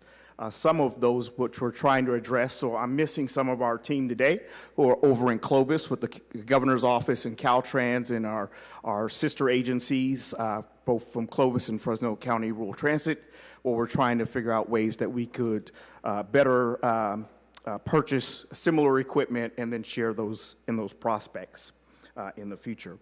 And then on the other side of that would be our capital budget. This year, you know, our personnel is very small on the capital side, but we have a substantial increase in our non-PERS programming for this particular year coming up. A lot of that is about our maintenance facility improvements. We're going to be moving into the additional building on our property. We've done a lot of work on the administrative side, and now we're going to begin that same and similar work on a 40-year-old maintenance building on the opposite side of the complex. And then, of course, the hydrogen station development, ADA bus stops improvements. I know that Councilmember Max will be pleased, as well as Councilmember Arias, when we get to that in a few minutes. And then on the operational, on the budgeted positions, you see that We are increasing when it comes to bus driver PCNs. We're toward the end of the fiscal year, we will be staffing up for the launch of the Church Avenue Crosstown route, which will go from Edison High School on one side all the way down Church around the, of course, high-speed rail construction, all the way down to Sanger West.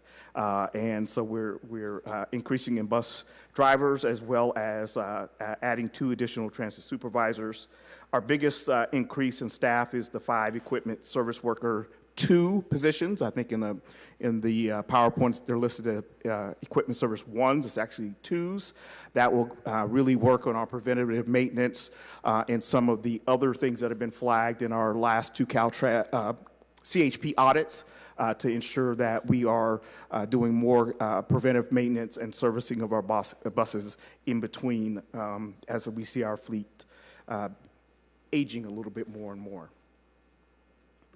And then our overall look at some of our our purchases and some of our operational impacts for the year. We're looking for the grant-funded fuel cell hydrogen buses, additional CNG buses.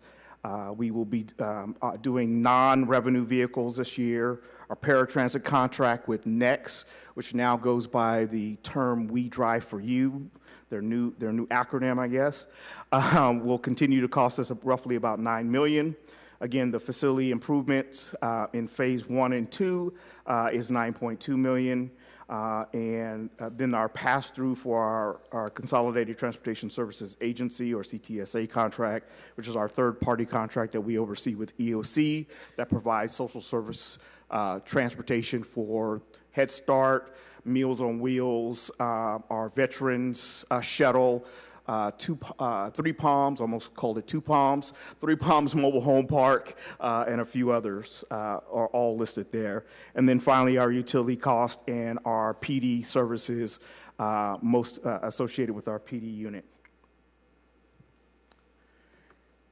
And then here's just an overview of some of our state and federal grants. 5307 is our federal allocation directly based on our size and our population. 5339 is our bus and bus facilities. Most of that is for the facility improvements. LCTOP is the Low Carbon Transit Operation Program grant, reimbursing again for our Church Avenue expenses. It also covers Route 3. I believe this will be a final year in Route 3, yes, our final year in the Route 3 covers all the operational costs for that. And then finally, the state of good repair, because we are responsible for keeping our fleet and our equipment in a state of good repair always. All right. I think that takes us through our slides. Thank you, Director. Up first, I have Councilmember Maxwell. All right. I got my memo here for you. I'm going to read right off of it. Director Barfield, good afternoon. Good afternoon, sir. Couple questions for you. Surprise, surprise, what the first one's going to be. In your proposed budget, either through internal policy or bulk rate deals with other entities, what demographics will be able to ride our fixed route buses at zero fare this coming fiscal year? Well, we don't call it zero fare. We call it subsidized reduced fares. I call it zero fare. I know what you do, but we don't. For that, and I know there's a memo coming back to you that there was a question about last night, and I was not available to answer last night due to some family things that were going on. But the same populations that were covered under Kaiser are continued to be covered. We're using surplus TDA funds from the state for those. We have proposed no changes in our fare structure or the types of discounts that we give to folks. So disabled, the veterans and active military are all covered in this. That would be a change that we would do in the master fee schedule. Children 0 to 12? 0 to 12, yes. Veterans? veterans. Active military personnel. Active military. 62 and up. Yep. Medicare. I'm trying to get to 62 and up myself, man. Yes. Bulk rate purchases, Fresno Unified, Yes. State Center Community College. All that, Fresno Unified. and we are in our final stages of negotiating one, Council President Perea, with Central Unified. They kind of put us off for the year, but now in earnest, it looks like we're going to get that one done. That will also take us around the corner now that the streets above the school have been fixed, and we can actually service the front door of Justin Garza High School next year. When do you expect to know whether that's going to go through or not? Oh, that's all going through. I mean, as far as the central, it's just a matter of them taking it through their board process, and then we'll bring it to you guys. Appreciate that. Yep. How many current shelters in District 4 are you proposing to? Sorry, let me rephrase that. How many current bus stops in District 4 are you planning on adding a shelter to? All right, so under our ADA improvement plan, that was the 75 that we've been talking about. We're at the end of the design phase. For phase A and B, those will go out to bid in the coming weeks. And then phases C and D will go out later on in the summer, early fall. For you, and we'll be more than happy to send this over to all of you, is a list of all of your stops in District 4 under the 75 and the ADA transition plan. You have 15. Councilmember Arias has 30, because these are the ones, as we had talked about last year, the ones that needed we needed to either add to a sidewalk, curb, or gutter, and so you had the most egregious needs, and that's why I took a little extra. But we're only down to 15 in yours, Councilmember, because we've done so much other work, primarily with Cedar and Shaw. You got many through the Cedar and Shaw project that ended up this particular fiscal year, also BRT and Buffer Median Islands. Okay, so 15 in this proposed budget. Yes. Do you know how many shelters that leaves left, or how many bus stops that leaves left that would not have a shelter in my district? I'll find that and come back to it in a few minutes, but it's not a lot. You're to a point now where either we're going to have to buy additional real estate to add to yours, which means we'll be taking people's easements or front porches or what have you, and I just don't see us doing that. I will follow up with a memo request asking for, beyond the 15 in this proposed budget, what bus stops will be left in my district that would be unsheltered, and then an indication of which of those require right-of-way acquisition as well. And if I can find it before we finish here, I will definitely, bus stops by district. One more tab back. So currently in your district, there are 210 stops. 194 of those have benches. 19 of those have bike racks. 10 of them have digital signs. 201 are just poles only, or poles, along with 91 being shelters. 207 having a, wait, I didn't say that right. You said 91 sheltered, Director? Huh? You said 91 sheltered? There are, let me reread this again, because I think I was blending the two lines. 210 stops in your district. Okay. 194 of them have a bench. 19 of them have a bike rack. 10 have a digital sign. 201 have just the standard pole. 9 of yours must have a fixture where the sign, the bus stop flag is on another item. It could be like in Buffer. Some of those are actually on the shelter. 91 of your bus stops have actual shelters. That means covered, essentially. Covered, correct. That was 91 out 91. of 210, okay. 117 of them have a trash can. Okay.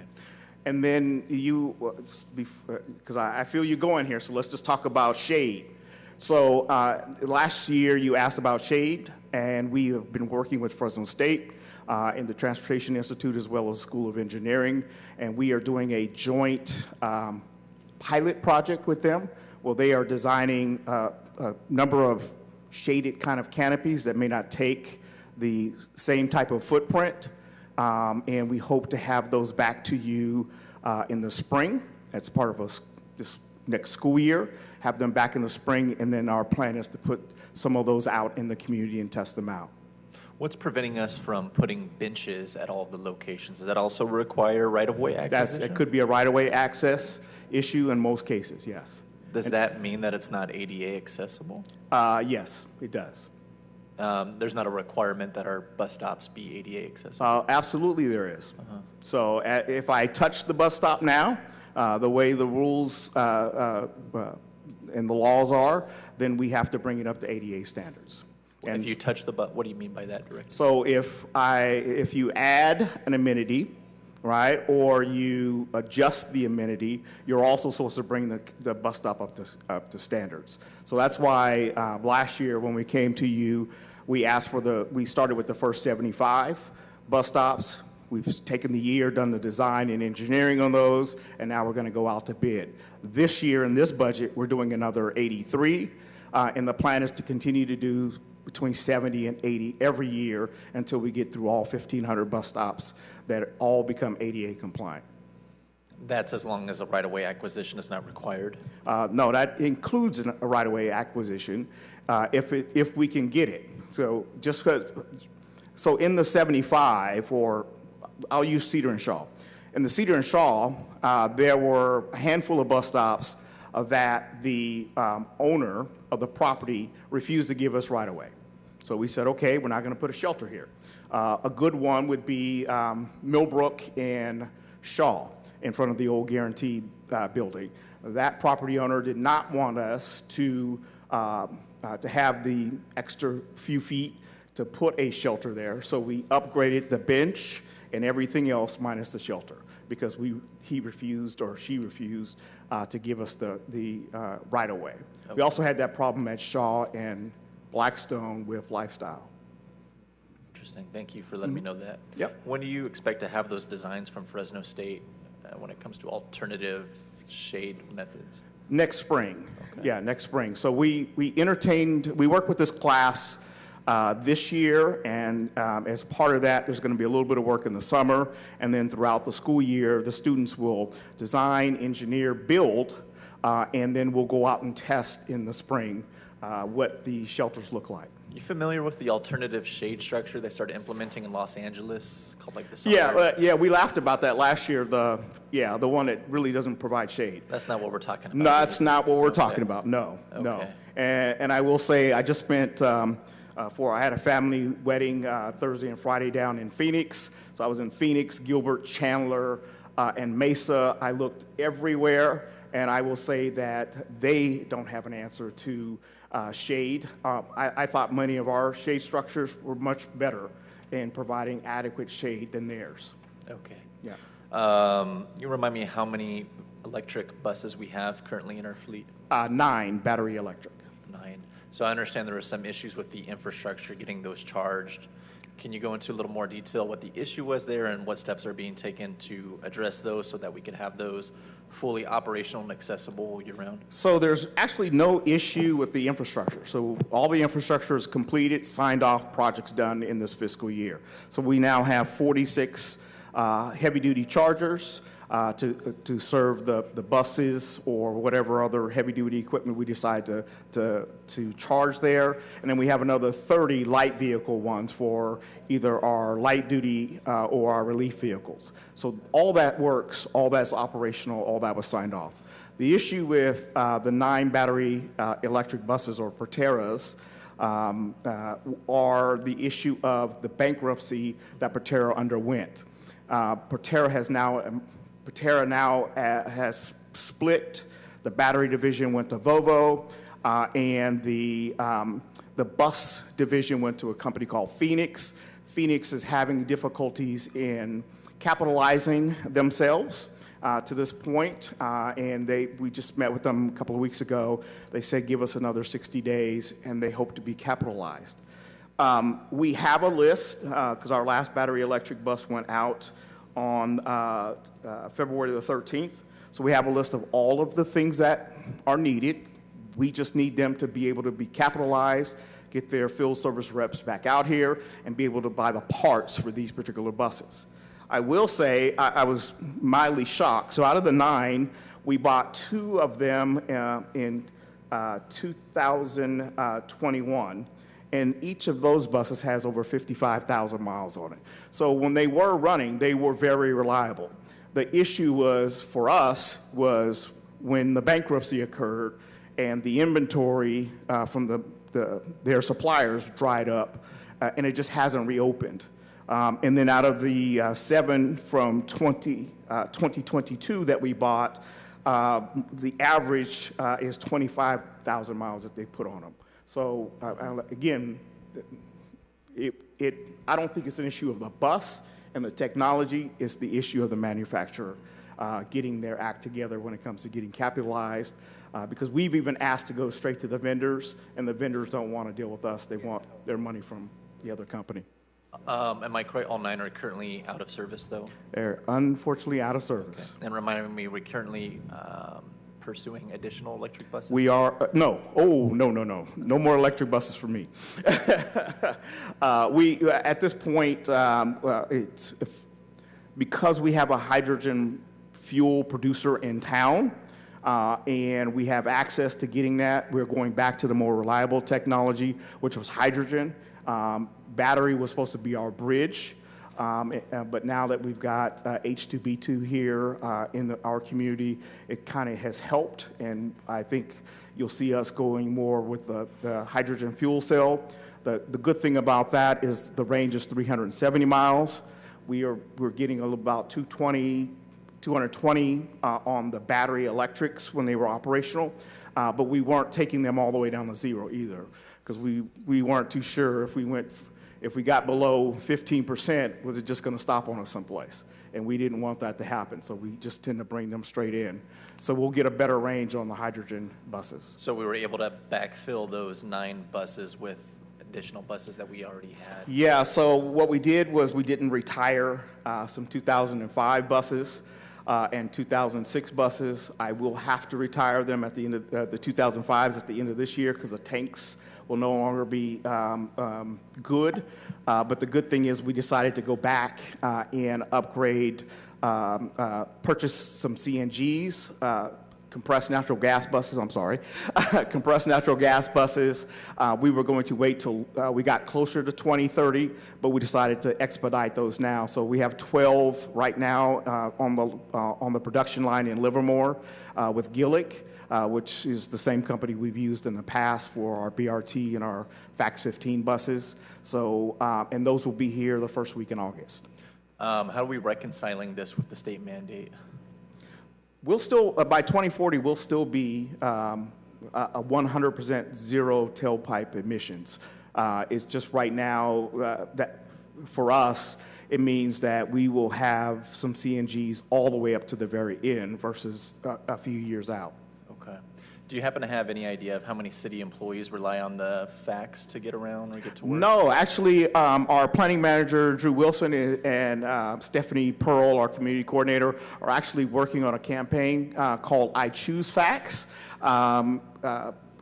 Drew has been writing fax as of late as part of his induction. You know, we always make the new guy ride. So as part of his induction, he's been doing weekly rides. We do know we have a Planner 3 in this building who rides every day. And then we've got a couple of other professional people that I know when I'm on the bus. I see them around, including one of my attorney friends who has his office on Shaw Avenue. He rides to the courthouse because he doesn't have to pay for parking. So. All right, well, thank you, Director. That answers all my questions, and I appreciate you continuing to prioritize the zero fare for all the demographics that we talked about earlier. It means a lot to me. No problem. Colleagues, any other questions, comments, motions? I had stuff for Luis, and he left me.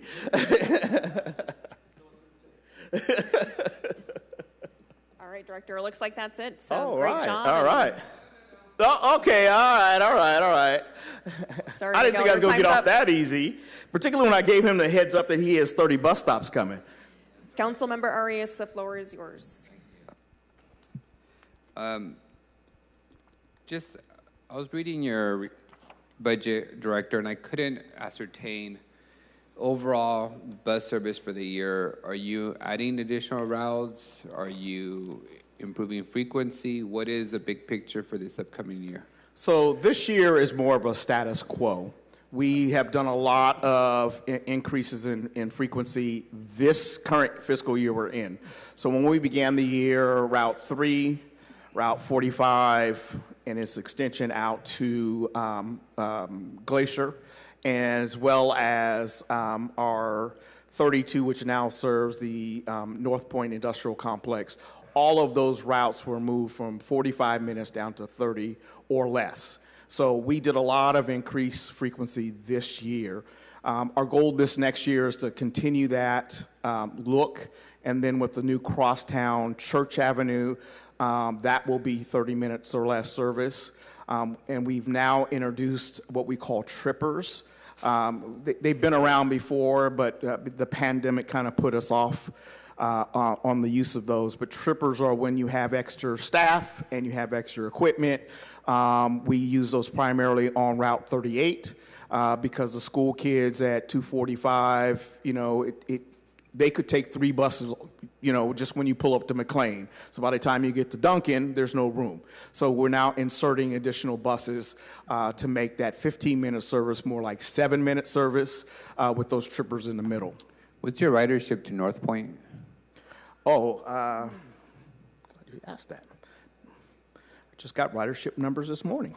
So we are tracking right now, and I am extremely just happy to report that we will end the year at over 9.6 million riders.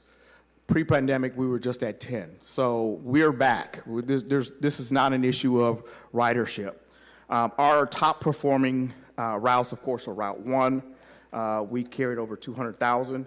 But that Amazon route, which the first 3 buses of the morning are full, has, for the end of May, and these are unaudited, uncleaned up, 46,513 riders. That's an increase of 6,000 riders over last month. And again, those first 3 buses in the morning are full. Got it.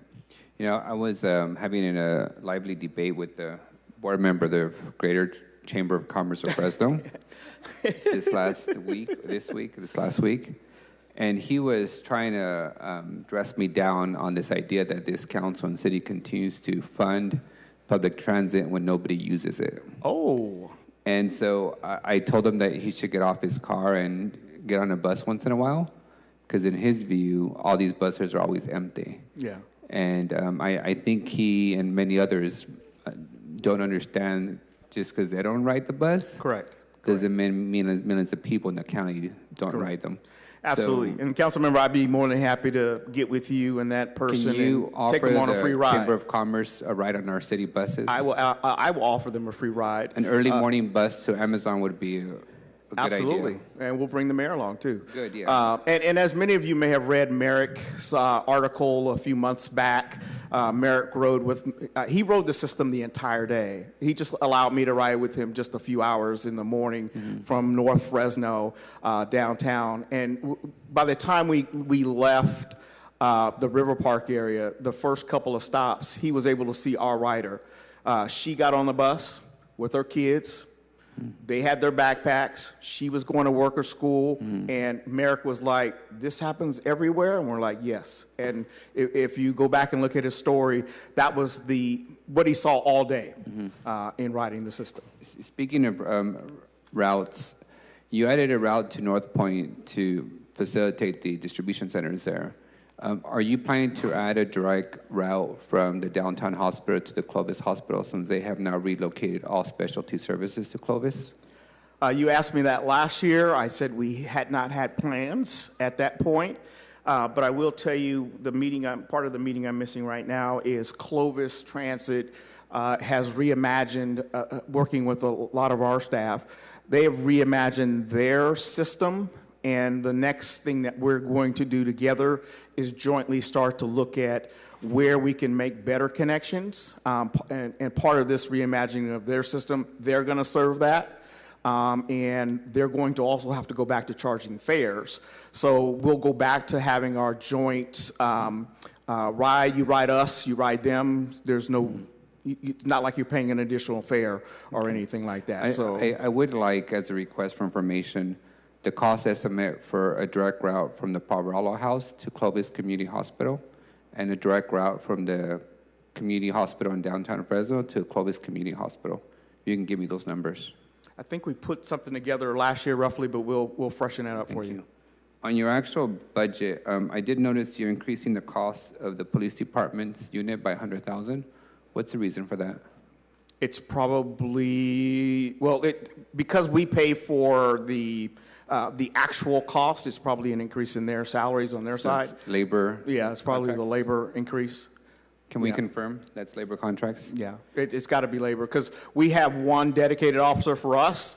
The others are contracted officers right at this point, and then our sergeant, he coordinates all of the I recall in the past you were having trouble fulfilling those contracted officer hours. We no longer have that because we have the dedicated sergeant. So thanks to Chief Balderrama, we got our own sergeant who now leads our team, regardless of who's made up of that team. So if it's the 15 contract folks, we have 15 slots. He fills all 15 of them, and he's actually gone to what we call fat days, where we have extra officers, on some of our peak times. So in terms of percentage, would you say that you're at 90% fulfillment rate when you need officers? We're probably more at like 95 or 96, 97, yeah. I did notice too that in your budget, your liability and insurance charges increased by over $1 million from last year. What's the source of that increase in liability risk?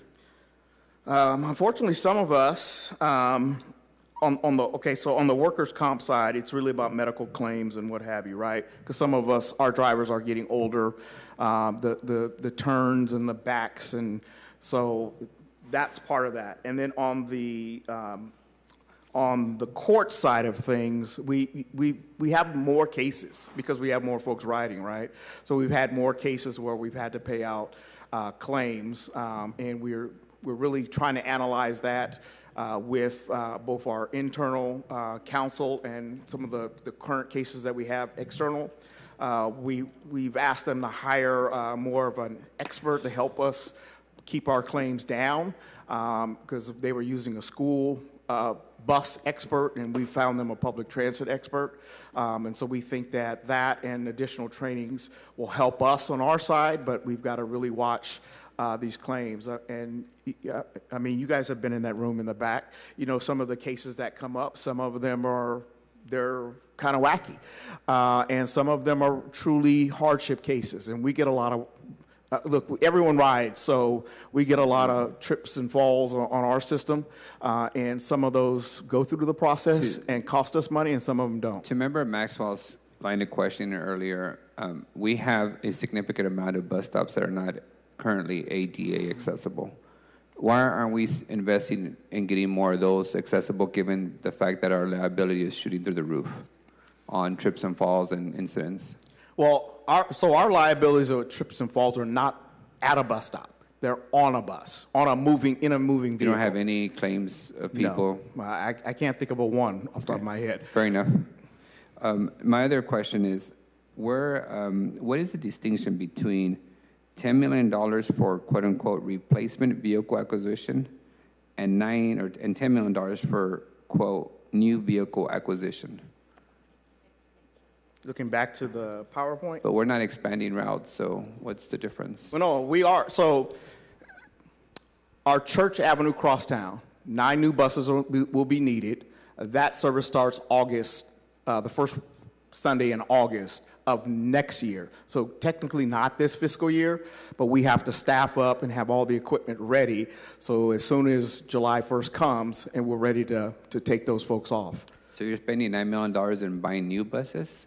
Because we're expanding our fleet. So our fleet will grow this year. Currently, we have 124 vehicles in our fleet. At peak time, we're at 104. This time next year, we'll be moving to roughly about 140 in our fleet, with about a peak time of 120 to 124. How would you describe the status of your fleet in general terms? Are you an A, a C, a D? Are you going to come to us next year and say we have to replace 100 buses because they've reached the life cycle of their ability? Where would you put the fleet at? So our life cycle is 12 years for a bus. We're more in the 15 to 16 year range by the time we change out a bus. The 2005s or what we call the 05s, I mean, they're 19 years old. So you see what we do to a vehicle. So we get every bit out of it.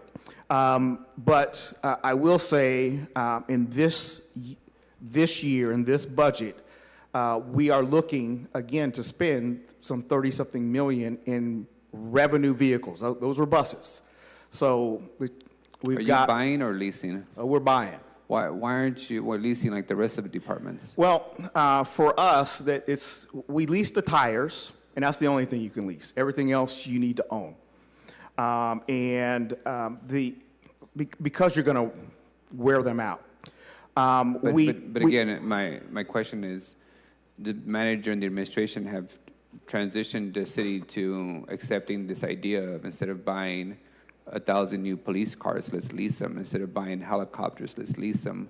Why aren't we leasing buses if that's a cheaper alternative? Because we're gonna keep the vehicle much longer than what they're going to do in the police department. So in the police department, when you get to the 6-7 year range and you're at 200,000 miles, I mean that's a dinosaur of a car, right? I don't think we have. Well, yes, I have a Dodge Charger in my police fleet. So yes, that would be considered a dinosaur, right? And because those vehicles most of the time are used day and night, there's very little rest in them. At least we get a couple of hours at late at night where ours are all in the yard together. My last question, Director, is has the new system, vacuum, fancy devices and structure, has that worked out as we had anticipated? I haven't heard the union complain in quite a couple of years about the cleanliness of the buses. So our new bus wash has not been accepted by us yet. We are waiting for our contractor to finish up some work in that. We've been testing the bus wash, and it's not a perfect thing yet. So we're at that stage, but I think once that's done, I will also say that Frank Adam Peter, our interim maintenance manager, has done an outstanding job on making sure that in this almost 2-year period where we haven't had a functional bus wash, we have had outside contractors and some of our own team do a lot more deep cleaning and deep work. One of the things that we're doing right now is literally we bought a number of seats and we empty out a whole bus. We'll clean off those seats and allow them to dry and all that. And while the bus is still out doing its thing with some clean seats, and we continue to rotate that. We just bought a brand new rim cleaner thingy buffer, and that's helping us get a lot of the dirt and grime off of it. And so we are going to see a much cleaner fleet.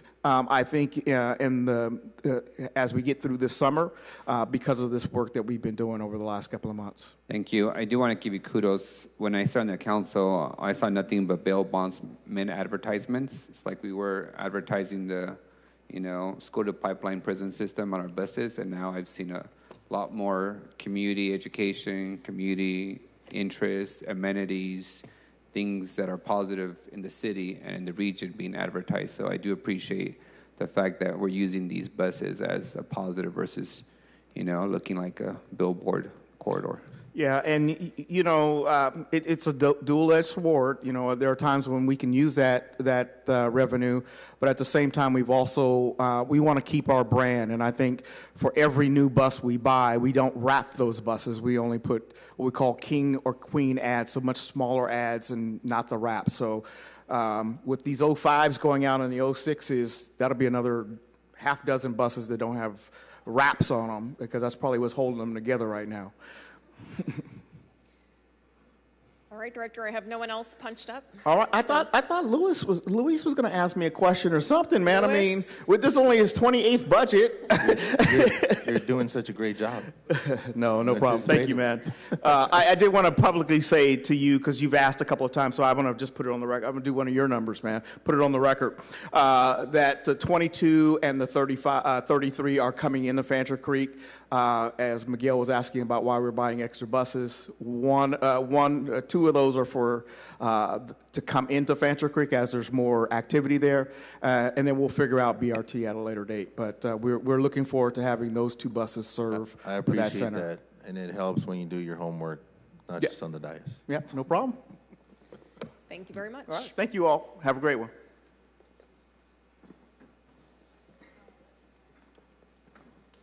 Last but not least, we have the Animal Center.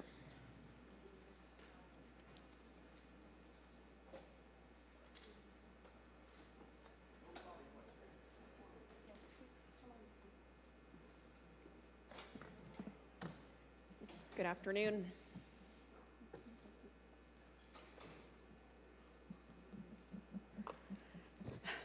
Good afternoon, everybody. So first of all, I'm just going to start off by thanking every single one of you and our mayor for his love of pets in this community, and also for your continued support as we make difficult decisions in this population crisis. Also, I don't want to forget our staff that work tirelessly every single day to make sure that every animal that enters the kennels has the best chance at a live outcome. So we are now entering the 7th month of operation as, and this is our first budget as a department of the city of Fresno after decades of outsourcing. The FY25 proposed budget for the Animal Center is $8,828,000, of which $8,361,100 is general fund and $466,900 is grant funds. In FY25, the personnel budget is increasing by $2,263,000 from the FY24 amended. And this is mainly due to the fact that in fiscal year 24, we only budgeted 7 months of internal costs, and the fiscal year 25 budget encompasses the whole 12 months. For non-personnel, the budget is decreasing by $1,293,000, and that is due to payments that we were previously making to our contractor, animal services contractor. ID charges are increasing by $430,100, and that's primarily due to the allocation of ID charges throughout the city and accounting for a full year of operation. As far as staffing, the FY25 proposed budget maintains the same number of staff that were approved when the department was created. That's a total of 77 positions, equating to 76.4 FTE. As of today, we have filled 58 permanent positions and are in the final stages of filling the last 18 positions. The last remaining position is the veterinarian position, and we continue to struggle to find a permanent veterinarian, so we have been filling some of that support with the temporary and some relief veterinary work.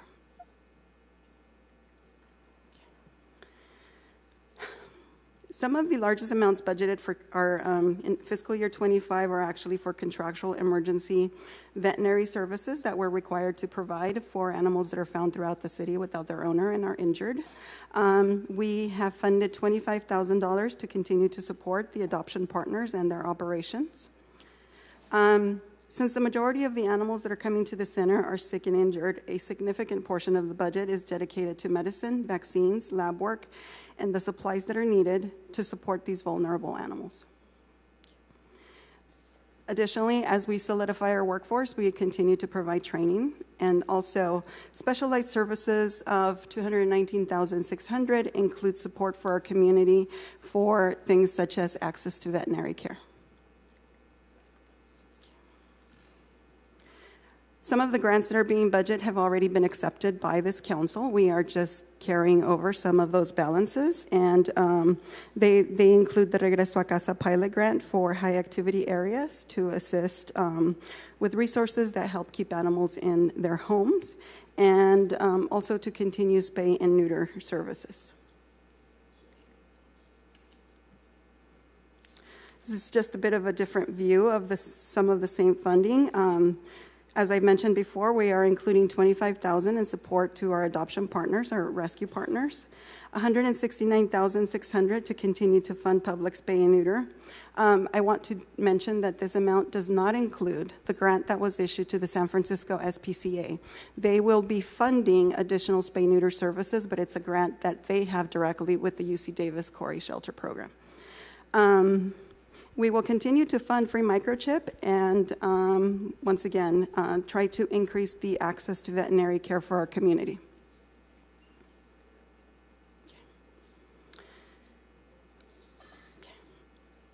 So in FY25, we continue to be out trying to reach our community about responsible pet ownership, and we're working to provide literature in various languages.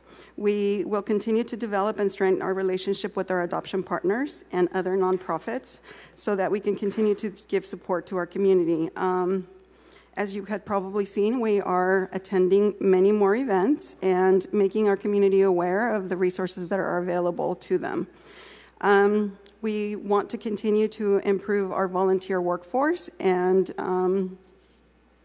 we are just trying to make the best of a situation that's a little bit dire. So all of the animals, like I said, all of the animals that enter our center are given the best care that we are able to give them, and this is going to be the continued focus as we go into FY25. This concludes my presentation, and staff and I are available for questions. Thank you very much. Looks like up first we have Councilmember Esparza.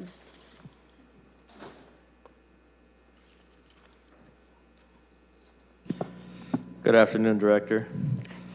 Did you ever have it on your bingo card that you would be Director of an Animal Services Department? No. I didn't think so. We appreciate you stepping up. Yeah. I did not, but I do have a passion for this community, and this is a way that I can serve. Yes, yes. You know, for long before I ever knew you'd be Director, when I knew we were going to transition to doing this internally, I started telling residents up front at town halls to be very, very patient, because it's really kind of a novel function that the city is taking on. We've, to the best of my knowledge, we had never done this before internally, and done it with our own city staff. So, you know, we've been managing expectations kind of for a while, right? Even before we knew there was going to be a dire situation, I knew, you know, common sense would tell you there's going to be a dire situation as we make this transition. So you said you're in the final stages of filling these positions. What's the timeline look like on that, minus the veterinarian? I would say that in the next month we will be fully staffed. And then we have a couple that are still in the recruitment process, and they're a little bit specialized. That would be like a behaviorist, but other than that, we are very close. And then from that point when you're fully staffed, how long until you think we get the department back to a point of sort of full level of service for the community? That's a difficult question because the animal intake is rising. And I think, you know, speaking to your language, it's just a matter of supply and demand. And the supply is vast. The demand is diminishing. We have, and it's not just here, it's a problem throughout the nation. So I think that our commitment as a city is really to make sure that the animals that enter our care are cared for, and we will continue to operate within our capacity for care. So with that, we have to make considerations for space, for staffing, for all of the resources that are available to us. Okay, yeah, I mean, I ask these questions just, again, as we manage expectations. You know, we're getting the calls on a weekly basis. We're relaying those calls to to you folks. I think in many cases you're able to help. In some cases, the department's not able to help at this point, just depending on what the constituent's asking and what the concern is. But a lot of loose dogs on the street, deceased animals on the street. And so I ask these timeline questions just to sort of manage expectations. The time has gone by, and residents, I want them to be able to see transparently just the effort and the investment that's gone into this, and what the status is and where we're at, so we can deliver that, since we as council members are sort of the primary constituent service kind of lightning points for residents in the community. I'm not sure it's necessarily in the charter. It's just kind of how it happens. I always give the mayor grief about it and say they're calling us, they're not calling him, but then we're calling him. So the less calls we get, the less calls he gets. That's why I press about the timeline and just hey, at this point we expect you should be able to call and get the service that you expect. So we'll look forward to continuing to support these efforts, and we hope that within a month that we get at least to that full staffing point. So we will be full staffed, but we do have training to do. So I would expect at least 3 months to be fully up and running. Is there a busier season? And it's always busy, but is there a busier season that the department experiences at all? Right now is our busier season. Warmer months? Yes. Okay. From what I understand from the veterinary perspective, most animals tend to breed when it's warm. They tend to not breed as much when it's cold. And Fresno has the perfect environment for year-round breeding. Sure. Okay. All right. Thanks, Director. Up next is Councilmember Maxwell. Hi, Director. Hi. I'm a little behind in my understanding of some of these things. Could you just walk me through some basic questions? Mm-hmm. When it comes to spay and neutering, we have one full-time veteran, and we contract out some part-time services as well. That's correct. So our veterinarian is mainly focused on the animals at the shelter. And just for context, in the month of May, we are limiting the amount of intake or managing the amount of intake that is coming into the center. And in the month of May, we had 805 animals come in. That's one veterinarian that may need to see at least 60 or 70% of those animals. So her focus is mainly on the shelter animals. We do contract out with some of the local partners for additional spay-neuter support. And we have Animal Balance, who comes at, they're actually increasing the amount of time that they're coming in, but they are providing support for public spay-neuter. And the San Francisco SPCA did their first trial run in May, and they're going to also be coming in to do additional public spay-neuter. And again, what is our capacity at the shelter, Alma? What is our capacity? We have 148 kennels. They should be ideally housed as single. And right now we have 225 dogs. We had 237, but we did have a transfer out to rescue, and 110 cats. So we have a pretty big turnover rate then? I mean, if we're taking in 800 animals and we have 100 or 200 kennels available. Right, so on average, we are taking in about 30, well, for the month of May, we took in about 30.96 animals per day, and we are adopting out, transferring out, on average, about 16 per day. So there is a deficit in the amount of animals that are coming in versus the amount of animals that have a live outcome. How many spay-neuter operations are we able to do currently a month with the full-time and part-time? So our veterinarian does about 30 to 40 a week, and we have Animal Balance coming in doing about 200 per month. We also send animals out to the Central California SPCA and to Valley Animal Center, and that is about 80 animals per month. Okay, so combined, about 450 spay-neuters per month. Mm-hmm. Does that sound about right? Okay. And we're trying to hire another veterinarian. We tried. We actually had the posting up for quite a bit. We were not successful, so what we have transitioned to is to having some temporary, we have a temporary veterinarian that comes in and provides some hours of support, and also we have some relief veterinarians or contract veterinarians. Okay, thank and you. we're working to expand. San Francisco SPCA is helping us to find more veterinarians that can help. Do you know how these numbers compare to what SPCA was doing when we were contracted with them? I do not, but we can certainly try to get that information. That was part of the difficulty, was getting this type of information from them. So I would love for Alma to try, but don't be surprised if we aren't able to get a whole lot of data. City Manager, can you remind me about the resolution we passed last year? We lowered the requirements when it came to euthanasia, or I'm sorry, intake of the animals at the shelter. I forget, was there a sunset provision or something we are waiting for before we return to previous levels? Not really. We basically said that we were suspending intake. Technically, under the municipal code, as the pound master, that would be me. Sorry, Gary, be quiet.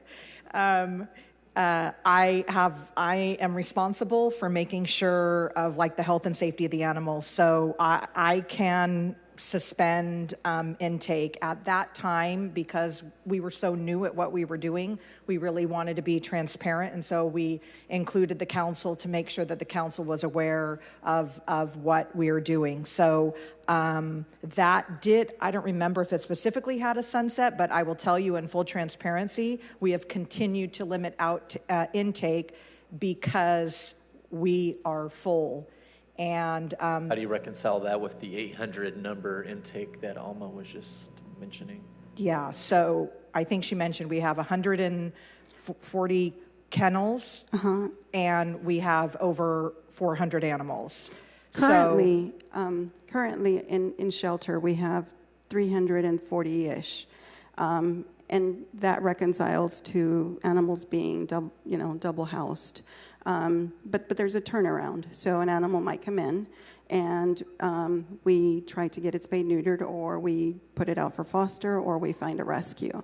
So, but overall, there is a lot of animals that are leaving, just not equal to the amount of animals that are coming in. Well, and the 800 that we're intaking. So if we were intaking every stray, it would be thousands that we were intaking. So we're already intaking 800 with just the limited that we're legally required to do. If we were taking every single animal, we definitely would be warehousing animals, which is the worst thing we could be doing for animals. Do we have any veterinary schools in the Central Valley? I don't believe so. I think the closest one might be UC Davis. UC Davis. There is a pre-vet program at Fresno State, but it's not a full veterinary program. I'd be interested in exploring an option where we could help some of these recent graduates pay off some of their debt if they're willing to work for the city of Fresno for a certain amount of years. I don't know if that's something that's been considered, but for having such a hard time attracting talent for this field, I would like us to start getting a little bit more clever. I mean, we keep casting a net and we're not bringing anything back in. So I would like to explore that option further. If we could help financially some of these folks trying to get their feet in the ground, maybe we could talk more about that, Alma. Yeah, I just recently in the last week heard a statistic where nationwide there is about a 2,000 shortage of veterinarians in shelter medicine. And it would probably take a whole graduating class from probably UC Davis to just fill that, but they don't all go to shelter medicine. They go to private practice. Okay, well, maybe we need to start being more clever about what incentives we're offering, given the hardship we're experiencing. Yeah, recently, well, not too long ago, we did try to make it a very competitive salary, and it actually is in comparison to what other shelters are paying for their veterinarians. Okay. Thank you, Alma. Thank you, Pound Master White. Appreciate that.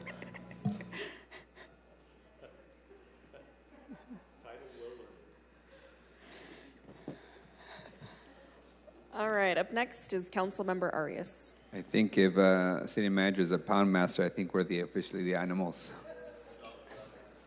including the pit bull in the audience. First, I'm sorry that you're last today. After 9 hours of stuff, you might see us a little worn down, but your work is extremely important, and it is for this body. What I wanted to get from you more, without looking and making eye contact with the city manager or the pound master, is if we were to provide you $1 million of one-time resources in this upcoming budget, how would you invest that money to make progress in the areas that you know are needed? One-time money, it's available, it's general fund, no eye contact, city manager.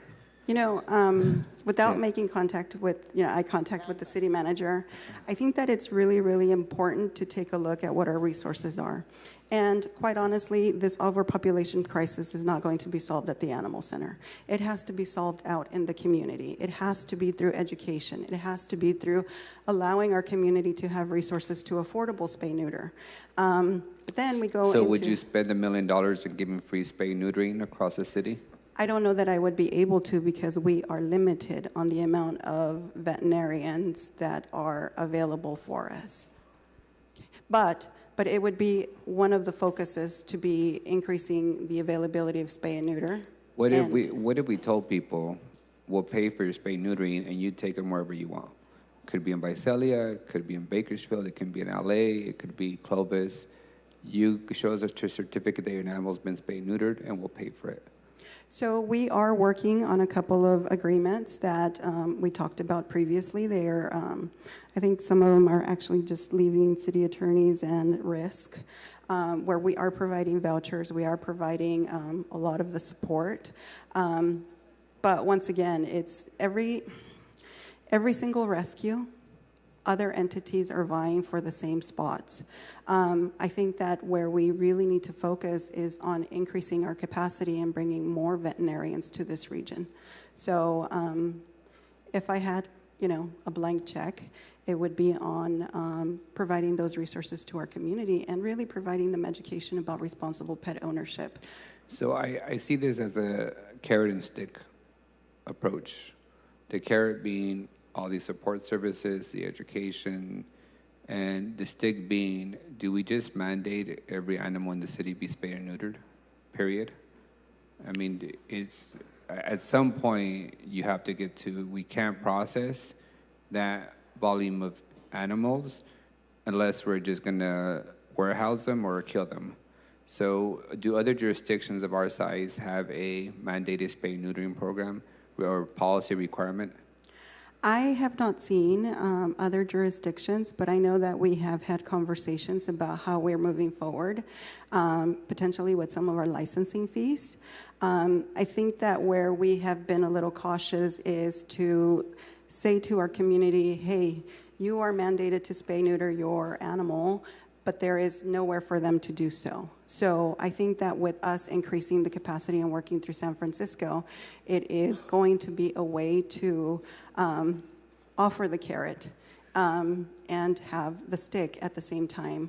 So I agree. It's a crisis. It's a problem, and we just need to be sure that when we implement whatever it is that we implement, that we don't. I guess we think of our community and. I just wrestle with this idea because everybody knows the distinction between living in the city and living in the county, right? Either how many chickens and cows you can have in the backyard versus none. How you manage those kind of, animals for public health reasons. And I personally think that as a city, we have to get to a point of being very clear of what the rules are if you live in the city of Fresno, irrespective of what kind of, whether your animal is a pet or not. And we still so much mirror like the county. And in the county, there are really no rules. There's open areas, there's, so I think at some point we're going to have that debate because on the ground right now, you guys are still operating in an emergency situation. City manager, the pound master has, used her magic wand and said, hey, I'm only going to take the most critical. We've supported that. Money is limited now and going forward. So how do we slow down the intake volume without having a different conversation on what our basic rules are in the city of Fresno compared to other jurisdictions nearby. So don't be surprised if I bring an item forward and get this chamber full of people who are going to be really upset about us potentially mandating spay and neutering. But I don't see the alternative. As some people, no matter how much education you do and how many offers and resources you have, I have several homes in my neighborhood where 40 cats isn't enough, where they drive and do public feedings, and it's not sustainable for us to continue to manage this emergency situation. So food for thought. I'm still open to making some adjustments to your budget, but you have to have somewhere to put them in and have a bigger impact than we're having now. And it is something that we're exploring. We're exploring making changes to the municipal code.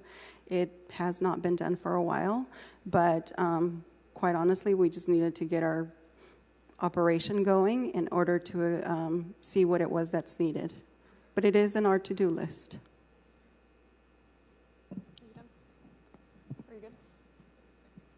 All right, up next, we have Councilmember Chavez.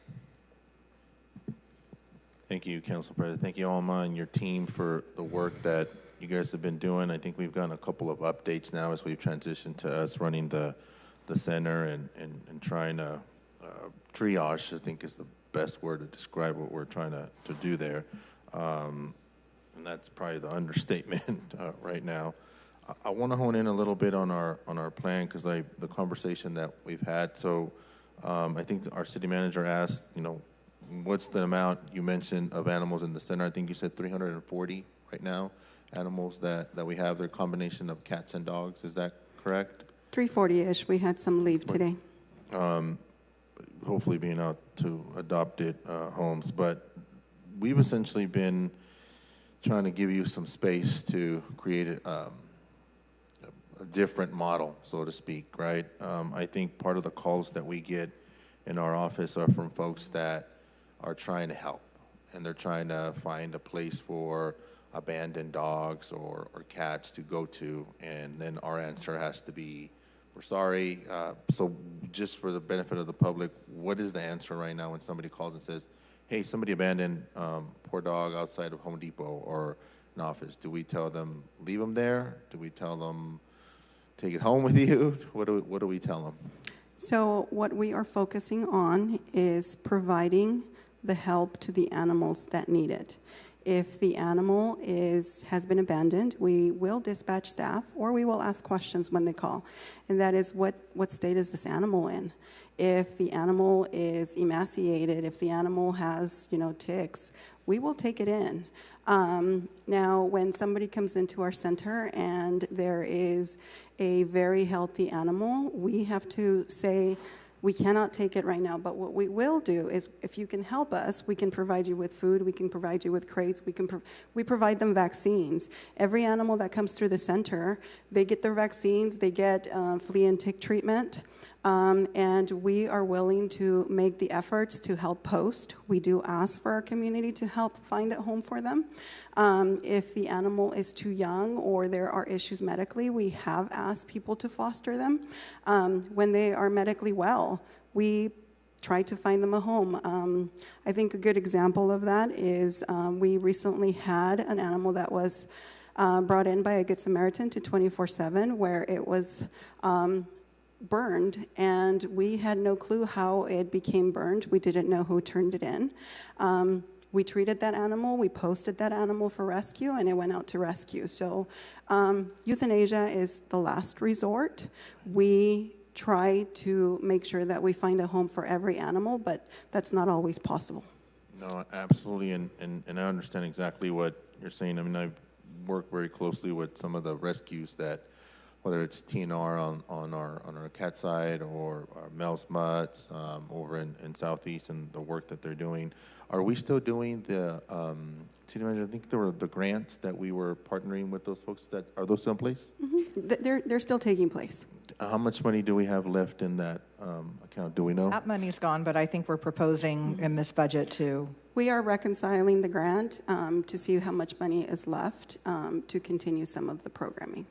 And we're also talking to San Francisco about seeing what they can fund so that this work can continue. It'd be helpful for the council to kind of get a summary of the funds, how much is left in there, and because I think I think somebody described it a couple of weeks ago. It's kitten season, it's puppy season, so I know we're going to get those calls in our district offices. The other question, and we can get that information later on.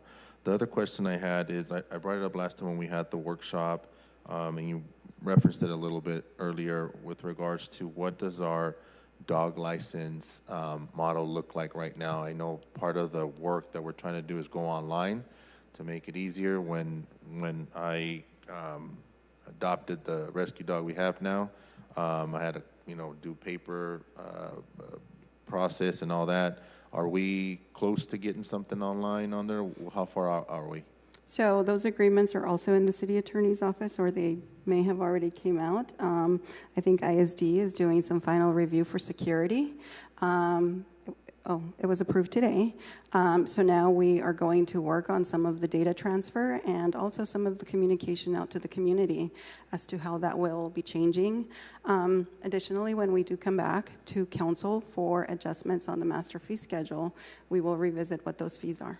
Great. And then last question related to that, I think because there wasn't a lot of participation, what is our amount right now? I think it's like $12 for registering a dog. You'll be adjusting those, obviously.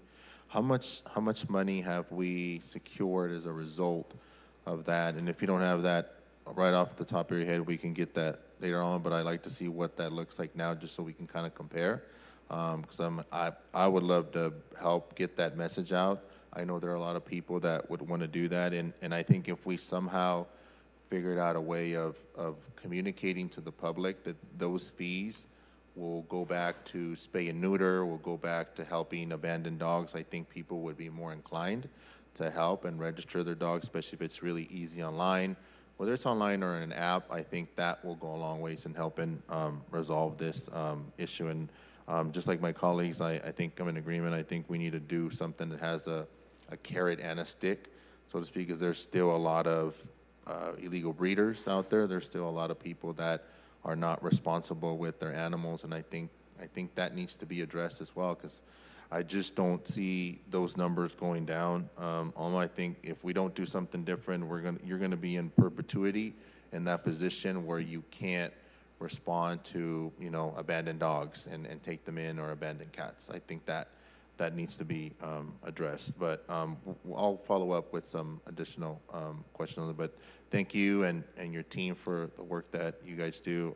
I got a lot of good feedback from our folks that know that you guys are working hard and really collaborating with the rescues. I think that's going to be key, because we can't do it alone. Absolutely. That has been, the city's messaging that this is a community issue and we can only solve this problem as a community. So I think the last thing I'll say is I just heard that the online feature's approved. Hopefully we can roll that out soon, and I know my colleagues would too. We'd love to blast that out and get it out to the public so they can start participating in this. Thank you. Yeah, just a couple of updates on that. So we will continue to move through, and right now the licensing feature is in the finance department, so we will be moving it over to the animal center department. And we will also be moving forward on the enforcement of the municipal code. We had a couple of needs that were related to the staffing, and as we identify our permanent staffing, we will address those. Next, we have Councilmember Bredefeld.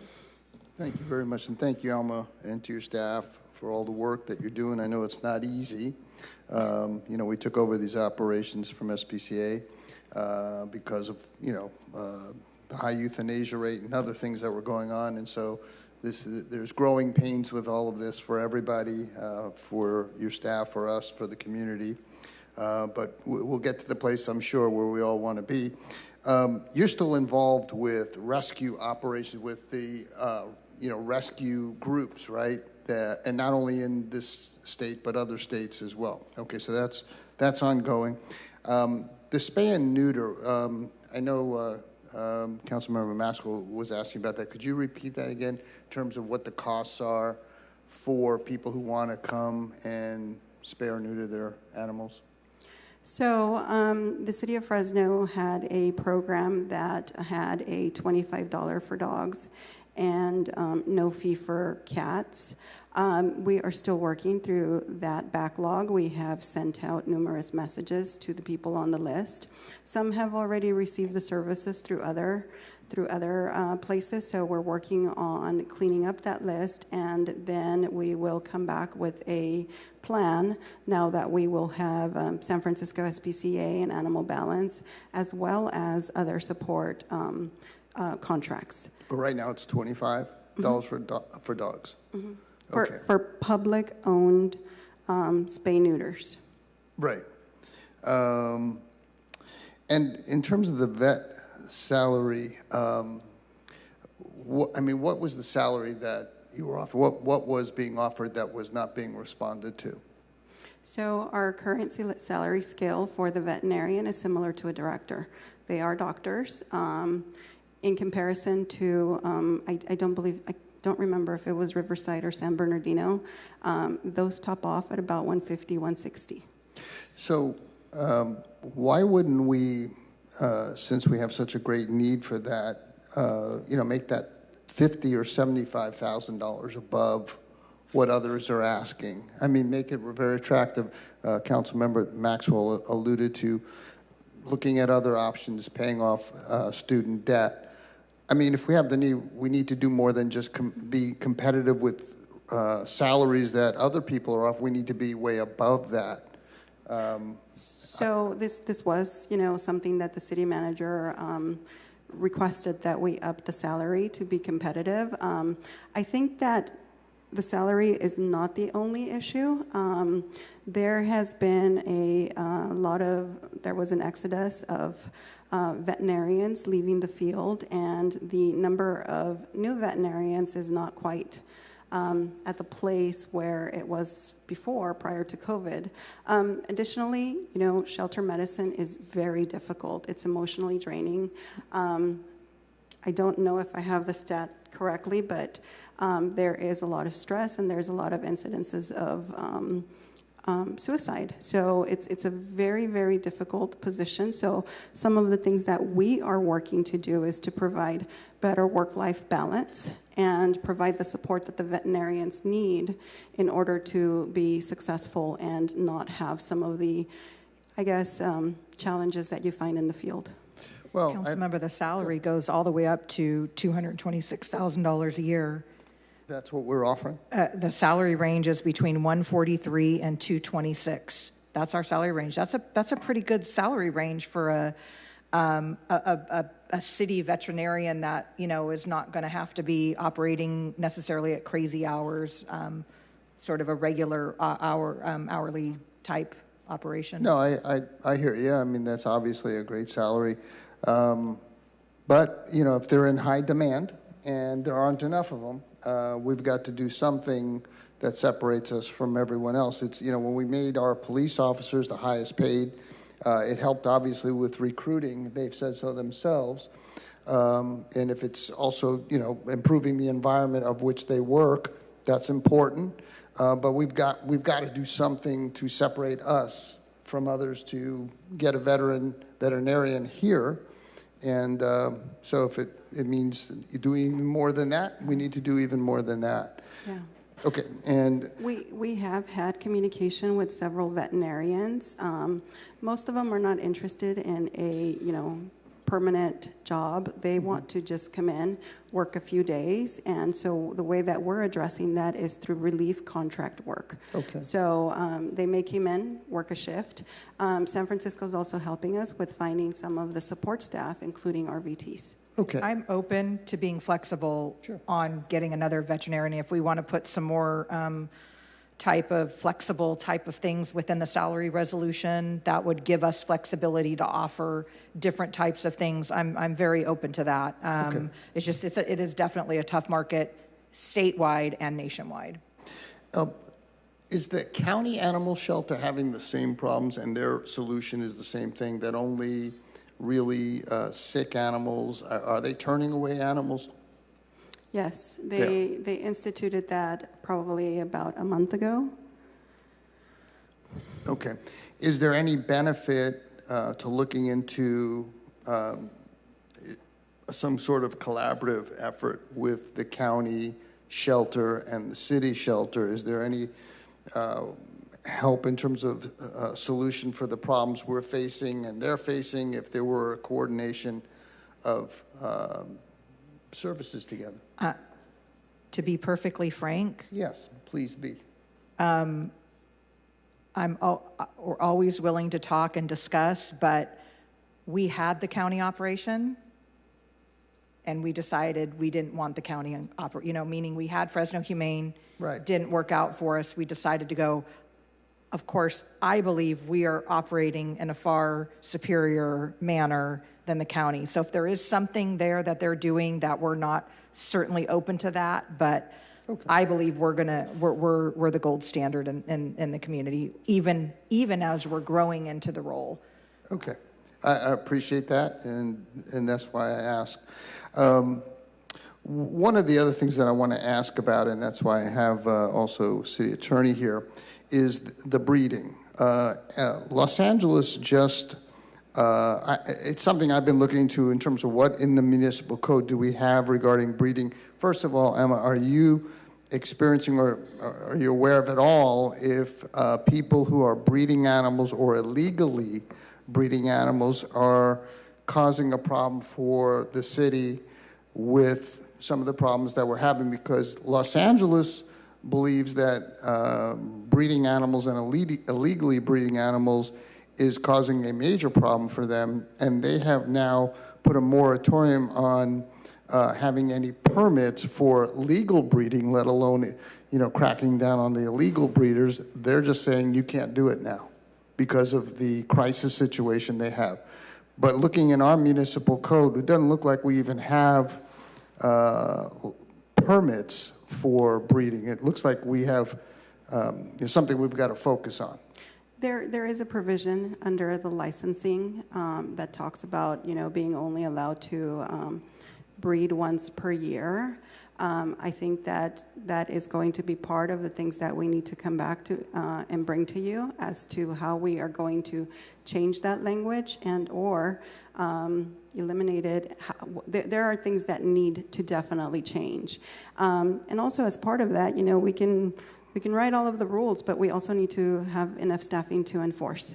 So I hate to keep saying it, it is in our to-do list. It is something that we're going to bring back to you because we have to address it. Now, whether it's illegal breeding or legal breeding, I don't know that we know the statistics. What we can tell you is that we are flooded with puppies every day, whether that was intentional or unintentional, and that needs to be addressed. Okay.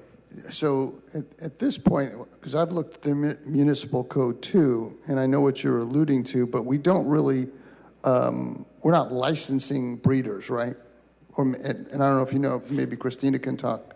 We probably have a business tax certificate designation. I don't know if Christina's looked at that as far as an occupation, as an animal breeder or something. Has anybody looked at that? So what there is there is a fee for $50 to keep your animal unsterilized.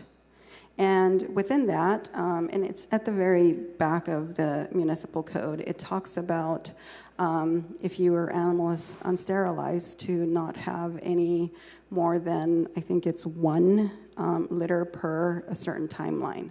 So I think that was one of the interpretations in working with the city attorney's office, that is sort of tied, but it definitely does need to be revisited, and I would love to have conversations. There's Christina. Maybe you can address it, Christina.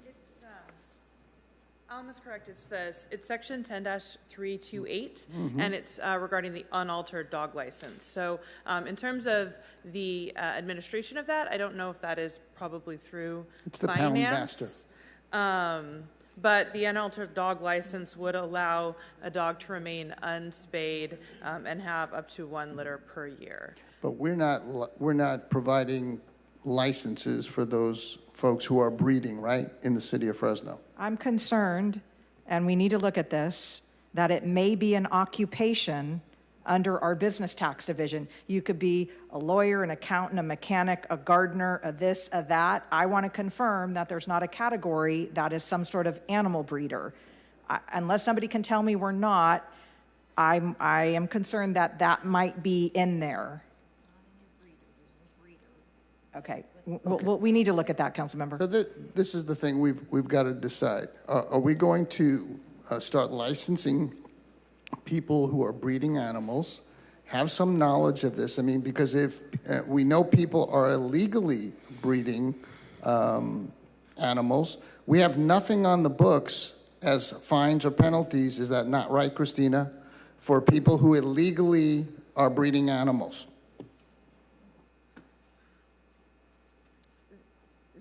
Dogs are supposed to be licensed, and there are penalties for not being licensed. I don't know about enforcement of that. Okay, I'm talking about breeding animals, and I'm not talking about licensing your pet. Right. So the unaltered dog license, though, is part of the licensing, is the part of the pet licensing structure. And so that is like a type of dog license. And so I don't know if those are being, like I said, I don't know if those are being administered through the finance department, but you're not supposed to be breeding animals in the city without the unaltered dog license. Okay, so we're going to need to bring something back to address this. If we want to have some penalties for people who are illegally breeding animals, which creates a problem for us taking care of pets. So we've got to, I think, if I'm hearing you right, we've got to clean up the municipal code and provide definitions as to what it is we're wanting to put a stop to, as well as perhaps regulating lawful breeders. Perhaps, is that and fair? also perhaps what the penalties would be. It does say that enforcement of dog license provisions, the violations shall be an infraction. But again, What does that mean? basically a ticket. Okay, when's the last time we ever did that? Never. So I think, council, we've got to clean this up, and we need to put some teeth into this and define this. I'm going to be working on this. I don't know if the administration was also. We'll do it together. But we've got to crack down on people who are legally breeding animals, and they're out there. We know it. I'm sure they're ending up at your door. And that's how we can provide some assistance to the crisis that we have. And, I've reviewed the municipal code, and it's unclear. I mean, I think even as we're sitting here, we're unclear about what's on the books and what's not on the books. So we'll bring that clarity, hopefully to provide some relief to what is going on. I think that there is language, and once again, it is in our list that we need to address. There is language that states that whenever an animal is being sold, their business license must be published. And I may look to you, and that is a requirement, but I don't know that we have looked at enforcing it quite yet. But we are in the process of deeming our employees with the ability to issue citations and also coming back to change. But what's the citation? What's the penalty? So that would be part of the municipal code. I'm sorry, the master fee schedule, which we will. Master fee schedule for what? For any of the citations. So right now in the master fee schedule, it talks about citations. What I'm saying is that we would come back with whatever that fee would look like as part of changes to the master fee schedule. So, Councilmember, we would welcome the opportunity to sit down with you. Okay. And I think what also needs to be included is, I just looked, I could apply for a business tax certificate right now for animal production. There's thousands of categories. Okay. So I think we need to tie it to that as well, just to tie up all the loose ends. So we would welcome the opportunity to sit down and work with you. And yeah, because we need to do that to help you and help the community, and perhaps put a stop to people who are creating some problems for us. Now, of course, they're not creating all the problem, but yeah, we'll do that together, and I appreciate that. And I think that's it. Thank you again, Alma, to your staff and everybody doing a great job with the restrictions and limitations that you've clearly outlined. Thank you, Councilmember, for bringing up those points. And I do have a question for our City Attorney. If we were to, let's say, bring an item to the next council meeting to set a moratorium for any type of breeding until we have an ordinance in place to address this long term, do we have mechanisms to enforce that today? A moratorium on all animal breeding? I would say that you would need to probably it may require 2 meetings.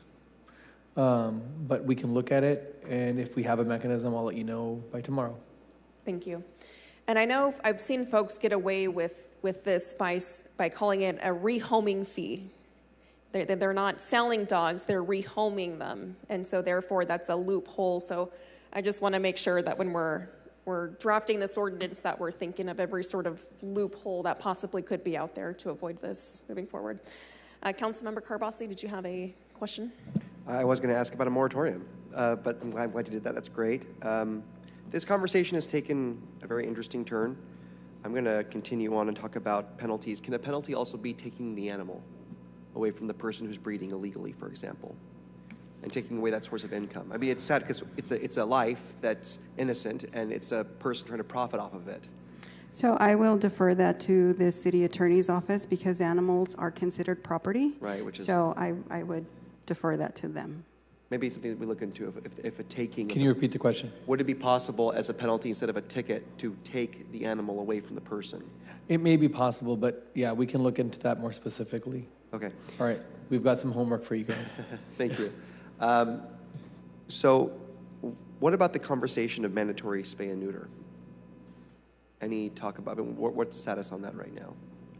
I mean, we would love to entertain that. I think, once again, we need to make sure that when we do mandate spay and neuter, that we have the resources available to provide it.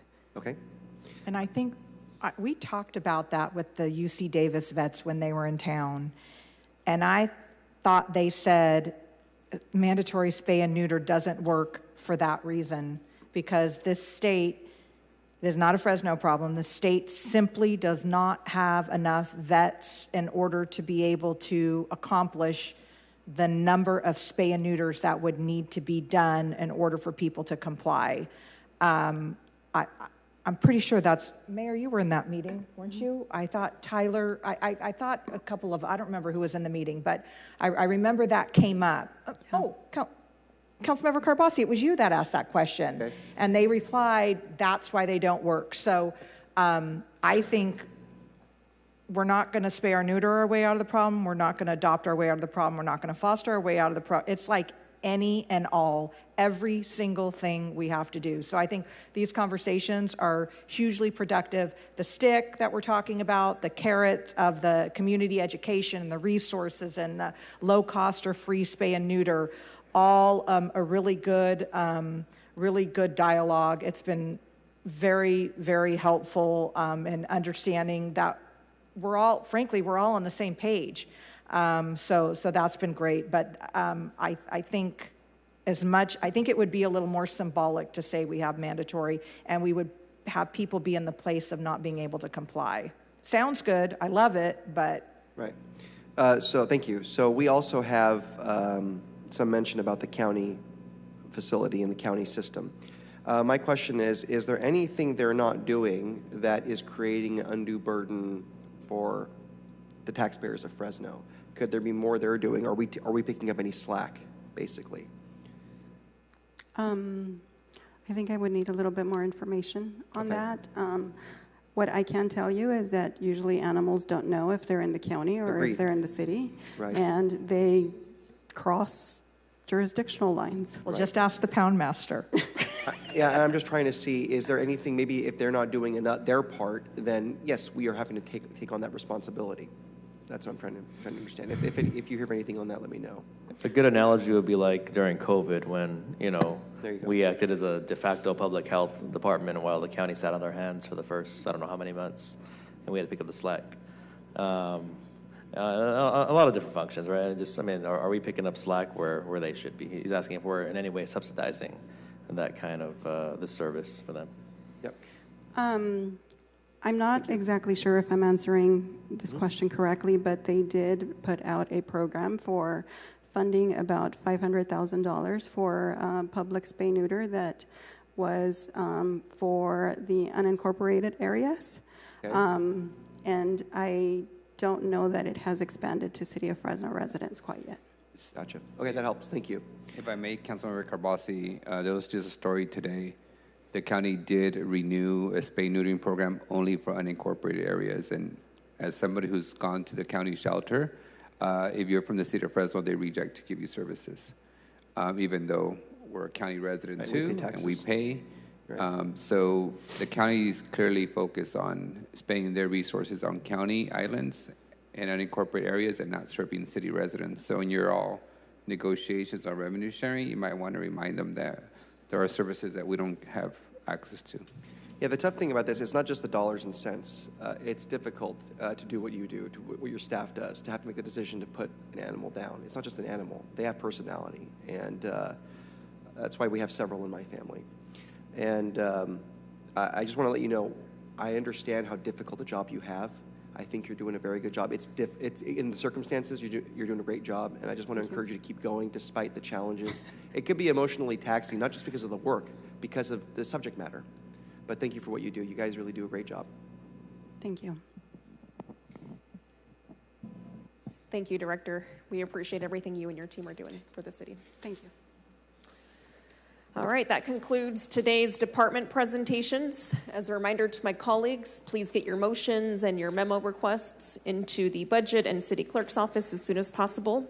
Tomorrow, we're going to be hearing from the fire department, police department, parks department, personnel services department, convention center and Grizzly Stadium, and the Department of Public Utilities. We will be taking public comment on those at the very beginning of that meeting. Thank you, everyone, for your participation today. The meeting is now adjourned.